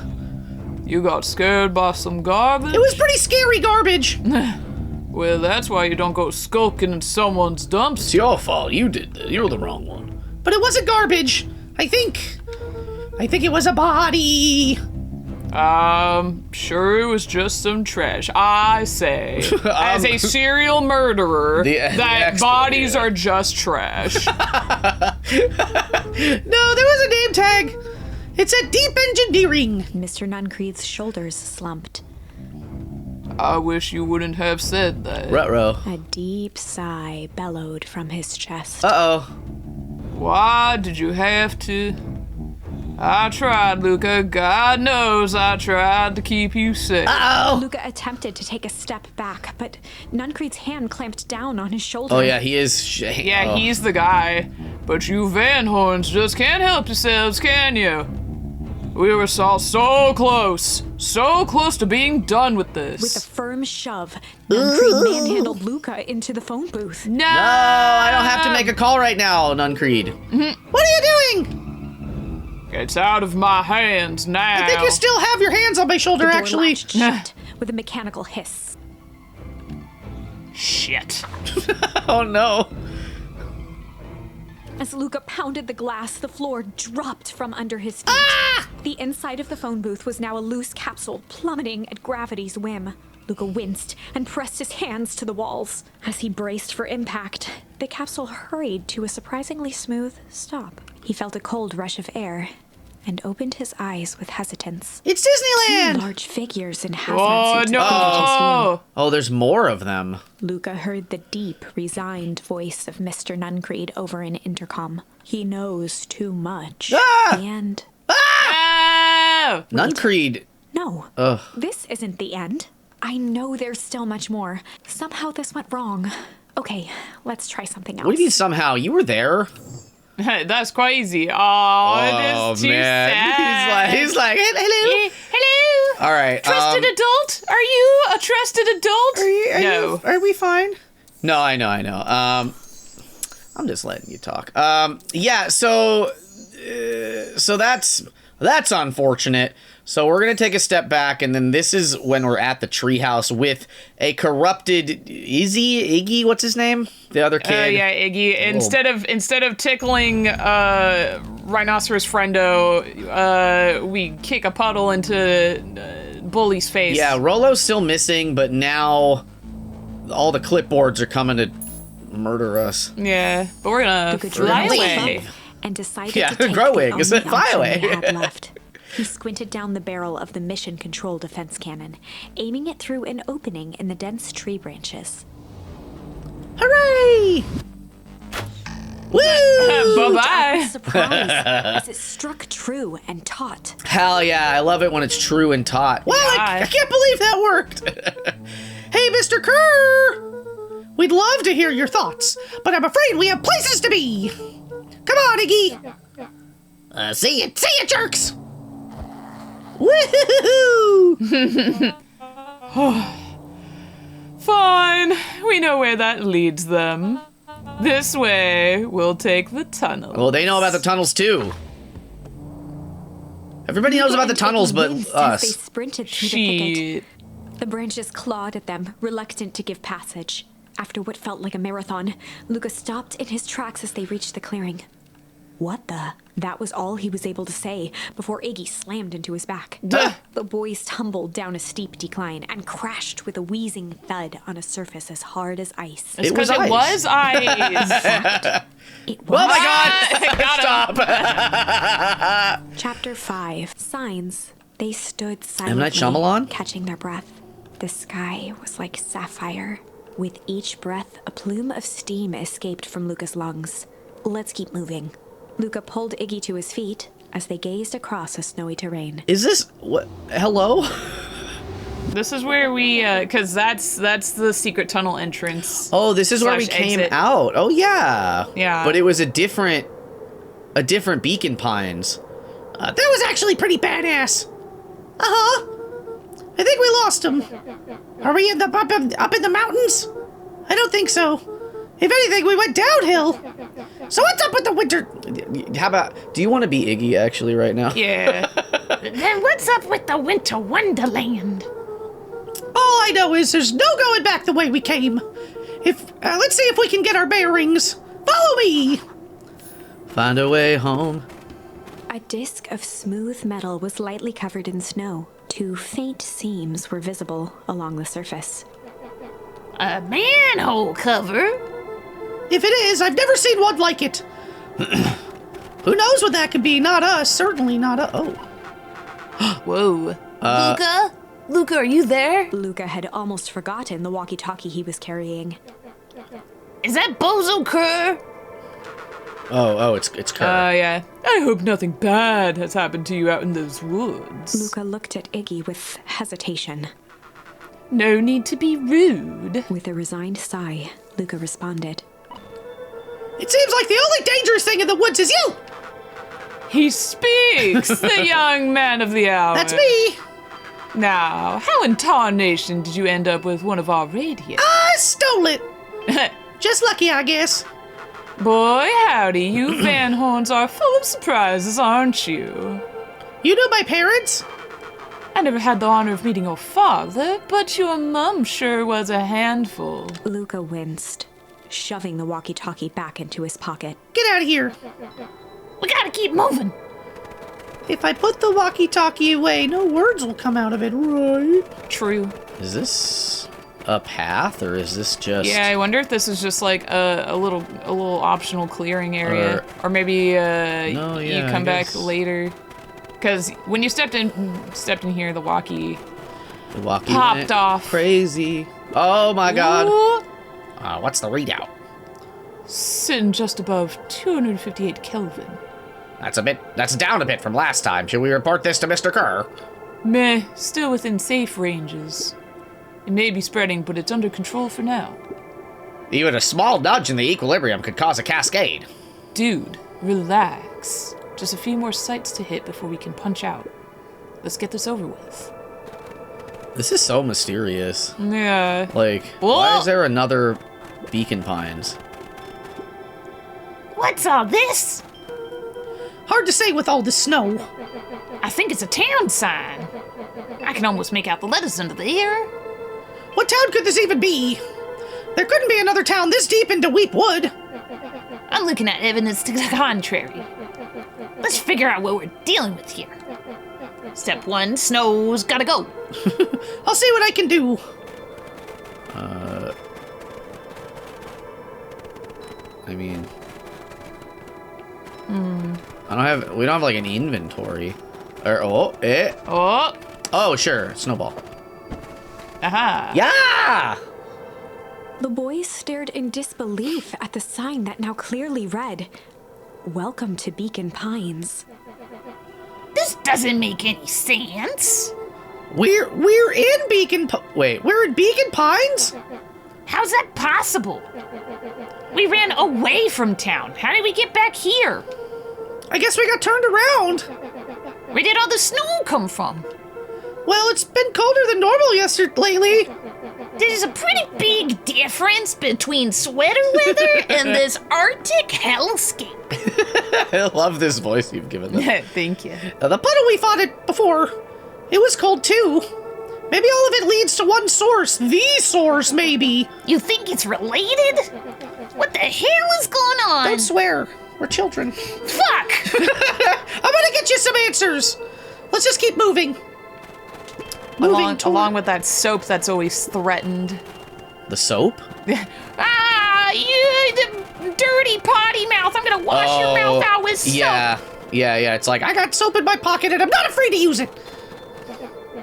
It's all frozen. Looking down at the frozen stream, Luca could faintly see a school of minnows encased in the ice. Whatever happened here, it happened fast. The fish didn't even have time to run. Or, swim run. Swan. They didn't have time The to... crunching of footsteps trailing Luca went hush. He looked back to see Iggy's face twisted with confusion. Everyone's gone. What? There's nothing here but more snow. There must be an explanation for all of this. We have to keep looking. You can look all you want. I quit. Where are you gonna go, bud? Iggy, we have to keep going. You don't get it, do you? This isn't one of your pathetic Hank Atomic stories. We aren't going to save the day. I don't know. We aren't even going to save ourselves. My face is mangled. The town is destroyed. And everyone we've ever known is gone. We don't know that. You can't just quit. I can do whatever the fuck I want. And you do whatever you want. Okay. Did I imagine the first part of what you said? Oh, yeah. I'm done. Iggy, it's gonna be okay. You're gonna freeze to death if you just Peered stand upward here. at the darkening sky. He let out a long, foggy breath. Faintly, Iggy began to cry. Seeing Iggy in such a pathetic state gave Luca a sense of compassion and more than a little guilt. Well, what do you mean? You've never been in an abandoned double snow town? Come on, pull yourself with your together. face all fucked up. Come on, this isn't that. This is. I mean, Iggy, you look fine. You look beautiful. It is getting pretty late, I think. Probably not a great idea to stumble around in the dark anyway. Luca allowed himself to collapse next to Iggy. Let's just rest for a bit. The boys huddled together for warmth and comfort. If not for exhaustion, their minds would be racing, trying to make sense of the events of the day. As it was, all they had energy for was to sit in silence, numb. You could go into any of these buildings though. Yeah, it might be a little bit warmer. You didn't even, that door's probably not locked, right? The way the snow covered everything over, it's kind of calming. Are you crazy? I mean, yeah. I haven't had time to say it, but thanks. Huh? For getting us away from those creeps. I sorta froze up back there, but Iggy, I should be the one apologizing. This all happened because I lost my temper. Nah, that's bull hockey. You ever see a bull play hockey? I have. First of all, you didn't know what that gunk would do. You didn't, right? Of course not. And second, stop with this baloney about losing your temper. But I did lose my temper. Iggy motioned sarcastically to his half-deformed face. Obviously. But that's exactly what you should have done. Huh? I was being a horse's ass. You were supposed to be a horse's ass in response. That's how it works. Iggy, I'm having a hard time following. I'm a deer. Yeah. Now hold on. What are you horse racist? Horses exist probably, right? You wanted me to fight you? Of course. Of course. Jeez, you goody types take forever to understand this very basic point. I'm an asshole. What do you mean? What's an asshole? Like a donkey? We have those. Those are real. Why would you go around saying cruel things trying to get into Iggy fights? shrugged. Bored. Something to do. Wow, yeah. You're an asshole because you're bored? Sometimes I just feel empty. You wouldn't understand. You and Rollo are always having a blast together. Laughing, calling that dinky little treehouse mission control. Iggy now wept openly. Perfect little Luca Van Horn. Where with his perfect little life. My life is not perfect. Everybody in town likes you. Not everybody. Hell, that new girl hasn't even unpacked yet, and even she already likes you. You have Tish. He wiped his nose with a sleeve. I love Tish. Tish is great. But she ain't exactly the world's greatest conversationalist, you know? Oh, I mean, I know. I get it. I gotcha. Luca gave a warm chuckle. I get Iggy that cleared impression. his throat as he wiped his eyes. Must be raining out here. Definitely. Iggy arched into a wide yawn. We should probably try to get some sleep. Some snow sleep. Yeah. Let's lay low for now.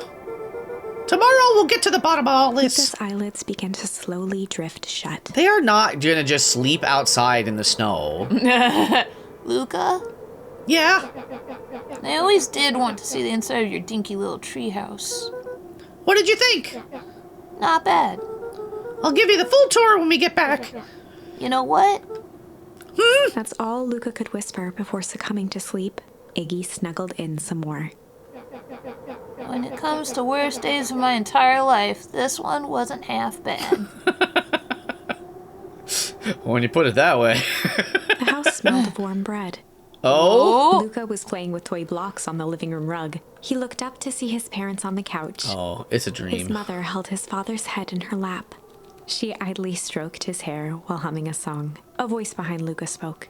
This is how you remember them, huh? Luca turned to see his own face. The doppelganger from his dreams, still clad in a yellow hazmat suit, still carrying a look of disdain behind empty eyes. Uh-oh.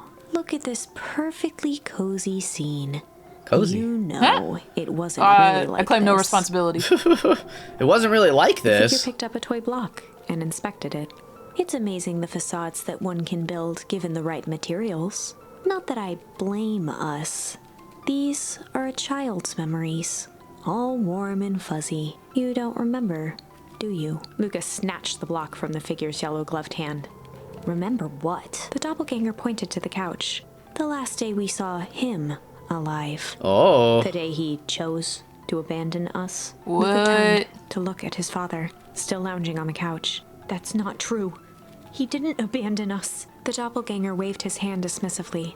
Everything is true here. It's just a matter of what we choose to see. Let me show you. The world flickered and pulsed.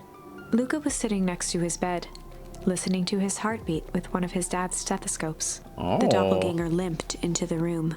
Now, we both know that's not how this went. He grabbed Luca's hand and guided the stethoscope to the floor. Luca heard muffled shouting, brought close by the stethoscope. It was his parents, fighting. Do you remember what we did next? Luca gave a slow nod and crept down the hall to peek through the banister. He could see the outline of his mother at the bottom of the stairs. Damn it, Walt. We can't afford to get involved in this. She was scared. His father stepped forward. What am I supposed to do? Just watch? There's a sickness in this town, and we both know who's behind it. I swore an oath to help people. The hippo oath, but you're a deer. The hippo. Oh, come on. I won't turn my back on them.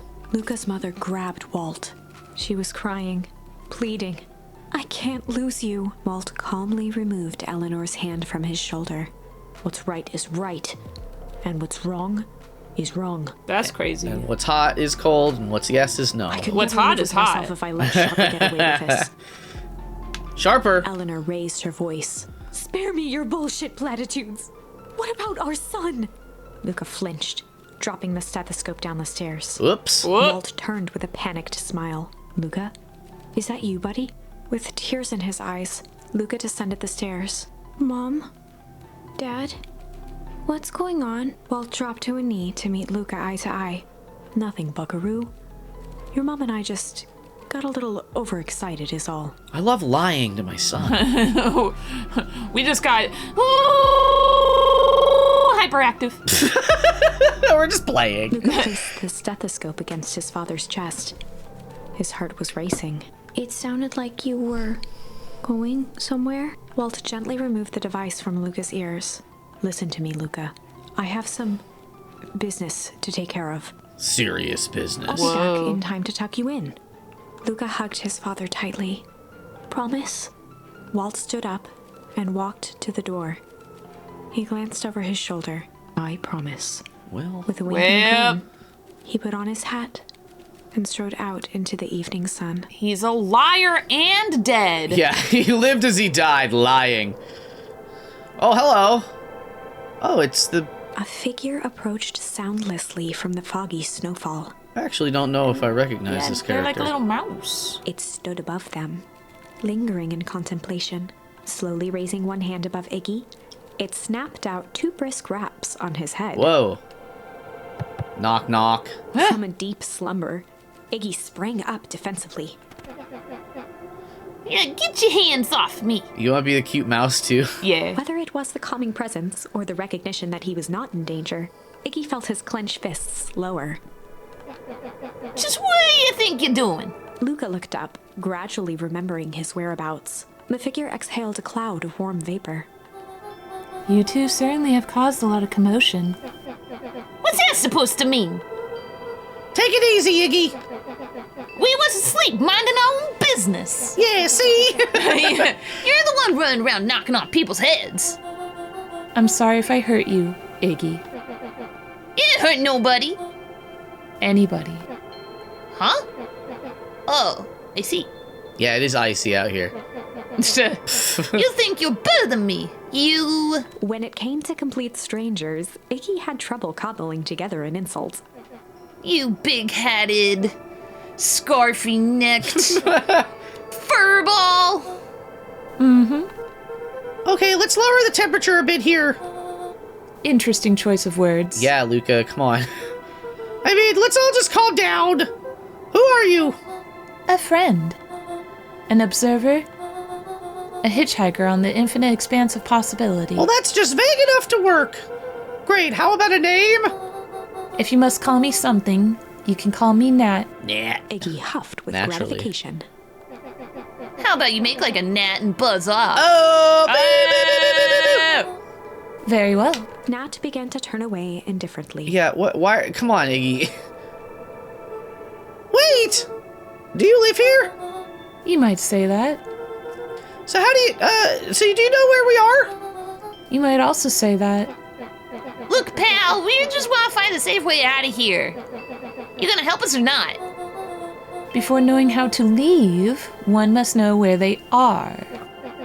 Alright, that does it. Luca, I don't know about you, but I'm getting out of here one way or another. Iggy turned sharply and began to stomp off. Bum, bum. Enough with the riddles. Iggy, wait up! Realizing he'd worn their patience then, Nat relented.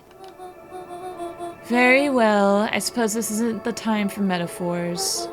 I'll show you how to get back home. Luca and Iggy turned around with hope in their eyes. Come here. All right, mouse. Nat took a deep breath in. Close your eyes. Nat exhaled slowly, then snapped his fingers.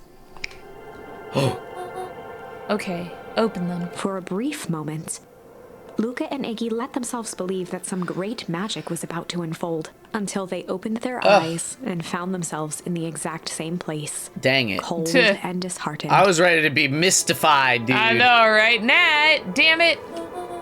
This is your home. This is Beacon Pines. Look, Nat, we don't know how we got here. Maybe we stumbled through some time travel gate in Weepwood, or we teleported to some alternate universe, or this is all just some cruel experiment by Kerr and his goons. But this is not our home. You're inching closer to the truth. Alas, the reality is much less fanciful. Just give it to us straight. So be it. As I said, this is Beacon Pines. The original, true Beacon Pines. Bum, bum, bum. Is that why it looks fucking all, like bullshit? Because this isn't just a freeze. This is, like, dilapidated. Yeah. Well, heck. You both grew up here. How about, hold on. So how about, that's a pretty big bombshell. You both grew up here. But the town you've called your home for the past several years is a replica. A remarkable achievement of engineering, to be fair. But a replica nonetheless. Oh, like when they all went away for like months or whatever because they had to fix it up. They weren't fixing up, they were building a new town. I forgot about that. Yeah, you're so right. That's impossible. It's too much work. You'd need a whole town to replicate a whole town. Indeed. To pull off such a feat would require immense labor power. That which could be moved would be moved. That which could not would require a precise duplicate. We would have noticed. Someone would have noticed. You'd think so, unless the auditing was impeccable. A mind-numbing attention to detail. As for the innumerable trivialities which complete the tapestry, Well, you can leave that to this miraculous thing we call a brain. It is a real aversion to discontinuity, a revulsion even.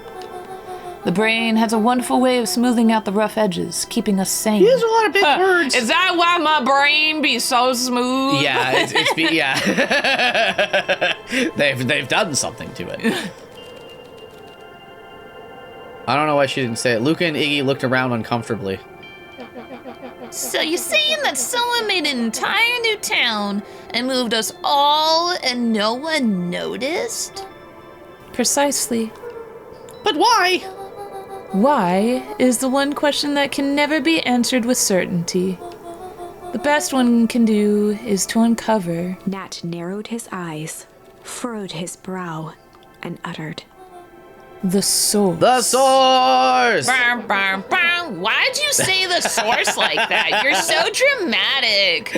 Why, I'm indeed. very dramatic. I'm dramatic as fuck. I don't know what to tell you. Luca began to laugh uncomfortably. It's all ridiculous. Haha. There's no way they could. He looked down at his feet.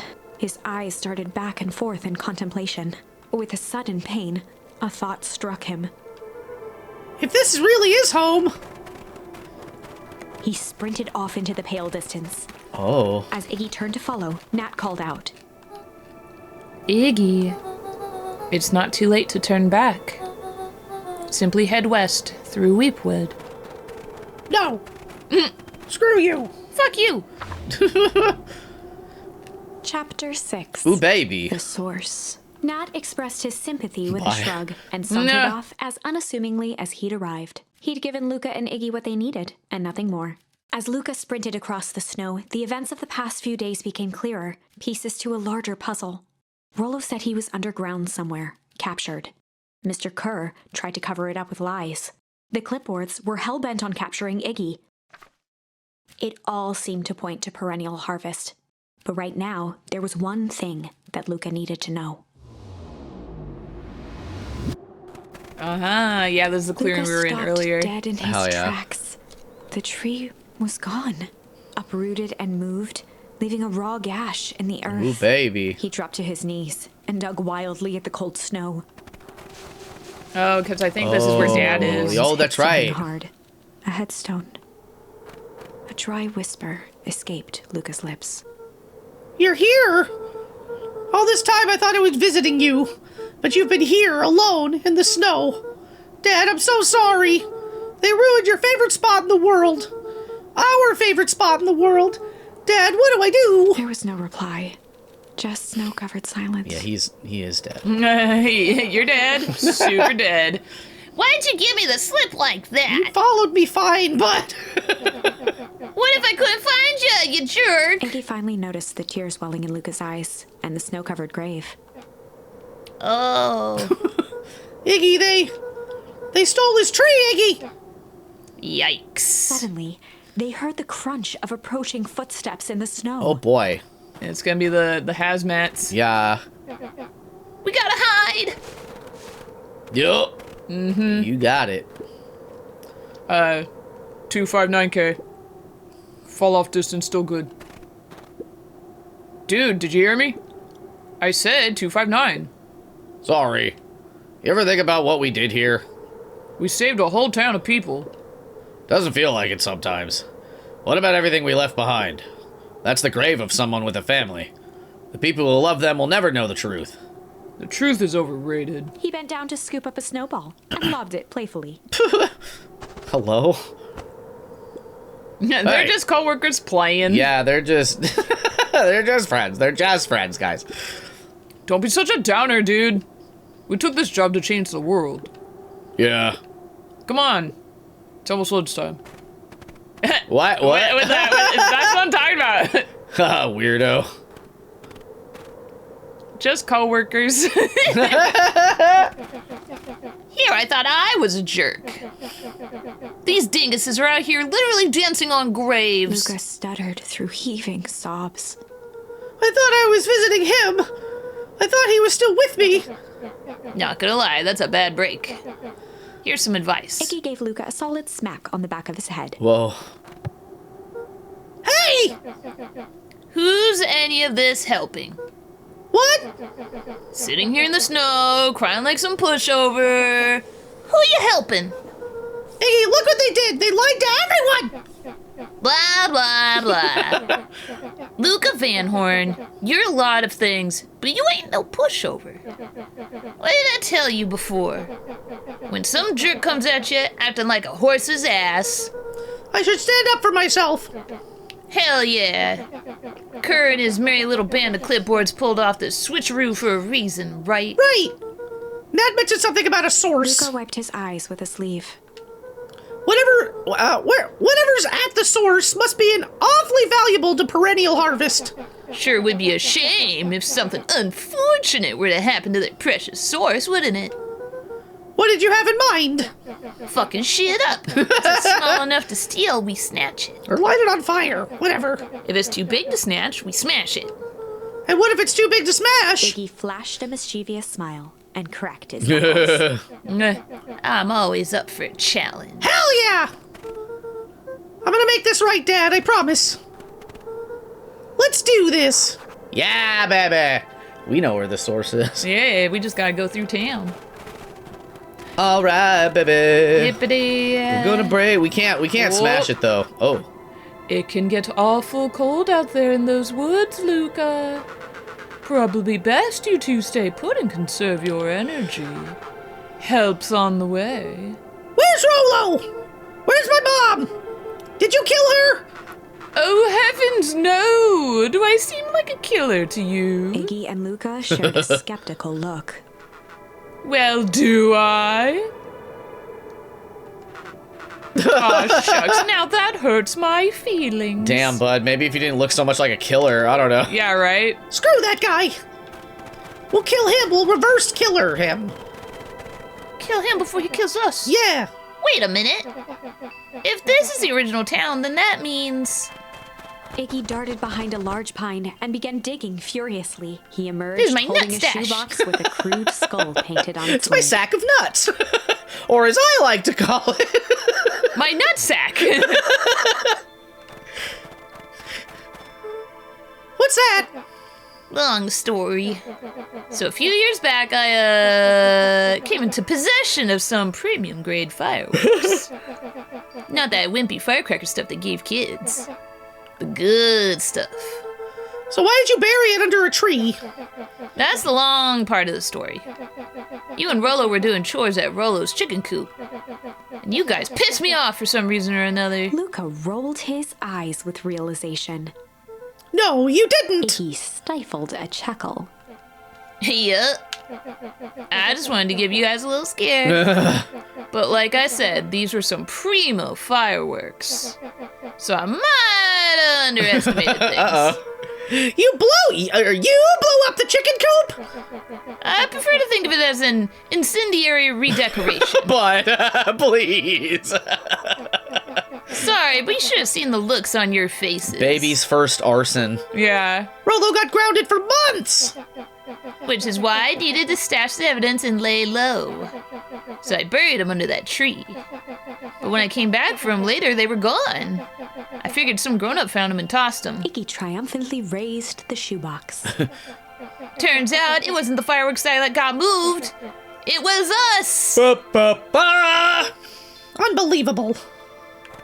Okay. Now we have fireworks. We got fire. We're gonna fuck shit up, baby. Do you think this is a game? Yes, literally. Yeah, it's a video game. Newsflash, boyo. You're not a hero. You're a little brat who is in way over his head. A hero is just someone who refuses to give up. Comics these days are rotting children's brains. That's TikTok. Everyone thinks they're a spaceman superhero. I was always partial to Hank Atomic myself. Is that so? Do you really think you have a chance against us?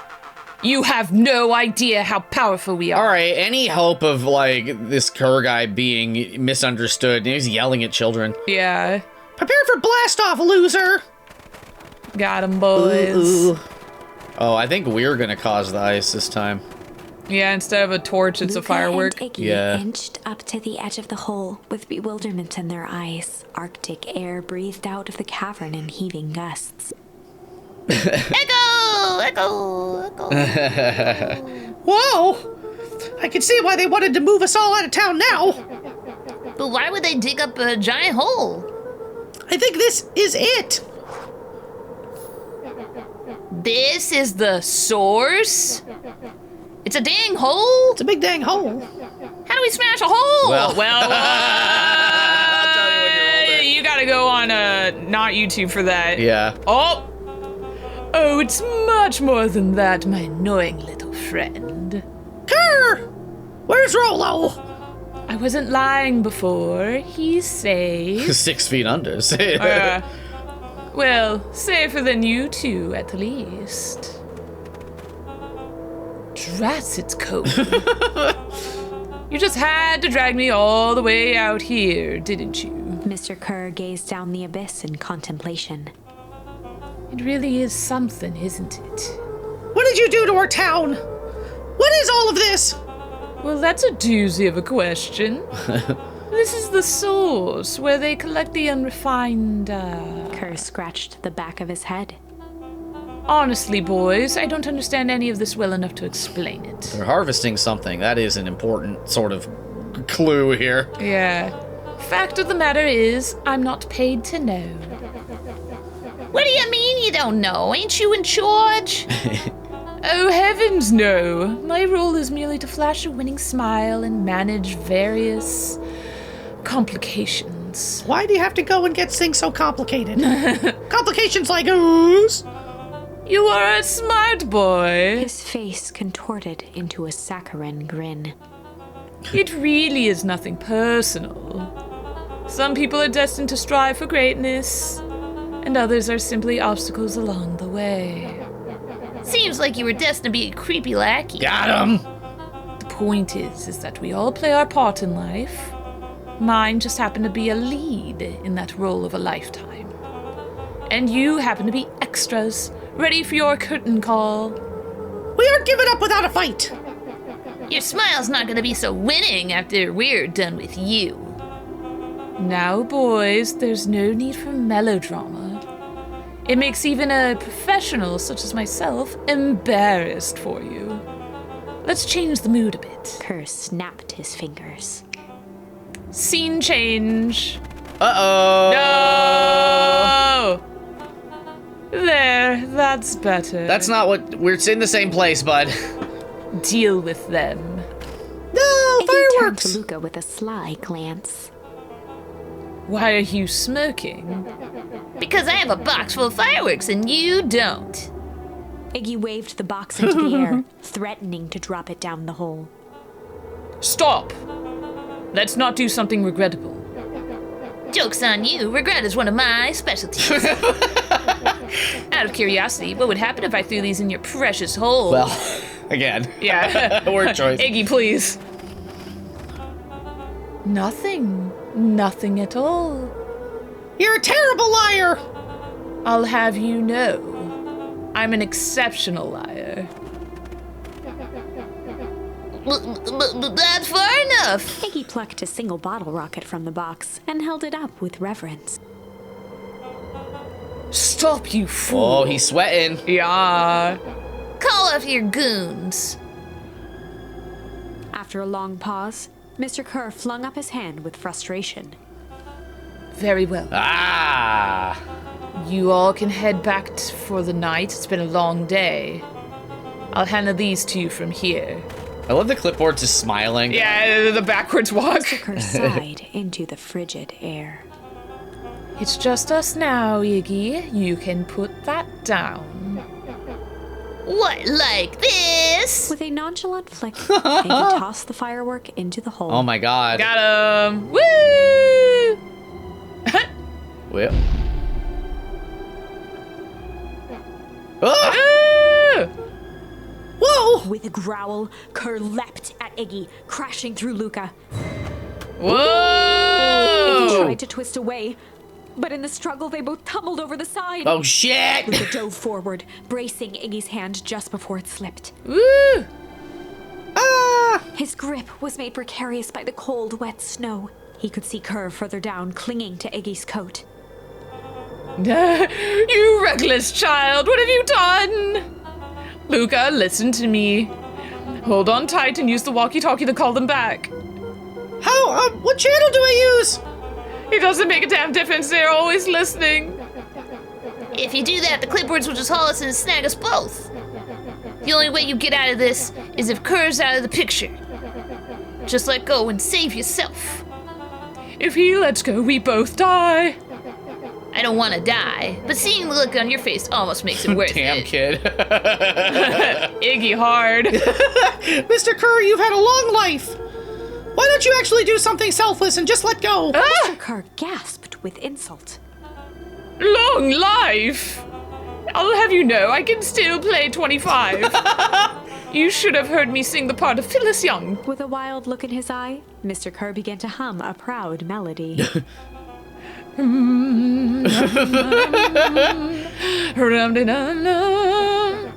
Wow, can you believe this guy? Ooh, Okay. Luca's hand began to cramp. His voice began to crack. Kerr, just let go! No can do. If you want to save your friend, you'll have to save me too. Luca, look at me. It's okay. Luca felt Iggy loosen his grasp. You aren't going to kill your friend like that, are you? Every muscle in Luca's body burned. I'm not his friend. Yes, you are! Nah, I'm just a no-good bully. Like you, Kerr. Iggy, no! Luca felt his hand slipping. And I told you what you need to do with bullies. I can't! It's your only way out of this mess. 2 birds with 1 stone. Makes sense for us to fall together. Wackadoos travel in packs. I love wackadoo. Calm settled over Iggy's face. Luca, let me do this. Iggy's voice was colder than the bitter air billowing from the chasm. Let me do the right thing for once. Ooh. Oh, Luca had no choice but to... Oh, refuse or accept. interesting. Let's refuse. Yeah, ain't no way we're letting a boy Luca fall. had no Yeah. choice but to Not in the first refuse try, Iggy's anyway. tightened his grip and reached for the walkie-talkie in his pocket. A wild delight crept onto Mr. Kerr's face. That's a good lad. Now, radio for help. Iggy begged Luca with his eyes one last time, but Luca pressed the button and called out, We need help. Mr. Kerr is in danger. It wasn't long before they were once again surrounded by clipboards. Mr. Kerr sighed with relieved frustration. There you are. You really are a worthless lot, aren't you? Mirror, now. A clipboard beautifully produced an ornate ivory hand mirror, and Mr. Kerr began preening his tousled hair. Ah, that's better. Mr. Van Horn, I applaud your sharp thinking under duress. I'll put in a good word for you with the founder. Take them away. A swarm of hands overpowered Luca. The last thing he saw before a cloth Is this bag just an was ending? pulled over his Yeah, head was the defeated look on Iggy's face. Oops. The end. that's so anticlimactic. What the This was hell? one of those times where doing the right thing was the wrong thing. Yeah, okay. All right. Man, so just let your boy die, huh? Yeah. I Luca mean, had he's no our choice but boy. to He's a accept. boy. With a Bruh. quiet blink, Luca watched a teardrop sail down into the howling void. As his fingers slowly gave up, he met eyes with Iggy. Good. Woo!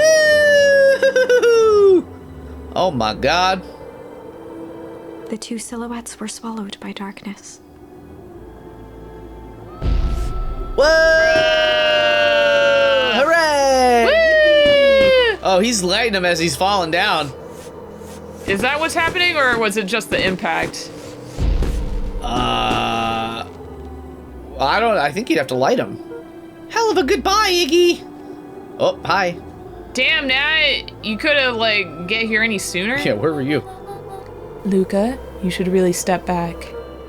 What? Quickly. Well. Oh. Interesting. Curious. That is curious. Ah, but of course. Those fireworks of Iggy's must have been just the right amount of energy. We should get out of here before a perennial harvest arrives. Not until you tell me what just happened. Your friend's sacrifice just saved this town. For a little while, anyway. How? Tempus liquamine is a peculiar substance. It can change the relationship between matter and time itself. What? But doing so requires unfathomable energy. In a closed system, that energy can only come from its surroundings. A useful side product of this property being, by adding precisely the correct amount of energy to it, one can create a cryogenic cascade. So this gunk make things cold and the fireworks made the whole freeze over? That's one way of putting it, yes. Sort of what happened. Yeah. As dumb luck would have it, the fireworks weren't strong enough to generate a runaway reaction. I shudder to think what would have happened in that case. Jeez, haha, No, shudder from the shiver cold. that'd be crazy. We have some idea what that would look like. It will take them a good while to safely break through the access to the source again. If you know all this stuff, why haven't you been helping? I have been, in my way. Each of us has our own role to play. Iggy's role, it turns out, was to buy us precious time. Mine has been to observe and wait. Wait for what? You. Me? Why? What's my role? A fierce twinkle flashed in Nat's eyes. Luca Van Horn. You are going to save the world. What? Oh! With a chuckle, Nat turned and walked west. Dumbfounded, Luca followed behind him, trudging through the snow. Every step taking him further away from everyone and everything he knew, and closer to destiny. Destiny. To be continued in Oh? What? Beacon Pines, Pines Harder. What the hell? Revenge served cold. Second time's a charm? What the hell? Wait, that's it? This ends with a crummy cliffhanger just when it was getting good? I was even starting to like Iggy. Yeah, right? Me I too. refuse to be associated with some never-ending parade of sequels. Let's go back and find something more definitive. Oh, look at that. Wow. Ah! It's a whole thing. Okay, so what have we unlocked then? We just We got hum. Ah, okay. All right. Ah. So now Yeah, is so this there's the two- end of the game? Is there two hums or just the one? I don't know that I saw another hum spot. Okay. But yeah, okay, so now we're going all the way to the other side when we got Gran and Duncreed. We're gonna hum instead of Instead of cry crying about it. And in the stillness, he began to hum. After the death of his father, Luca had trouble sleeping. Each night, his mother would sit at the foot of his bed and hum a gentle melody. It was the only thing that could calm his mind, the only thing that, however briefly, could make it all seem okay.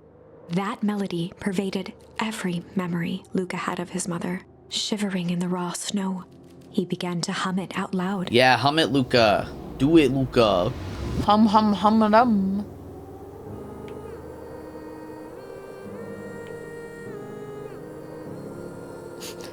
Grandma's just having a little marshmallow roast by the cold shiver Yeah, air. it's gonna be beautiful. We're gonna eat s'mores.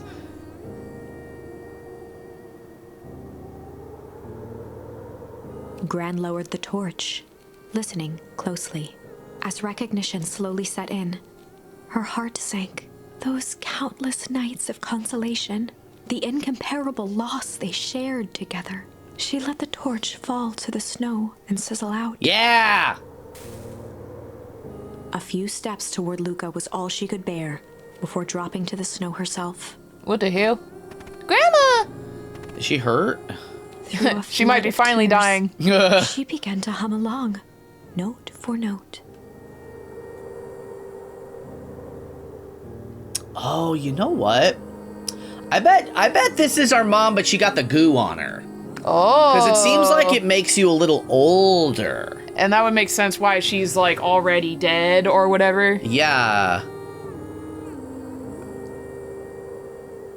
Because I don't think I sort of picked up on that, but it made Beck's hair turn gray. Yeah. And maybe it just sort of made Iggy's half of his head age, you know what I mean? Yeah. Are we... I think we're just listening. Yeah. Listen for a long ass Luca time. Okay, no, I did have to press a button. Oh shit, okay. The last time he heard that melody was the last night he saw his mother. How do you know? I'm so sorry, my little buckaroo. Buckaroo? The only people who call me that are my dad and... Your mother. Luca blinked through blurry, watery eyes, trying to see more clearly. He could just make out the impression of a familiar face. He peered across the snowscape at the woman on her knees. Something about her was undeniably his mother, only smaller, older, changed. Mom! That's right, buckaroo. Mom! Luca sprinted as fast as he could toward his... They held each Hell other yeah. close, and the cold retreated from their bodies. And he scratched his belly. All right, I agree. Eleanor, I've been lusting after my friend's wife. I thought you were. God. Yeah. Gone? You should have known I would never abandon my son. Eleanor looked down at Luca, tightening her embrace in an appeal for forgiveness. How? You're a smart man, Joseph. I thought you'd have pieced it together by now. You were exposed. Ah. Mom, I don't understand any of this. What happened to you? Where did you go? Why did you leave me? I never left you. I was always right here, Luca. Why did you lie to me? It tore me up, Luca, but I did it to keep you safe. I thought that getting answers would help us both move on. But the more I discovered, the more I realized the danger we were in. Until perennial harvest was stopped, it was better if everyone thought I was gone. You could have trusted me. These are bad people, Luca. They won't stop until they get what they want. And they don't care who gets hurt in the process. Then what do we do? We have to stop them. Joseph slumped into the cold, wet snow. Damn it, I thought I was gonna get with a grandma. Does this mean that's all off the table? Yeah. They can't be stopped. This is too big. I tried beating them at their own game. I'm done fighting fire with fire. For the first time in a long time, her voice felt like her own again. No more lies. I see now there's a better way to stop perennial harvest. The cold, hard truth. Luca gazed down at Nuncreed with pity. He looked small. Joseph stared into the snow, as if searching it for answers. No more jam? Yeah. Come on, everyone. We've got a party to crash. I love parties. We're gonna have a fishbowl, put our keys in it. Where you going? Hey. Is he gonna scratch his belly again? Do it, please. Nah. You don't understand. He always wins. Oh, fiddle-dee-dee, dude. Chapter 9. Oh! The Devil You Know. 7 months ago, What? Eleanor Van Horn crept down the maze of sterile hallways under perennial harvest. She stopped in front of the large steel door marked Deep Engineering. Oh, No yeah. turning back now. She raised a trembling hand. The stolen keycard worked as promised, and the door buzzed open with mechanical efficiency. She was immediately hit with the smell of disinfectant.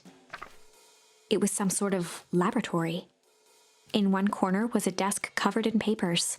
Across the room stood a tall metal pod with hoses protruding from its base. She rushed to the desk and began shifting through the piles of papers. They were experiment reports on something called Tempus Liquamen. There were dozens of them, every one stamped, failed. Eleanor heard the sharp echo of footsteps approaching. She was out of time. Her eyes scanned the room, eventually landing on the strange pod. No, don't go in the strange pod. Muttering a curse under her breath, she dashed over and dove inside. Oh, don't get... Oh. My... God. Or And that is what change is all about. oh, this is happening. It's a festival. Yeah, grabbing the future by the scruff of its neck and making things happen. Change is a choice. I am tickled pink that we will all be making that choice together. How great is that? This man is a liar. Excuse me. I will not. Hell yeah, get him, Gran. This town has a dangerous secret and perennial harvest only exists to keep it hidden. Nonsense. They picked up the whole damn town and moved it right under our noses. You aren't making any sense, dear. Mr. Kerr addressed the crowd with a sarcastic tone. Imagine such a thing. It's absurd and just plain impossible. They promised they could fix the fowl harvest. They told us they would clean this place up. We just had to leave town for a few days. Yeah, you called it. But while they had us evacuated... Ms. Hartford, I'm afraid I'm going to have to ask you to. You're afraid of a lot of things, aren't you? You sniveling little worm. Yeah! Do they got worm people? Is that racist? This is growing tiresome. A little help, please. Clipboards. Don't you all see? This festival is a sham. An excuse to have the whole town gather in one place. They're planning something awful. I don't know what, but these people are wicked. Don't listen to her. She has absolutely no proof. I am the proof. I'm Eleanor Van Horn. Whispers filtered through the crowd. Oh my god, what the fuck? Oh my God, what? Really? But she's old now. That mommy is a mommy? She's still kind of hot, though, am I right? Well, aren't you just sneaky as the Dickens? We all knew Valentine's fertilizer was too good to be true. And now this whole town is paying the price. Was it made out of time crystals? Like, Yeah. Ladies and gentlemen, I am so sorry about this disruption.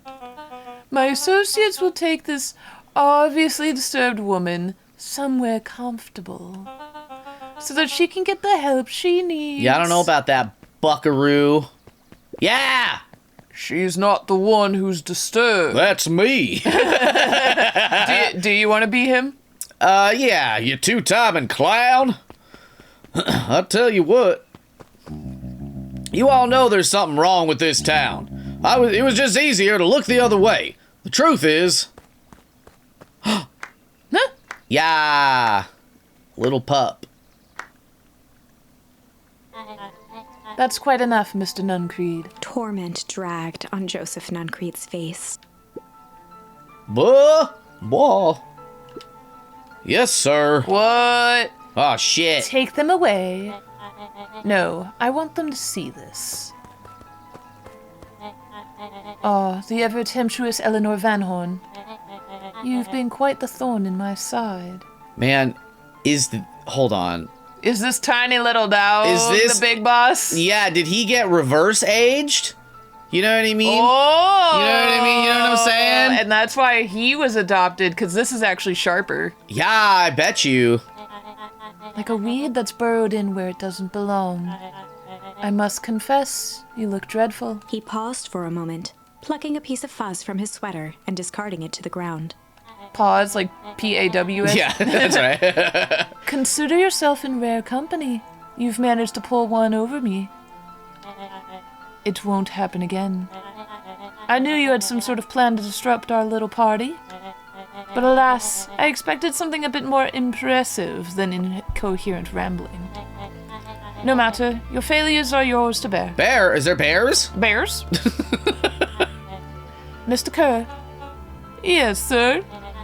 It's a shame it was cut short, but I thank you for that rousing oratory. I will take it from here. Yes, sir. Of course, sir. Bark, bark, woof, woof.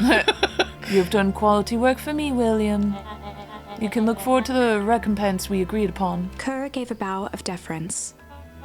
Founder, you are most gracious. Founder. Gasps rippled through the crowd. Yeah, dude. He got baby boyed. Thankfully, we can dispense with the formalities from here on out. Solomon pulled a glass vial from his pocket.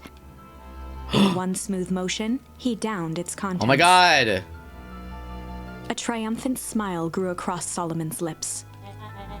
You can all call me Sharp Yeah!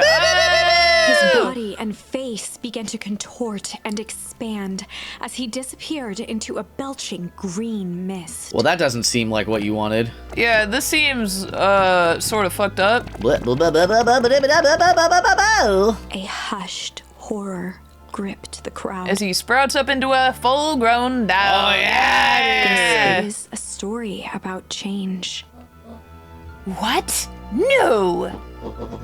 Haha, so you didn't see that coming. Ooh, look at his eyebrows. Yeah. Good. Sharper examined his new hands. Well, this is quite the improvement. Everything looks so much smaller now. Eleanor was right about one thing. This festival was a ruse. I wanted you all to witness my glorious return with your own eyes. Why does everyone look so downtrodden? This is a celebration, people. Maybe it would help if we set the mood. Mr. Kerr, be a dear and reveal the sign. Oh! What? Ha! Wonderful. Sharper choked out a crude squawk of a laugh. Frustrated grumbles sprinkled through the crowd. Sharper, you malicious bastard! Whoa! I'm glad you're back so I can tell you in your face. You destroyed this town. We ain't gonna let you get away with it again. Sorry, this is not the time for audience participation. Some assistance, Mr. Kerr. William Kerr gave a subtle nod to the clipboards. What the hell? You coward! Does anyone else have something to contribute? There are more of them than there are of y'all. I gotta just tell you. Yeah, all the that. clipboards. A helpless quiet settled over the crowd. I thought so. Did you all truly believe you could be free of me? A town of complete and utter fools. Well, You people should be celebrating my return. You're clearly lost without me. And that leads me nicely to my children. Daddy? Daddy? I gave you both the greatest gift a parent can give. The opportunity to prove yourselves in my absence. Squandered. Damn. To say I'm disappointed would be an understatement. But Silence, Augustus. An adult is speaking. all right, sir. I don't know which is worse, a son who is completely hopeless, or a daughter with such potential who inevitably lets me down. Eris, you fail me with admirable consistency. Thankfully, I was counting on it this time. Father, I have been wasting time, my dear. What have you accomplished? I was focused on cementing our legacy. Legacy? Who needs a legacy when you can just live forever? Yeah, that's true. But what about... It's all right, kiddo. I'm afraid you suffer from a complete lack of imagination. There's just no helping it. Now then, where is Joseph? You didn't take the opportunity to slip off, did you? Ah, there he is. Everyone should give him a hand. None of this would have been possible without Joseph. I think you've said enough.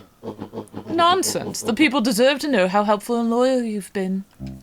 I only did what I did because he left me no choice. You always had a choice, Joseph. You were simply too weak to take it. I'm pretty strong, I don't know. No matter. Cheer up. You are about to be rich beyond your wildest dreams. You should follow Mr. Kerr's example. When I found him, he was in a sorrier state than any of you. An aging actor, desperate to recapture his youth. Oh, did he get youngified? Yeah. He played his part, and soon he'll be able to play the leading man again. Oh. Forever, in fact, if he remains loyal. That goes for all of you. Well, those who haven't already frittered away my goodwill. Beacon Pines is mine again, and I am willing to share its spoils in exchange for absolute loyalty. Are you saying William Kerr was never in charge of Perennial Harvest? Huh. You think that puffed-up blatherskite could have accomplished all of this? Dawn, I suppose it's time for your big exclusive. Sharper addressed the crowd with indignant pride. He'd planned this moment for so long that now, at the deed's fruition, it almost felt frivolous. You see, I needed a figurehead to hold things down while I orchestrated my return. Someone to misdirect, lie, and bilk this town for a spell. So I invented William Kerr. Take your bow, you've earned it. Oh, Mr. Kerr shittles. flourished a preposterously elaborate bow. Hoo-hoo-hoo-hoo. Patrick Sire Montesquieu, thespian extraordinaire, at your service. Oh my god. Founder, I just want to thank you again for this opportunity. It truly was the role of a lifetime. That's you. Oh yeah, that's right. He hasn't said anything for a while. So this Bill Kerr was a patsy the whole time. Ya-da-da-da-da-da. Now that your secret is out in the open, what's to stop this town from rising up against you? Oh, that's the delicious part. Fear. Thanks to our clipboards, I know what each and every person in this town fears most. And I will make those fears manifest for anyone who steps out of line. The choice is simple. I'm not afraid of you. Ha! The young hero. I've kept a keen eye on you, boy. You and your friends made a habit of disrupting my plans. What a pity. If things would have gone a bit differently, you might have had your moment of triumph. But that's fate for you. You can't do this. Oh, but I can. I have won. Never underestimate what a great man can do given time. And now time is my plaything. Perhaps the most expensive thing I've ever bought. But well worth it. I like that his suit just grew with him, you know? Yeah, right? Sharper caught up one final laugh and cracked his knuckles. Enough chit-chat. Let's get to Whoa. work, shall we? Got him. Got him! And so, Sharper set about remaking the town in his own image. The end. The fertilizer No. factory soon Oh my God. reopened for business. Oh, maybe. Sales rose steadily as more and more farmers across the countryside began to swear by its miraculous properties. Beacon Pines became famous, a secretive town that, for the right price, shared its gifts with all. Gifts that became more and more necessary in a world where winters grew longer and longer. Ruh-roh. The end. Uh-oh! This capitalism. is wrong, but Yeah, am I right? things are becoming clearer now. You can feel it. We can't let Sharper win. He might just be the key to this whole thing. Let's see. Oh. Well, Because, where do we... Oh, it's over here now. All right, well, yeah, okay. I wasn't sure if that was going to be the end. We got a long episode on our hands. also, this is a big page. Like, we gotta get to the treetop. Yeah, well, I don't know. I think we're almost... Oh, yeah, I guess that'll take us up. Yeah, maybe Luca will kick Nuncreed in his Yeah, nuts that's a Creed, look you of know? malice that's like, you know what if I just kill this man? What if I just murder an adult?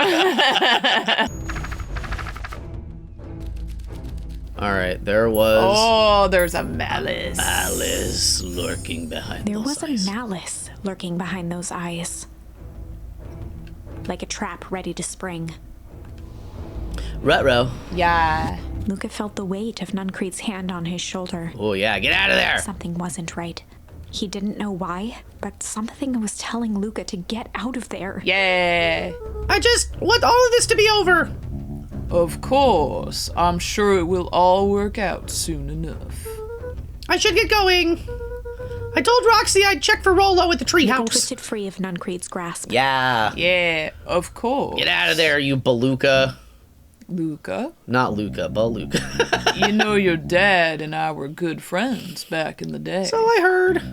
You can come to me with anything. Anything at all. Yeah, I don't know about that. You also want to fuck my grandma mom, Yeah, so I don't that's really... crazy. And you sell drugs? You work at a drugstore? I'm telling. I'm calling the police. The police. God, there is not a single cop in this town. What's up, a baby dog, adult baby dog? Yeah, baby dog. These festival decorations are a bit humdrum. Now, if I were to throw a festival, it would be a thing to behold. I agree. This is more than a little sad. It's worse than sad. It's boring. What if we did a little something to spice things up? I'm listening. You know that festival sign waiting to be unveiled? It'd be a shame if someone... The two scurried off, eagerly formulating a plan. Oh my god. Whoa. I know who you are! Yeah, I know your real identity. Say it, vampire. Wait. Oh, hey. Identify yourself, please. Nellie Modewell. I work here now. I am unable to locate you on our staff roll. Oh, I don't officially start until tomorrow. Mr. Kerr said I could come in early tonight to get a few things done. Hold, please. Claire, it's authorized. Thank you. I forgot about them. Our harvest awaits. Whoa. Yeah, Beck's parents. Yeah. Beck's mamas. We met them, but like... but then sort of nothing really like happened with it. Oh no, we're going to the Treehouse. treehouse. Treehouse. That's right, baby. Oh, you know what? Actually, But we got all these words. Yeah, can I fish up something with my dad? Yeah, Papa. Papa! No. Nah. Well, I Luca have to tied choose something. What fish could resist a nice shoestring? Oh god. Whoa. I pressed too many buttons. Woo. I don't want to. Bye, Dad! I don't want to fish anymore! Yeah, bye, Dad. That Oh, was my dad! Did you see him? He's a See ghost. my Papa? no, but that was a good call. Though we did get a lot of keywords. Yeah. Rolo? Now, there is the diner too. Yeah. He aired a long holler into the woods. Rolo! There's the hoodie. Yeah, right? Rolo, wherever you are, I hope you're okay. Luca felt his eyes getting heavy and plopped into the beanbag. Yeah, you plop, Luca. Bleh. He conceded to its lumpy embrace. All right, now we just fall asleep. Game over. Once That's again, it. Not a bad thing Luca will found happen. himself in a vast black expanse. This time, he knew exactly where to go. He took a single confident step forward. The world flickered and pulsed. He found himself standing in front of the frigid air of a blazing campfire. Yeah. The source. He plopped Whoa. down cross-legged and gazed into the cold flame, waiting. Soon enough, the fire began to die out, popping sporadically, until all that was left was a single ember. Lucas stood up and dusted himself off. He plucked the glowing ember from the cold ash, examined it, and slid it into his pocket. Now we have that in our inventory. keepsake. Nice. The voice of his father spoke behind him. Shouldn't put lit embers in your flammable pockets, my son. You're gonna burn your tackle off. You made me proud, Buckaroo. Luca turned to face him. Dad, what is this place? A warm grin grew across his father's face. A place where everything that has been and everything that could be all wait together. That's pretty Luca mysterious. found himself That's staring at his crazy. father's face, trying as hard as he could to memorize every single detail. Wait? For what? Another voice spoke out as Luca's doppelganger stepped forward. Oh my god. That's Whoa. up to you. You're in charge of the universe, Without Luca. knowing why, Eh. Luca began to weep. Is any of this real? Are you real? Luca's father bent down to smudge away a tear. Of course. I'm as real as the part of you that misses me. Luca turned to look at the older version of himself. And you? The doppelganger choked back tears. I'm as real as the part of you that's angry he's gone. Does That's just vague make enough to sense? work. Through his tears, Luca laughed. I think so. His father pulled That's him in for an crazy. embrace. You're telling me some crazy stuff, but like, I guess I'm cool with it. I don't know. Time to go, Buckaroo. Buckaroo. Where are we going? Luca was startled from his dream by a banging on the floor. Ooh, it's a little. Oh, okay. Yeah. Yeah. Are you in there? A commanding voice rumbled from below. Just as Luca sprang to lock the entry hatch, the door knocked open. Woo! Chapter 5. Dangers big and small. God, chapter 5 only. Luca Yeah. stumbled back. He heard the rope ladder creak under significant weight. Oh no, dude. Keeping his eyes fixed on the hatch, he inched backward to the balcony. This is Nun Creed. As his hand grasped the door handle, Luca froze. A large figure clumsily wriggled up through the hole.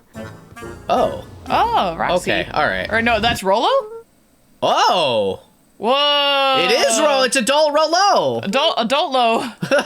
Don't, or Oro. Sheesh. I know it's dark and all, but I figure you'd recognize me. Who are you? The large figure cocked its head inquisitively. Stop now or I'll clobber you with the baseball bat! Whoa. Take it easy. Luca, you need to get your eyes checked. It's me, Rolo. Nice try, but I know you aren't Rolo. You're like one of his random uncles or something. Where is he? Uncle. Luca, quit messing around. They gave him a clean shirt and like. Yeah. It's me. If it really is you, prove it. Oh, Flamin' chicken coop Luca. Luca's jaw dropped. He peered more closely at the man standing in front of him. Something about him was undeniably I Rolo. think it's that them eyes, them peepers. The peepers? Bigger, older, changed. How? What happened to you? Well, and I was running away. I ran into more people in those yellow suits. They grabbed me and dragged me away. What? Where did they take you? Dunno. They threw a bag over my head. It was cold and smelled like a swimming pool. I think it was an underground lab or something. They made my hands all big. Look! They made all of you Proudly big. presented his hands to Luca. Pretty sweet, right? You got job the giant hands, boy. Yeah. I mean, it wouldn't be my first pick for a superpower. But beggars can't be choosers. But you weren't begging, you were kidnapped. You were catnapped. You weren't choosing either. Yeah. Rolo, it wasn't just your hands. My feet, too? You know what they say about... About cats with big feet. Dang, Pa just made me some new shoes. Wait, Luca, why are you so small? Luca moved to the side and pointed Rolo to his reflection in the balcony window. What the? His hands shot up to his face. Holy Toledo! Rolo, what did they do to you? They made me drink some sort of green crud. Ew. Actually, it wasn't too bad. It kind of tasted like licorice. Ew. I passed out and woke up like this. Sorry if you like licorice, but ew. And then I sort of smashed open my cage and escaped. With this adult strength that I suddenly had for some Yeah, reason. dude. Whoa, you smashed open a cage? Kinda. At least I think I did. It's all a bit of a blur. They had you in a cage? Who are these people? I don't know who did this to you, but we're gonna fix it. Fix it? This is awesome! Well, I'm just glad you're safe now. Luca, you don't need to worry about me. Sure, I got snatched, but look at it this way. I got snatched. I know where snatched people go. We may finally have a lead on what happened to your family.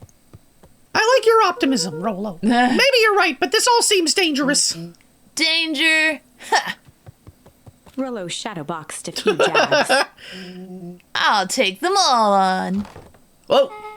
Oh, she died. Oh my gosh. Put a hat on too. Hey fellas, what's up? With a yelp, Rolo dove behind Luca. Ah! Take cover! Did I come at a bad time? Who the heck are you? This is Beck. Sorry, something truly bizarre just happened and I need help. I didn't know where else to go. So, you're just hanging out here with your large adult friend? Oh no! This is my buddy Rolo! This is your missing friend? One and the same. He seems a little old. Yeah, Beck is 100% right to be suspicious. I'll have you know, this is a recent development. What the heck does that mean? Oh, I'm sorry. You're the one who just showed up out of nowhere. Got him. So we'll be asking the questions here. That's fair. How did you find us? Your silly little treehouse? I think you mean our silly little mission control. I hate to break it to you, but your secret path isn't so secret. It's pretty right there. Yeah, there's signs everywhere. And I could hear your racket from a mile away. See, Luca, this is why we need to improve security around here. Not now, Rolo. Beck, you said something bizarre happened? Yeah, but... She shot a nervous glance at Rolo. Anything you can say around me, you can say around Rolo. This has been a weird day all around, hasn't it? You said it! Yep. Beck's eyes narrowed. Okay, so it all started when I made it back home. My first order of business was to try to salvage my hair. So I dyed it with some stuff from the chemistry set my mom gave me. Okay, just need to play it cool. I hope no one notices. Notices what? Oh, nothing. I was just, Come over here and let me have a look. Oh, honey, what in the world did you do to your hair? I just felt like changing it. This is going to take forever to grow out. You were the one who said that change is a good thing, right? I was talking about your mother's new job. I was talking about us moving. Well, I guess I took your lesson to heart. Ilona tried to put on a smile. Before I forget, I came up here to tell you that Nellie had to go into work. Tonight? Her and Mr. Kerr decided it would be good for her to do some things, to get some things done before tomorrow. That Kerr guy seems like a grade A creep. Got him. Beck! He is! Him and his weird cult of personality. You are not going to ruin this job for Nellie. It means too much for her. It means too much to her. Oh, I know exactly how much it means to her. It means enough for her to exile her daughter to this podunk town. Ooh. This place sucks. These people are weird. You just don't know them yet. It's always cold. We're in the mountains. You'll get used to it. You can't even pick up a single decent station on the radio. It's all banjo music and farm reports. I know. You know I grew up in a town not that different from this one. Is that why you're better at talking to plants than people? Oh, shit. Okay. So here's what we're gonna do. First of all, you're grounded. What? In the morning, I'll have Nellie come and see what we can do about fixing your hair. You need to look presentable for the festival. But... Not another peach. She sighed, and Man. after a moment, looked down at Beck sympathetically. Ain't no way. Duh. I know moving is hard, honey. But that doesn't mean you have to make yourself miserable all the time. Other people seem to have that covered for me. Oh, and if you decide to rebel by dyeing your hair more, She flashed a sly grin and tousled Beck's hair. I'll just shave it off for you. Think of how rebellious you'll look then. That's messed up. I don't like her anymore. Yeah, very funny. Thank you. Good night, sweetie. Good night, Mom. Wait. First of all, this town does not suck. Second, you need help because you got grounded? No. I'm sorry you got into trouble. It's my fault your hair got screwed up in the first place. Don't worry about it. I actually kind of like this look. Yeah, it kind of rules, actually. Great. Can we get back to the story now? This next part is the important bit. I started at the boring part. Yeah. I had this radio I upgraded with my mom, and I was too angry to sleep. So I tried to dial into something worth listening to. And I got the hazmats. Mr. Kerr, are you there? Mr. Kerr? Yes, I'm busy. What is it? Apologies, I have the founder on the line. Patch him through immediately. One moment. Hello, sir. It's so nice to hear from you. I'll be the yeah. skip the pleasantry, but he's a baby boy. Skip the pleasantries. What's your report on the new lead researcher of deep engineering? Nellie Modewell seems to be integrating nicely. At this very moment, she's working to help us meet our deadline. She offered to work overtime before I had even the chance to suggest it. Excellent. And you have faith that she's capable of finishing the work left by her predecessor? Her work must be complete before the festival. I will make sure she stays day and night until it's accomplished. Good. You know how I feel about loose ends. Yes, sir. Once she has finished the work, we need to make a determination regarding her long-term prospects in the company. Immediately, sir. I usually have more time to fully bring people into the fold. We are in the endgame, Bill. After your failures with Dr. Prescott, I can't afford to take any risks. Of course, sir. No loose ends, sir. Once she finishes the work, she will either leave the office completely committed to Perennial Harvest, or she won't leave at all. Perfect. Sir, if I might suggest, maybe we should delay, just for a bit. Oh? It's just, we seem to be rushing to hit this festival deadline. And rushing into things has caused some issues in the past. I see. Please understand that I just want what's best for you. I'm eternally grateful for all that you've done for me. I'm internally It's all, Yeah. every Inside, outside, all sides.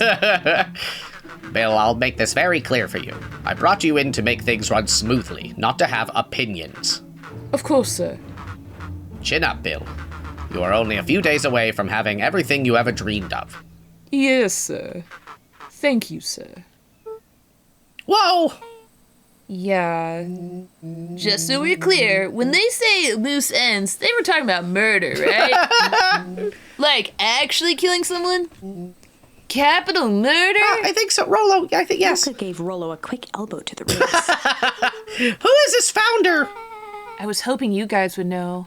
Nah, as far as we know, Kerr is the top banana at Perennial Harvest.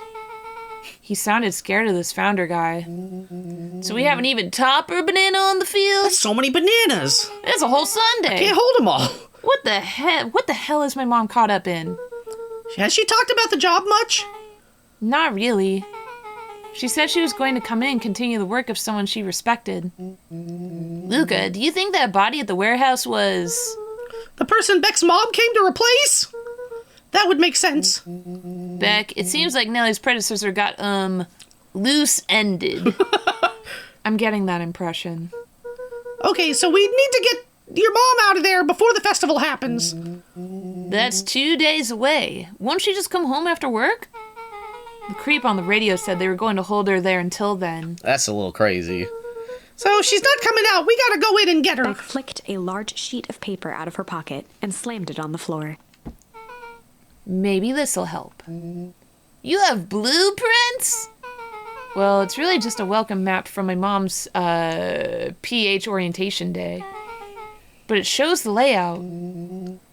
Sure looks like blueprints to me. Look, here's the reception area. There's a big room marked Founder's Office. It even has exits marked. Guys.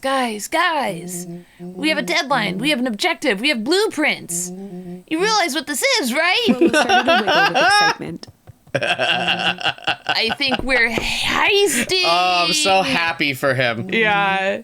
This is officially a heist. Yeah, dude.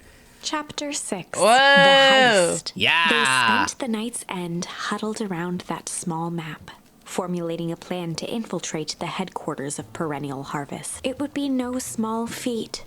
A modern facility equipped with all manner of technology, not to mention the swarm of clipboards that would most certainly be scattered throughout. By the time the sun began to peek through the car window used as a makeshift balcony door, all were in agreement. This could just work. Oh, baby. The Heist final day. day before the festival would be used to prepare.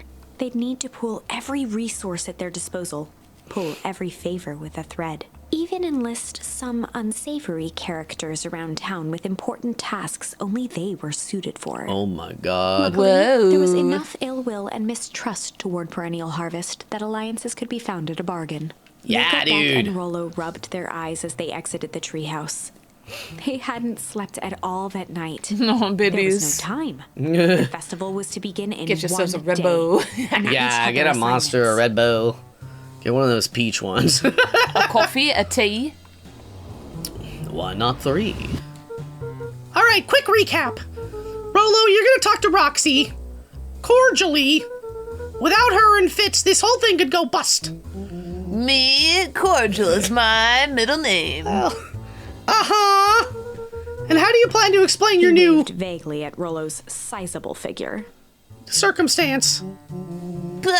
She'll be so happy I'm alive, she won't even notice. Beck snorted an involuntary giggle. And Beck, you're sure Alona won't just shoot this whole thing down where she hears it? She'll listen. Once she understands the dangers Nellie is in, the danger we're all in, the plan will make sense. Okay. That leaves me with Jeff, then Iggy. How are you gonna persuade them? I'll think of They something. each looked at each other with sleepy confidence and nodded. Well, Godspeed. Bye. Enlist the help of Jeff and Iggy and Tish. Jeff God. is crazy because I'm pretty sure Jeff is the founder. Oh, is that the... Uh-oh. Who are you? Hey, Bert. Have you seen Rolo? Nope. Though I must have been talking to clipboards. They said he had lots of stuff for the festival. This one said he had to process some answers. I told him that was fine. I'll wait here until he gets back. Well, you're gonna be waiting a long time, baby boy. Okay. I thought maybe that was... I was like, who are you? Maybe you're someone. Maybe Lollipop Kid is the secret to cracking this case wide open. Now, before I feel like I want to...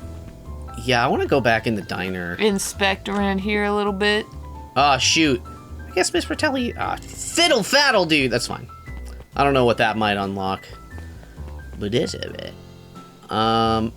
Yeah, where the hell would they be, those kids? Maybe up in the cafe.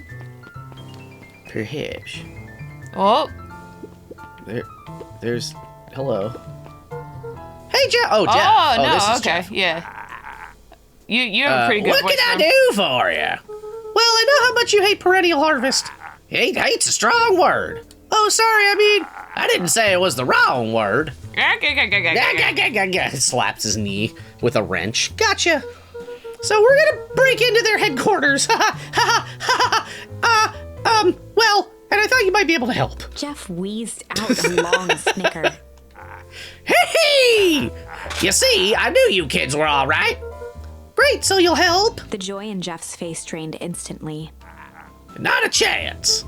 But give me one good reason why I should risk my hide aiding and abetting you rascals. Looking into the sullen eyes of his would-be accomplice, Luca blurted out the first word that came to mind. Oh, there's so many words. We gotta fight. Fight! I've done enough fighting for one lifetime and more than my share of losing. Time's come to hang up the gloves. No. Can I say another word to you? Luca wasn't ready to give up so easily. Yeah. He shouted out again. Shit. Shit! Yeah, it's all shit. I still ain't helping. Ain't that some shit? Hey! Bruh. Come on.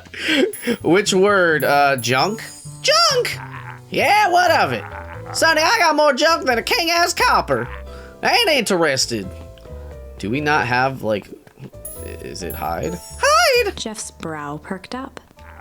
What'd you say? Go ahead and hide. There it is. Go ahead and hide then. Sensing some traction, Luca carried on with vigor. Let a bunch of kids do what needs to be done. We're not afraid. Jeff's scowl faded with a sigh. Say what you will about old Jeff, then they all do. But you'll never hear him say I hid from nothing. One good stomp of the foot was all Jeff needed to drive his point home. Hell yeah. What is it you kids needed? Some sort of disguise. I got this the thing. And while we're at it, that crate should come in handy. This ain't gonna be free, you know. I'm thinking 5 bags of sour gobs should cover it. Put it on my tab. Luca offered out his open hand to seal the deal. With a firm and dusty grip, Jeff reciprocated. Hell yeah. Done. Swing by first thing in the morning. Nice. Beautiful. I reverse psychology'd an adult. We love to see it. Oh, baby, Yeah, maybe baby. go up the cafe? Nope. Oh, no, right, yeah. Well, I feel like this is where the sister works. Yeah, they're not here. Maybe, well, previously, and I checked down here already, right? Yeah, we're not going back in that museum. Ain't no way. Could be they're probably just out playing in front of the Valentine residence. Oh, yeah. And that's not that Well, way. let's, but yeah, I wanna... Is this the only path over here? I believe so. Oh, shit'll DD. So But then that's... if you go, Or the other way? Yeah. No, not that way, but... We can't go that way. We're not legally allowed. They're in my house. They are a mouse. the dandelions. This is not the way. Not that way. So maybe I think it was down that other way. Well, I don't think we can go that way. Why not? Because it leads out of town. I think Yeah, everything... Valentine's is outside of town a little bit, I thought. Well, yeah, but I don't think we can't go that way. I think it's like over. There's sort of a maze once we head like past the shop. Cause it must just sort of be in this direction. No, cause this is where like the no, yeah, because it's actually up that way. That's right. That's right. Biscues. Woo! Woo! Woo! I just thought the kids might be playing into. Oh, they're just. Oh my god. They were just. I just had to keep going. Yeah. Hey, Tish, look who it is. Luca, are you here to try to tickle us to death again? Baby, look, just hear me out. Iggy raised an eyebrow suspiciously. He's normal looking. We're listening. Iggy, I know we've both been giant bags of shit to each other, Iggy gave a reluctant shrug. You're not wrong. but lately life isn't kinda strange, you know? Iggy considered the point. Things have been weird around here. So I'm offering a truce and asking for your help. What do you say we Yeah, break. Break. break our hostilities, at least for now? We do like breaking things. yup. Oh. Even if a truce means less breaking things. What if I told you there was a way to have a truce and break stuff? Go on. I need you to cause a distraction so I can sneak into Perennial Harvest HQ. A wild-eyed grin spread across Iggy's face. My, Luca Van Horn, I'm impressed. And after all this is done, maybe you and Tish can come and hang out at the treehouse sometime. Iggy glanced over to Tish, who nodded in agreement. Fine. But not because we want to see your crappy treehouse. We just like to cause chaos. With a quick nod, Luca was off. I wonder if he's like a little fennec or something. Yeah. Because he's got big ears. Did you hear that, Tish? Iggy gazed up at Tish with a smile. He invited us to hang out at the treehouse. A single tear ran down Tish's cheek. What? I never expected this day to Oh come. my god. How wonderful. Excuse me? Hello? Hey, you got more than Chapter 7. yups? Into the hive. A good heist requires preparation.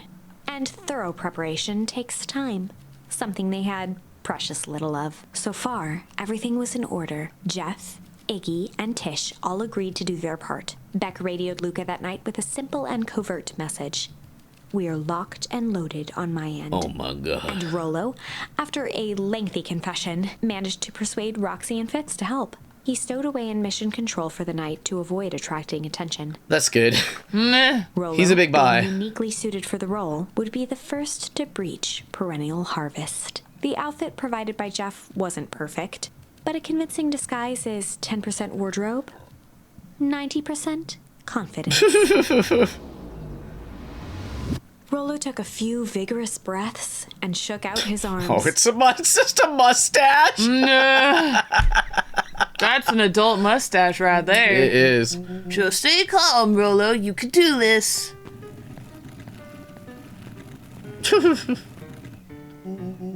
Got your delivery here.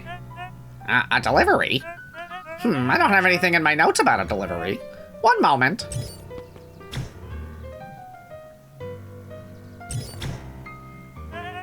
I'm so sorry, but there's no delivery scheduled for this morning. Right. He had to think quick. That's because this goes directly to the founder. He asked that it be kept secret. Rollo sighed, adjusting his tool belt. You know how the founder can be. I suppose we can leave this one off the records. Yeah! Nice. Push it. Our harvest awaits and such. With a stroke of his mustache, Rollo proceeded into the Perennial Harvest headquarters. Our harvest awaits. Oh my goodness. Package here for the founder. Oh, I didn't hear anything about... Yeah, this is a need-to-know kind of thing. I'll just check. He stammered and flipped through the pages of his clipboard. This goes directly to the founder. I don't have time to fill you in. Oh, I see. If you could just complete this form. Rollo interrupted with urgency in his voice. Every time with the forms. Look, if you want to explain to the founder why I'm late, well, it's your funeral. I'm sorry. What did you say your name was again? Rollo panicked. Our harvest awaits! Yeah, our harvest awaits. Sir? That's a restricted area. Excuse me, sir. Our harvest awaits. Uh-oh. Was that me? Ready to light this candle, Tish? Yup. Suck on this perennial ham fist. Whoa. What was that? The distraction was enough for Rollo to regain his confidence. Yeah, dude. Just open the damn door. I've got a job to do. The clipboard fumbled around in a frenzy. I should check on that noise. Aw, come on. Just buzz me in already. Okay. Yeah. We bullied them into... Into compliance. Yeah. That was close. Oh! Our harvest awaits. Hey, I figure when in doubt, stick with the classics. Well, that was a close one, but you pulled it off. Nice work, Rollo. All right, everyone knows what's to do? Yep, deep engineering is to the north. I'll go with Beck, in case she needs some muscle. The mustache is killing me. Yeah. I'll head east to the founder's office. You two be safe. East. Water cooler. That's odd. There's not even any cups for the water. Yeah, they're all like, they gotta bring your own bottle. Bring your own water. Don't drink that water. Do I get to look at the map, or are we just sort of... Oh, God. Whoa. A hallway to nowhere. What's going on here? Wait. Or, oh. Go inspect that. Yeah. Is this some sort of mind game? Ah, beans. You were hoping that I'd look behind and there'd be like a big hole or something. A big secret hole. Secret hole. Secret hole. Ooh. Oop. Solomon? Solomon stopped in his tracks. Luca, what are you doing here? It's a long story. Are you okay? A veneer of confusion flashed across Solomon's face. His words rushed out dramatically. No, I'm certainly not okay. Some strange people grabbed me and... Were they in hazmat suits? Yes, how did you know? Oh, Solomon's real smart. They brought me here and locked me up, and when they were distracted, I ran. Dang, okay. You should stick with me. We've got a plan. Solomon's facade briefly faltered. We? Yeah, Rollo and Becker headed to deep engineering. Thank heavens you found me. We've got to get out of here. We can't leave just yet. But they'll catch us again. I gotta do something first. When you were running, did you happen to see a door marked Founder? Founder? Why are you looking for him? I'm not. I just need to get into that office. Now that you mention it, I do think I saw a door that said Founder. Oh, shit. It was just down this way. I was just down that way. Luca happened to notice a plaque above the door. Officer of the Founder. Knocking comes with consequence. Oh, here it is. What do you mean? We just came through that door, right? No, looking toward where Solomon just Oh, was. So it is. It's pretty lucky that I ran into you, or else I might have missed it. Truly fortunate. Luca tried the handle. Oh, this door. I thought he was referring to the back door. No, I know. Locked. Solomon leaned forward to examine the mechanism. Regrettably, it seems to be some sort of electronic lock because Solomon was trying to deflect him, you see. I don't see how we could possibly defeat a lock like that. Luca smiled and looked at his watch. Let's just wait a minute. Oh, baby. She out here burying people. Why would she do such a thing? I don't know what sort of funny business you're up to, but I like it. She mimed a quick hat tip and ambled off with a whistle. Duh. Good afternoon. No. Hell The yeah. light on the keypad changed from red to green. How did you do that? It's good to have friends. Quick, let's get inside before someone spots us. Luca switched on his walkie-talkie. Rolo, I'm in. As expected, there's a control panel. Great timing. We're stuck at a locked door marked 24601. Need you to get us through. What if someone catches us? We should get out of here. I'm not leaving my friends, Solomon. On the computer screen, a green cursor blinked in a password field. Surely you don't have a way to get around the password. Luca pecked out his best guess. Underground secrets. The screen blinked to life. Columns of green numbers glowed on a black background. How'd you kidding get me? that? Yeah. How? How did you guess that? Oh, it's this absurd password Rolo heard when he was down here before. It's funny how someone arrogant enough to call themselves the Founder uses such a basic password. Or they were thinking several moves ahead, not expecting anyone to guess something so simple. These villain types always end up outsmarting themselves. Solomon's jaw clenched into a half smile. Your powers of deduction are as impressive as your luck. Luca quickly scanned the columns for number 24601. Rolo, I think this should do it. Bingo, bango, doors open. Luca, you never fail to impress. What is that slippery lout even doing down there? We have a friend whose mom is in trouble. We're here to get her out. I see. Okay, Luca, I think we're close. The next door is marked 13806. Once again, Luca scrutinized the numbers on the screen. In that moment of distraction, Solomon reached forward and pressed a large red button. Ooh! Maybe this one opens the lock. Weep! Beans. Weep! Crap! We've got company! Luca, must go faster! 1 sec, I can't think with all this He noise. quickly skimmed the screen with his finger. Here it is. 13806, go, go, go. Curse these fumbling hands. My apologies, Luca. Don't beat yourself up. I know you're just trying to help. I'm certain, in fact. Yeah, you definitely aren't here to betray.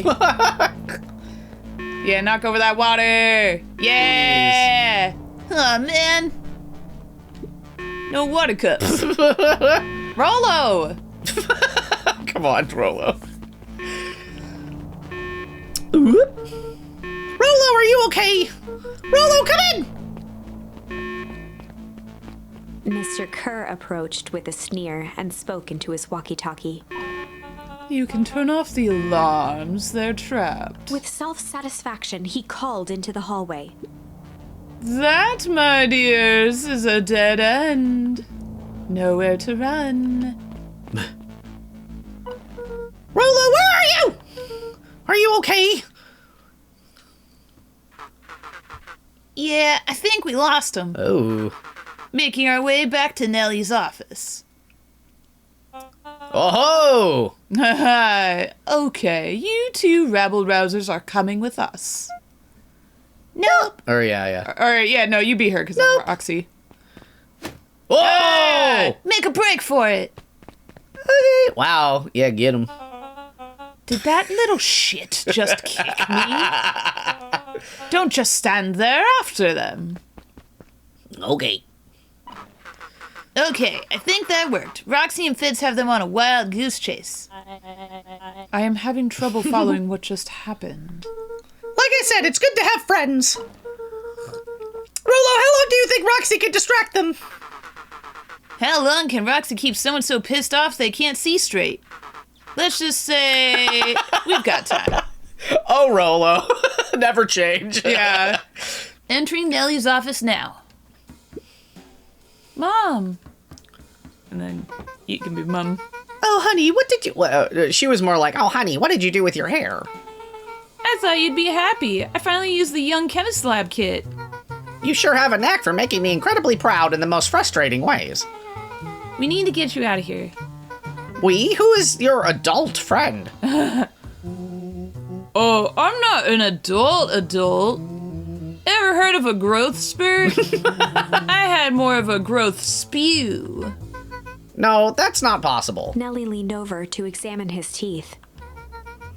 Substantial banding on the enamel of the molars consistent with Tempest liquimine exposure. Is that what you call the gunk they forced me to drink? You drank it? Oh no. They told me it was only being tested on plants. Oh, Beck, sweetie, I promise I didn't know. Mom, what the hell is going on at this place? I was brought here to work on the discovery of a lifetime. A novel chemical compound was discovered under Beacon Pines in a wellspring they called the Source. They named it Tempest liquimine.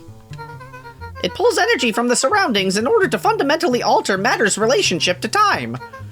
It was the secret to Valentine's fertilizer. They harvested the Source, infusing small amounts of Tempest liquimine into the product. It worked wonders, drastically accelerating plant growth. Crops would be ready to harvest in a fraction of the time. But it led to complications. The foul harvest. Perennial Harvest came in to clean up the mess, to succeed where Valentine failed. But Tempest liquimine is rebellious. Rebellious? You can think of it as a manifestation of change itself. It's volatile by its very nature. So the more you try to force it to do a specific thing... The more it resists, yes. I can relate to that. My role is to finish the work of my predecessor, Dr. Prescott. Harnessing Tempest liquimine to reliably manipulate an organism's age. Just imagine how many people we could feed. Mr. Kerr was very insistent that we achieve a successful result before today's festival. But you didn't, right? Nellie sighed. You know how much I love a good puzzle. I poured myself into the problem. It wasn't long until I discovered oddities in Dr. Prescott's notes. Oddities? They contained obvious errors, mistakes that someone of his reputation would never make.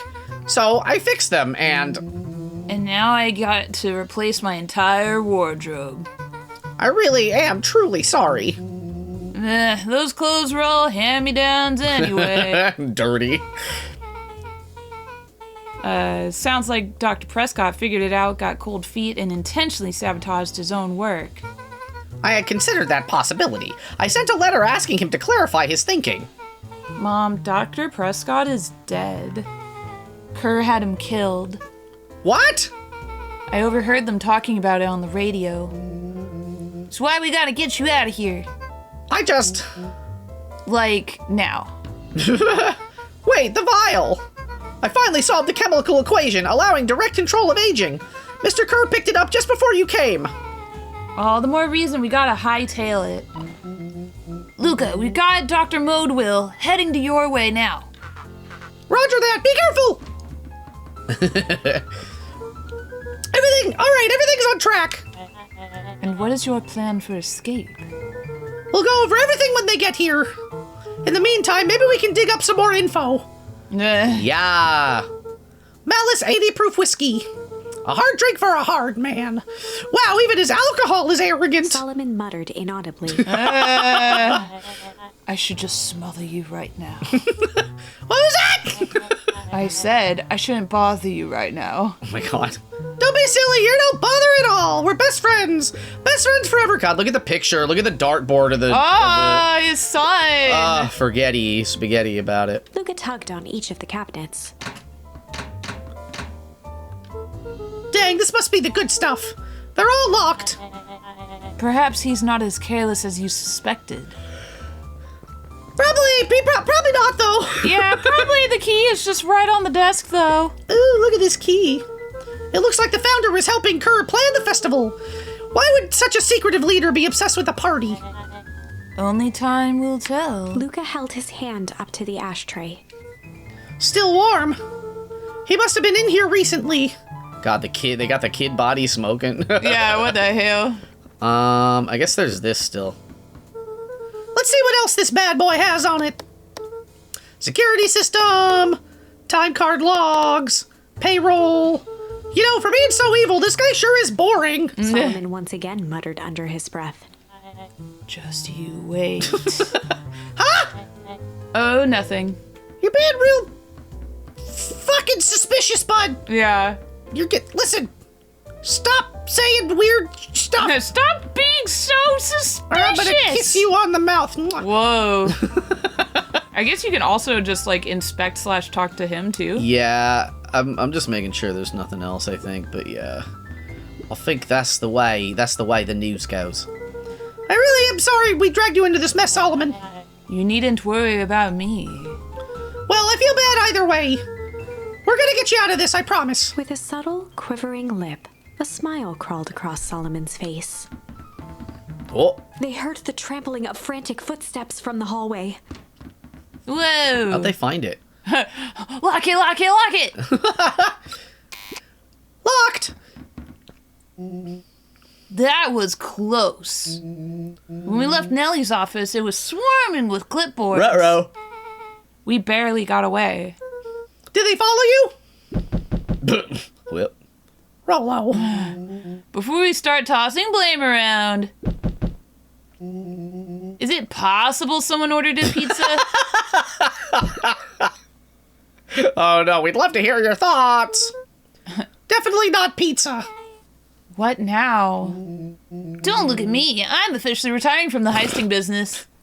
Mid-heist. We're so sorry for the inconvenience.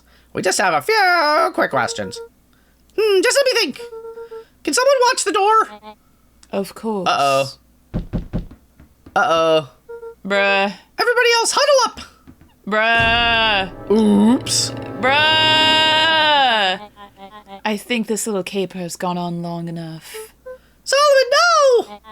Hush now, child. The adults are speaking. You are but also a baby. Yeah. Dr. Moodwill, a brief reintroduction is in order. We've never met in person, but we have corresponded. You see, it was I who hired you. Solomon, the pathetic orphan child. The powerful and enigmatic founder. Sharper, the fallen progenitor who created this town. Perennial Harvest, Valentine Fertilizer. All connected by a single thread. Yours truly. But that's... Her eyes searched the floor in thought. Solomon watched eagerly, waiting for the flicker of epiphany. With a sickened look, she peered into his soul. Ha, yes, now you've got it. I looked into your soul, by the way. Tempest Liquimine, you discovered how to... Wait. You discovered how to reverse the process? Solomon clapped with genuine delight. He looks so delighted. Yeah. Very good, Dr. Moodwell. Very good. Though the discovery wasn't intentional. Solomon glanced down, examining his youthful form. And the effects went a little too far for my tastes. Well, that's why you needed me to finish Dr. Prescott's work. Which you did admirably. Mr. Kerr, the vial, please. Kerr presented it with a theatrical twirl of the hand. He's so baby girl right now. I can't handle it. May I present to you the eighth wonder of the... Before he could finish, Rollo snatched the vial from Kerr's palm. Yeah! Oh, wow, this stuff sounds pretty valuable. Be careful, you fool. You have no idea what you have in your hand. Actually, we do. You just did a whole evil villain monologue thingy about it. Willow casually tossed the vial to Luca. Yeah! Gosh, maybe I'll have a taste. Luca jiggled the vial mockingly. Seize him. Luca, over here. Yeah! Oh my god! Move another inch and I'll smash it. She held it tightly behind her back. Solomon sighed, speaking in crisp, measured syllables. You have no plan. I'll smash it, I swear. Fine, risk killing us all. Or, if you're lucky, nothing happens. Then what? We captured you and grant you much less leniency. He pursed his lips with feigned sincerity. But I give you my word. If you hand it over now, none of you will be harmed. A deep uncertainty washed over Beck. You're a smart girl, Beck. But there's no shame in being outwitted by someone smarter than you. We both know there is only one way this ends. She looked to Nellie shakily. With a dispirited nod, Nellie sighed in defeat. Beck slowly approached Solomon. That's a good girl. Don't do it. What are you doing? Beck, don't do it. That's what I'm saying. We can't trust that jerk. I'm sorry, he's right. With apprehension, Beck conceded. Solomon the hell? pocketed the vial and brushed off his shoulder with a sharp flick. Mr. Kerr, you have allowed yourself to be humiliated by a group of children. Report to my office tomorrow for a performance review. The blood drained from Kerr's face. Of course, sir. But first, you have a speech to make. Trot out there and give me the introduction I deserve. And don't forget to smile. Yes, sir. And to think all of this is thanks to the efforts of Mr. Van Horn. I don't understand. How is all of this because of me? Ha! I said Mr. Van Horn, silly child. Dr. Walt Van Horn. Your father was always a thorn in my side. I offered him an opportunity to be a part of something great. But the fool was blinded by righteousness. He even broke into my laboratory in an attempt to sabotage my work. That fiend. Solomon shook his head with gratification. But the universe has a funny way of correcting course. By meddling with a force he didn't understand, Walt showed me its true potential. As fate would have it, Luca, your father's dying act was to grant me eternal life. A muffled applause resonated faintly through the walls. Oh no. Well, that's my cue. No. After the festivities and my subsequent ascension, I will return to deal with you all. Until then, I suggest you use this time to reflect on the magnitude of your failure. You three keep post outside the door.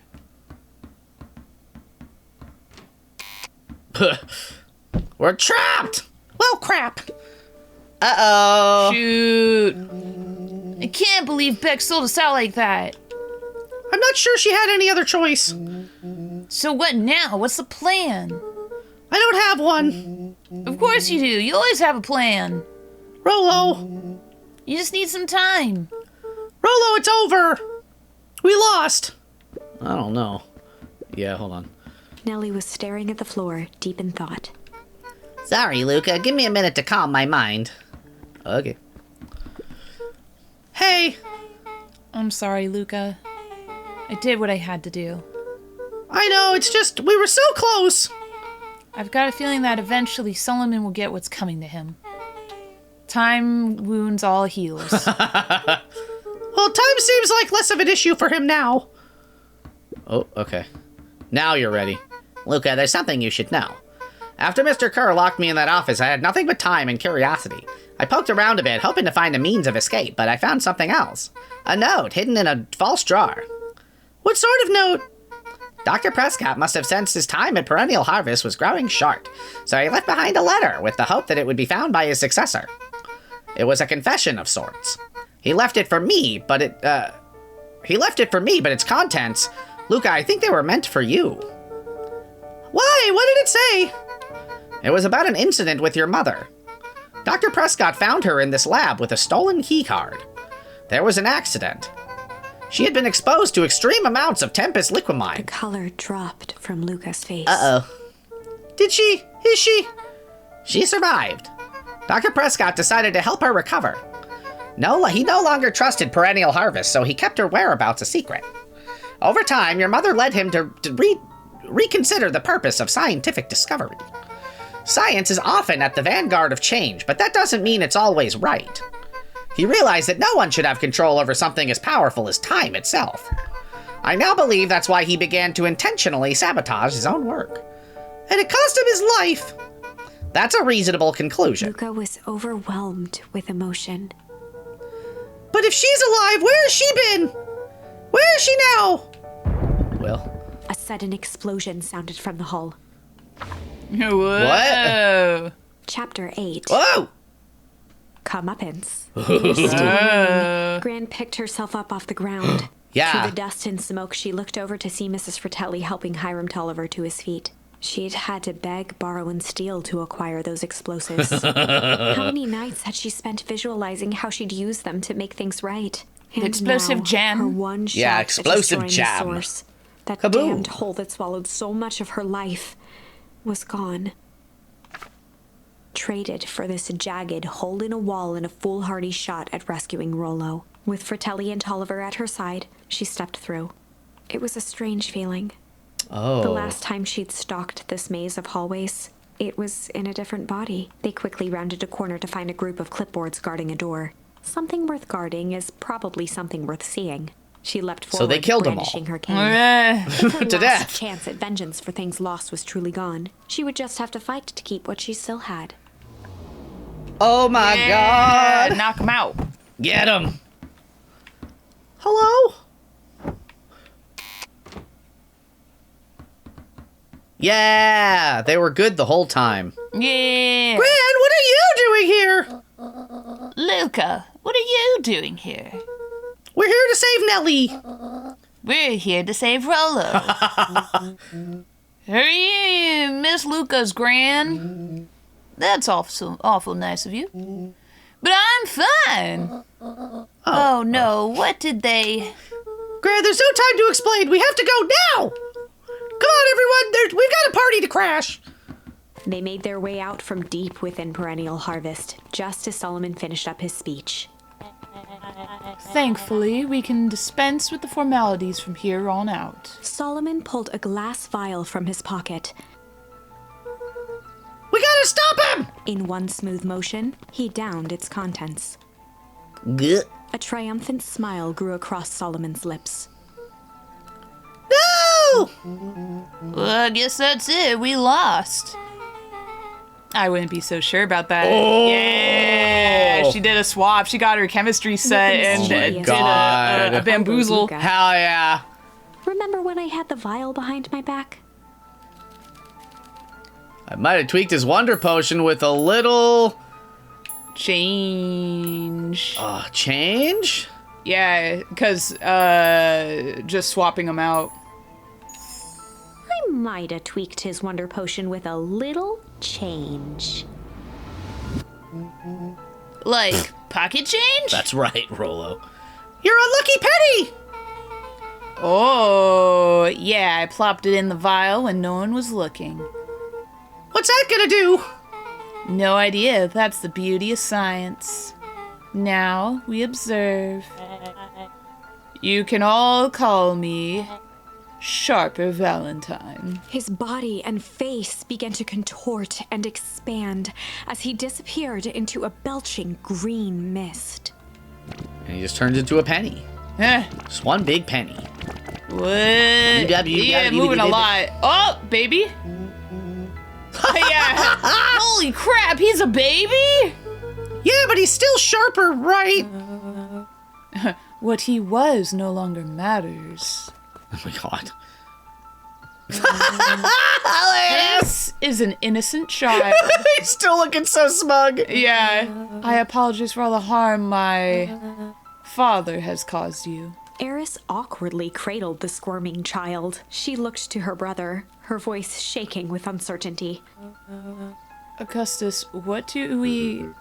We do what Valentines always do. what must be done. I'll hurry home and prepare a crib for father, young Sharper. That would be a great help. Thank you. She looked back down at the infant with equal parts kindness and terror in her eyes. With a shake of her head, Eris addressed the crowd with a stern scowl. Okay, everyone, the show is over. You may leave now. Epilogue. Whoa! We did it! Did we do it? Beacon Pines' think we did coldest it. summer on record came and went without much fanfare. Yeah! Folks shared what they had, and none were left wanting.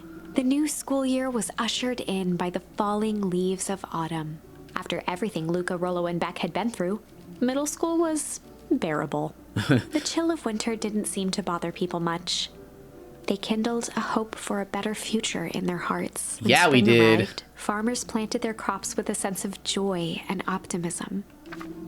And as the dawn of the first day of summer came again, its light slowly spread through the shallow valley. It crept over the town square, across the river, past the neglected welcome sign, and came to rest on a young boy sleeping at dawn, his mind at peace, knowing he is here for a reason.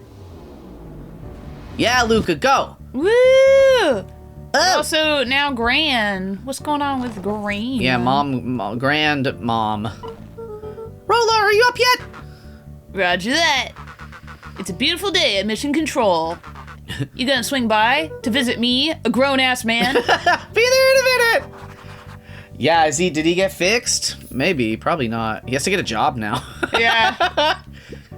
Over time, Eleanor began moving Walt's old things out of the closet and into storage.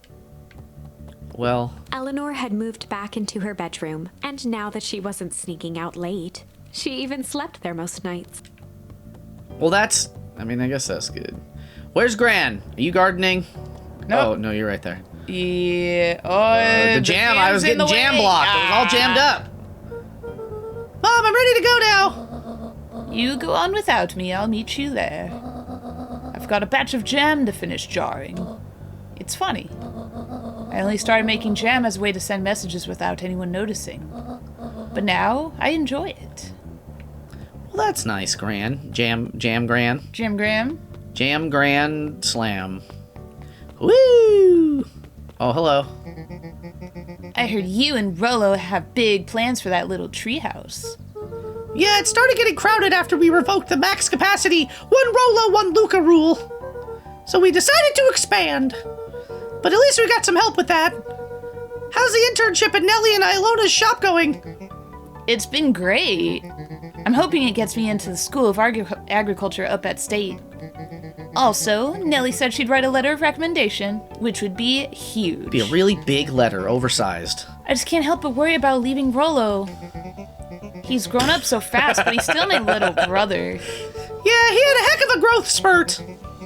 I don't just mean grown, literally. This morning he was up and finished his chores before I even had breakfast. Well, some of that might be his excitement about the treehouse renovations.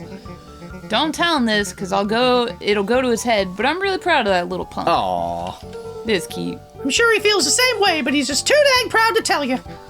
I know. Let's go hang out with our adult best friend. Adult best friend! Because Gran was the same age. Alright.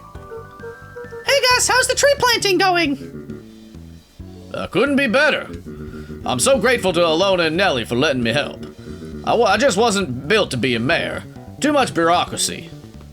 Oh, Oh no, the clipboards. Gus, we finished cleaning up the sidewalks. What's When next? Perennial Harvest collapsed, most of the clipboards skipped town. But some stuck around and dedicated themselves to making things right. I'm still so confused about what the deal with the clipboards are. Yeah, Like- they're all just red pandas, and they all seem to have a hive mind, but aren't. I don't know. I was like, maybe they're clones? I guess it's just nothing. It's fine.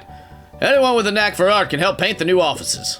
You can count on us. Well, it looks like you really found your calling. I never really felt comfortable telling people what to do. Now, this right here, this is something I can be proud of. Well, that's nice. What do you think Pigman has to say? He's sleeping. We can get past him now. For the first time. How's the napping this morning? The most underrated part of a good nap is the view. And the view's getting greener every day. Nice. Yeah. Slow and dirty harvest. Yeah. I see you decided on a name. Yep, we had to clear out all the old stuff before putting in the final touch. Slow and Dirty Harvest is now official. I like it. It was actually Nellie's idea. There's a lot of work to do, and the name still serves as a reminder. Just because progress is important doesn't mean change should happen fast. In fact, I've learned that the more you care about something, the more important it is to take things slow.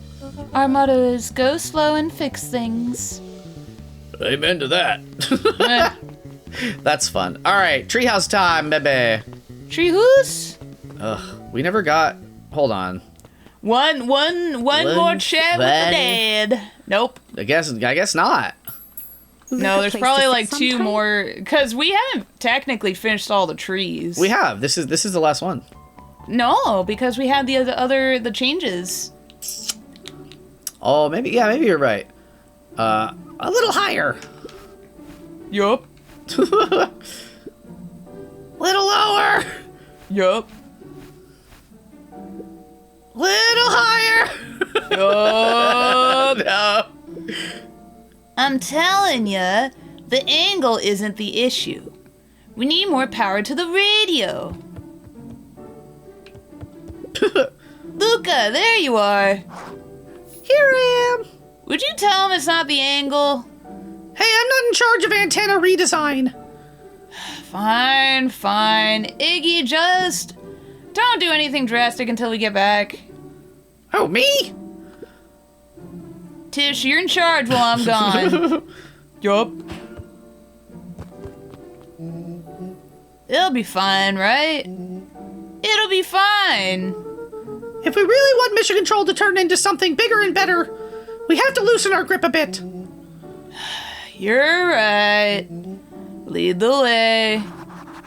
Oh, check in with Beck. Now, Beck is... I don't Yeah, remember. this part, so we want to go to the Valentine's house because they're an extension of their house, so Ooh. we won't get lost this time. Oh, No. she's got the baby. Oh yeah, baby. Yeah, just such a grumpy baby. Young Mr. Van Horn. How's little Solomon Sharper doing? Young Sharper seems to enjoy nature more than I. So we do a lot of strolling these days. Has he, Attempted to crawl out of his crib and plot world domination? Yeah. Thankfully, no. Shit. I spoke at length with Dr. Modwell, and she feels that Sharper's infant mind was not developed enough to retain his previous memories. Hey. For all intents and purposes, the child is unmolded clay. Well, there we go. Nice. Let's hope he's a little nicer the second time around. That is the objective, yes. But really, all I can do is try and hope. 2 activities I am endeavoring to find less distasteful. That's good. Well, I think you're doing a great job. And the whole town is ready to help out however we can. I can't wait to teach him to throw a baseball. Eris did her best to ignore the tears welling in her eyes. Nah, that would be acceptable. I feel so bad for the 2 kids. Yeah. They got the rawest deal. Was I able to... I don't think I can run. Whoa, what are... Hello? Hello, those are all new buns. All right, Duncreed. Nuncreed. Hey, Mr. Duncreed. I'm gonna go see my dad in a bit. Did you want to come with? Even after everything I did, you'd still... Mr. Nuncreed shook his head. You really are your father's son, aren't you? I don't think I'm ready for that yet. Well, you're always invited. I bet he'd love to hear from you. I'll visit Walter my own time. You run along now. Okay, I'm gonna talk to 5 bunnies. Or I guess I'm not. We'll talk to Jeff only. Jeff's wild ride! Harvest gone, the transportation tubes were left unused. Come on, come on. No one is too big, too small for Jeff's wild ride. Well, maybe not completely unused.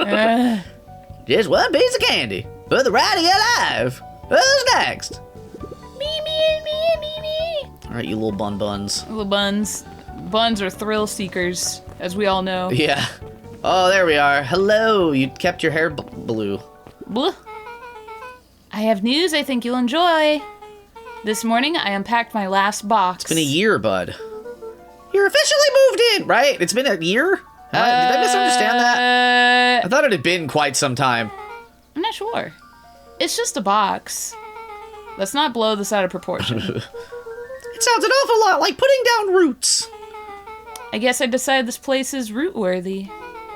You're gonna be stuck with me for the foreseeable future. Hell yeah. I do have to warn you, most years aren't going to be as interesting as this one. I think I'll manage. Maybe I misunderstood the passing of time. Ready? Before we go, there's a bit of a surprise. Whoop, whoop, whoop, whoop. Yeah, I didn't think it was like so long. I think it's just like enough time that like stuff sort of settled. Okay. Maybe a couple months. Oh. My mom's prepared this tree especially for you. They didn't have to do that. It wasn't just them. Just about the whole town pitched in. We all owe you. Should do okay in the cold of old Beacon Pines. And thrive as things warm up. That's perfect. Take Jeff's wild ride to Old Beacon Pines. Yeah, dude, let's go. Aw, that's so cute. It's gonna be a new little tree for your dad spot. Oh, I love that. I don't. What's? Okay. No, we will just keep out this. You're right. You're right, sign. All right, Jeff. Let us in. Ah, you got it. Now that's a good-looking tree. Oh, wait.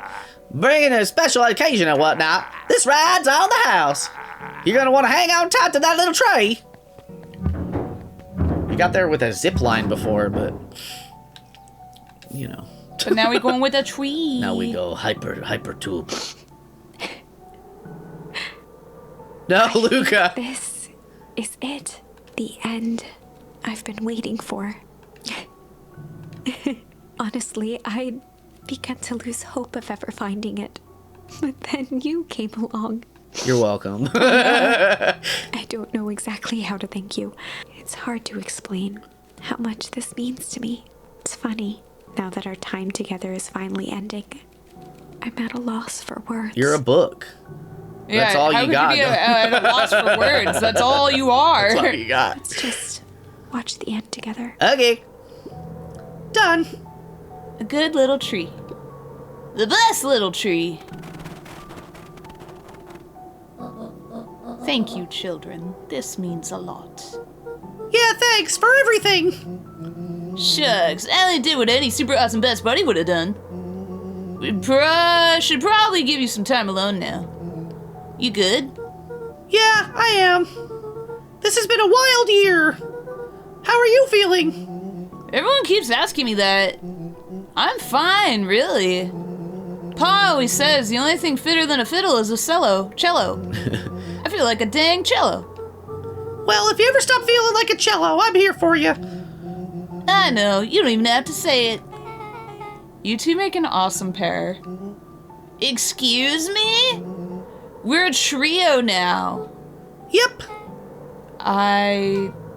Thanks. There's just one thing missing now that you're a part of our group. Missing?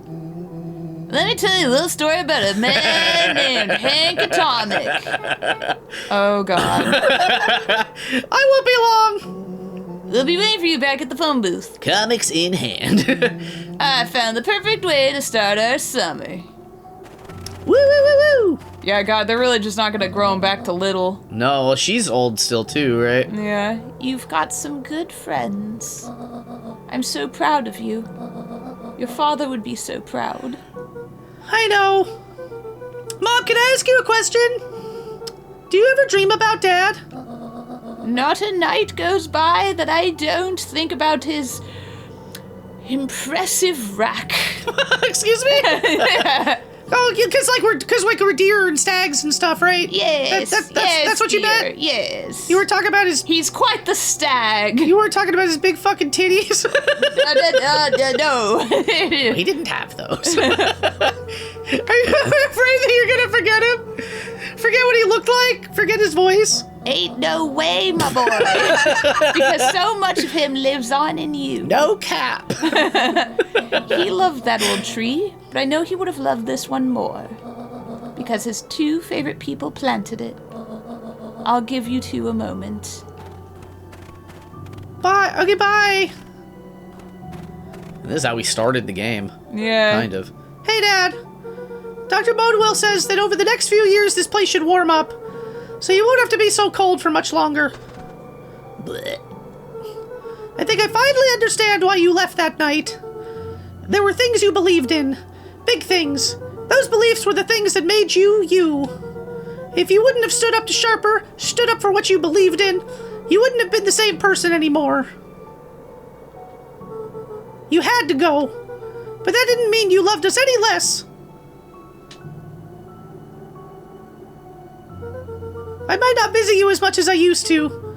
I know you understand. It's cold out here, Dad. It's cold. I'm wearing shorts. This was a big mistake. I'm getting wet. The ground is got Yeah, because of the cold snow. It's because of the snow. Whoa! Oh! That's it, baby. Sheesh. Is that it, baby? Is that candle gonna go out? Is it gonna get pinched out by a Luca hand? Oh, bip. Oh, Oh. bip. It'd be flickering. Oh, I needed to. It was another. I needed to press a button again. Oh, comfort kiss. Hell yeah! Oh, we did it! What a cool game. I loved every second of this. Yeah, that was so cute. Very reminiscent of like the old Goosebumps books. Yeah. Very cute. No, well, it's like a lot of visual novels now. Well, the ones that aren't kind of like just like dating sim ones, you know. Yeah.